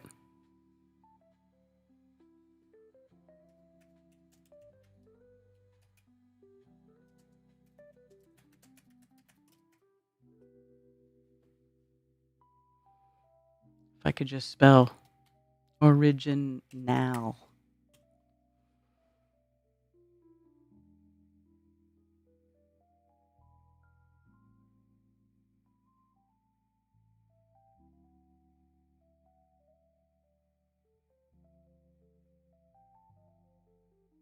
I wonder where's the actual like original block. Do they have it? Or do they just have, you know what I'm saying? Let's see if Shootlepedia can tell us where.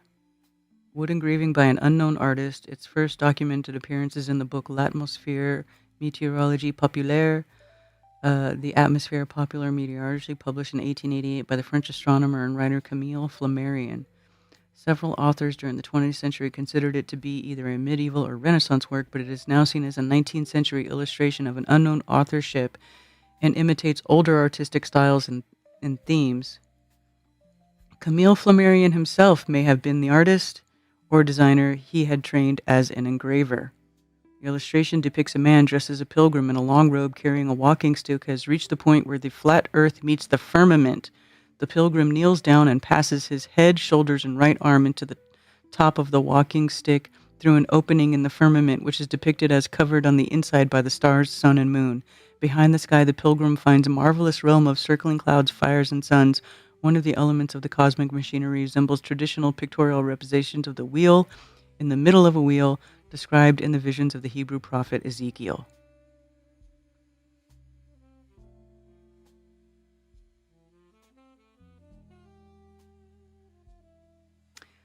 Bruno Weber and Joseph Ashbrook argued that the Flammarion's engravings depicted a heavenly vault separating a flat earth from an outer realm, may have been inspired by this woodcut from Sebastian Munster's Cosmographia 1544. Oh, that's cool. That's cool too. Very interesting.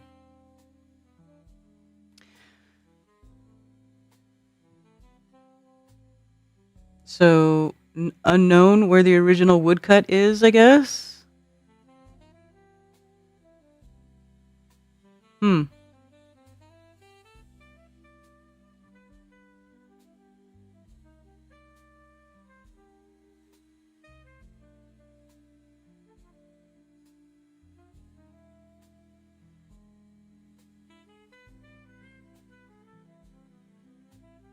Hmm.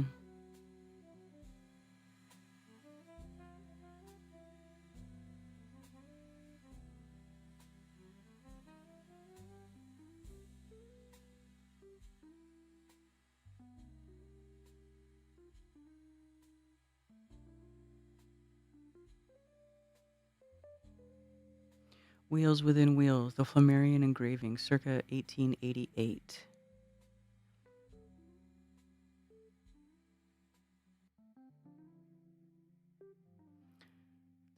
Although it differs slightly in style from his other works.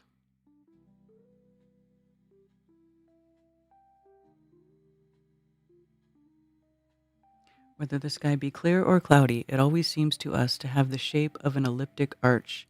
Far from having the form of a circular arch, it always seems flattened and depressed above our heads and gradually to become farther removed toward the horizon.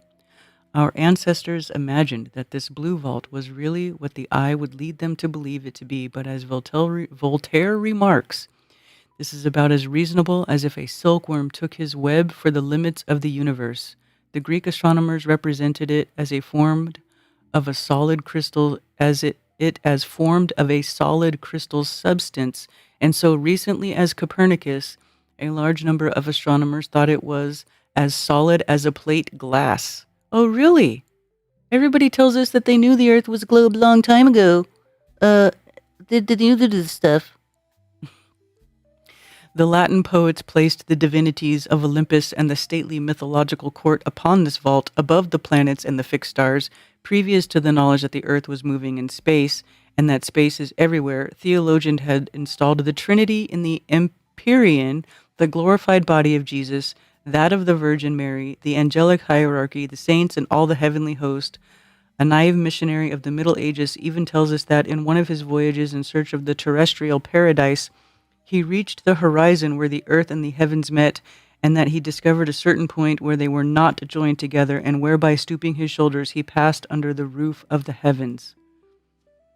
The earth looks like an immense plain, rugged by a thousand kind of facets and reliefs, green hills, flowery valleys, mountains more or less high, meandering rivers in the plains, lakes with cool shores, vast seas, infinitely varied countryside. This land seems to us fixed for eternity, sitting on century-old foundations, crowned by a sky at times pure and at times cloudy, extended so as to form the unshakable foundation of the universe.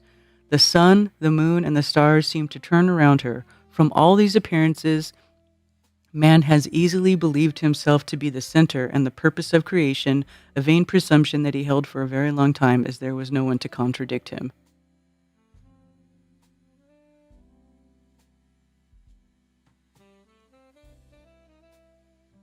This fact reminds us of the story Leverrier relates in his letters. It seems that an anchorite, probably a nephew of the fathers of the eastern deserts, boasted of having been to the farthest edge of the world and having been forced there to bend his shoulders due to the meeting of heaven and earth at the very end.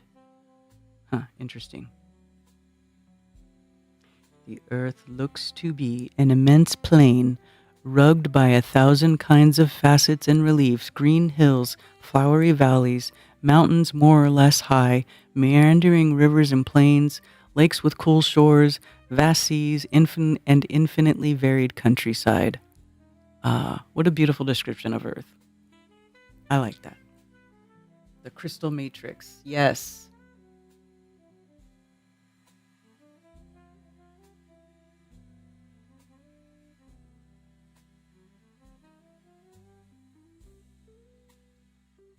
Old-timey printing. Yeah, man. I love old-timey stuff.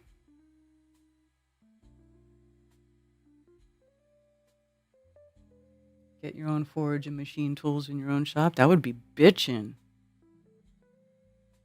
As far as I know, the first printings were done on hemp paper. Possibly. Or what is that? Papyrus? Is papyrus made of hemp? My grandfather also developed a color film process back in the old days. That's cool, Sue. What was his name? Can we look him up?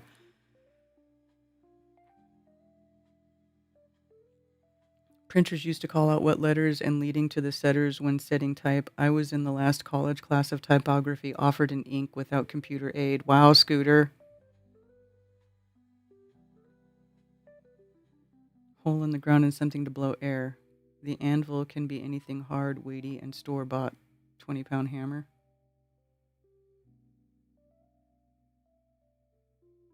They'd frown on that with as close to the houses are by me. I'm not trying to get vilified by my neighbors.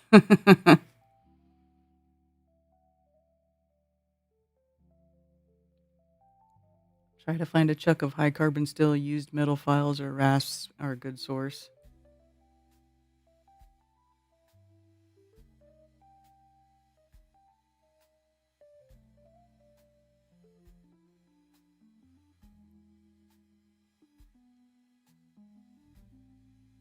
A terracotta flower pot and Kingsford charcoal will melt aluminum with bellows into the bottom hole of the flower pot.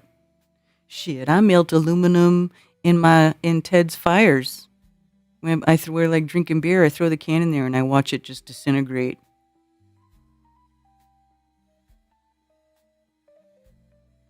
Bible is printed on rolling papers. Hey man, I remember people saying that they would rip pages out of a Bible to use it to roll joints with. Knife making? Hey, making knives is cool. I love that stuff.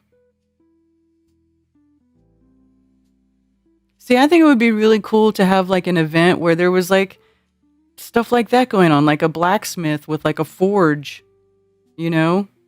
That would be awesome.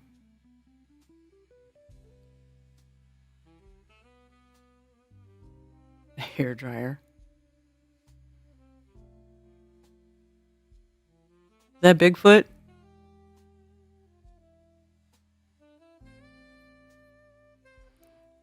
Anyway. Very interesting stuff, you guys. Also, if anybody's able, still collecting money for Jack's family, rebuilding their home, I did put the link to the GoFundMe in the chat. I will post it again. Appreciate you guys. I'm sure Jack appreciates you guys helping him out. And, you know, Law, yeah, I'm down. If we want to schedule something in advance where I could promote it and I could make a little promotional video that Mark could put on his channel and we could get as many people coming to hang out to raise money for Jack as possible, I'm totally down to do that. Absolutely.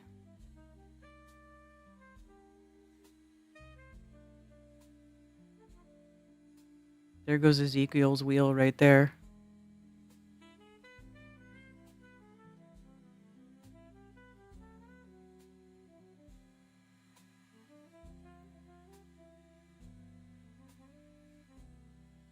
YouTube blacksmiths in Ohio.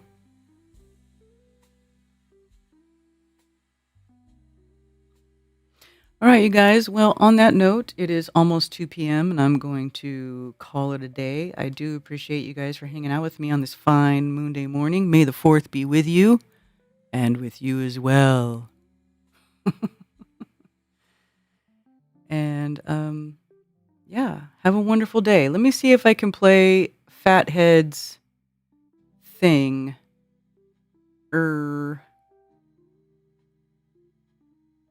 Let's see. Do I still have it on here? Yes. Yes, I do. I'm going to play Fathead's little promotion for his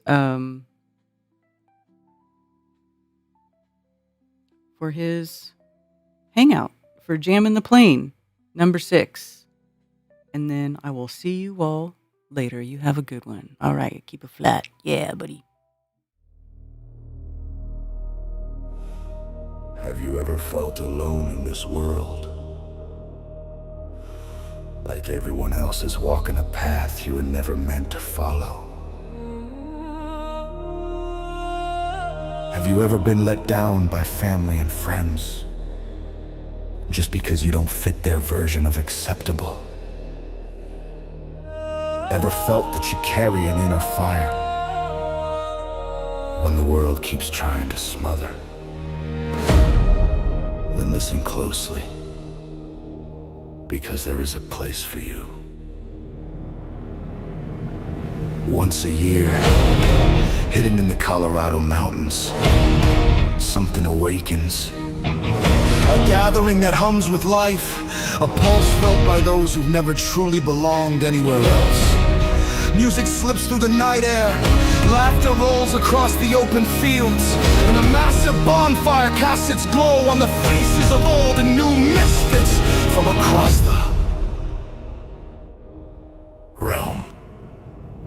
This isn't just an event, it's a refuge in the night, a rebirth in the mountains, where lost souls find a light, a laid-back escape where the good ones meet. Cold drinks in their hands, stars under their feet. The music rises, the laughter grows, and the fire sparks stories nobody else knows. Connections made in the glow of the flame. Strangers who'll never be strangers again. It's where the outcasts become a tribe. Woo! Where the broken hearts revive, where the world feels far away, and the soul learns how to stay in the firelight. We heal our pain, so come on home to jam in the plane.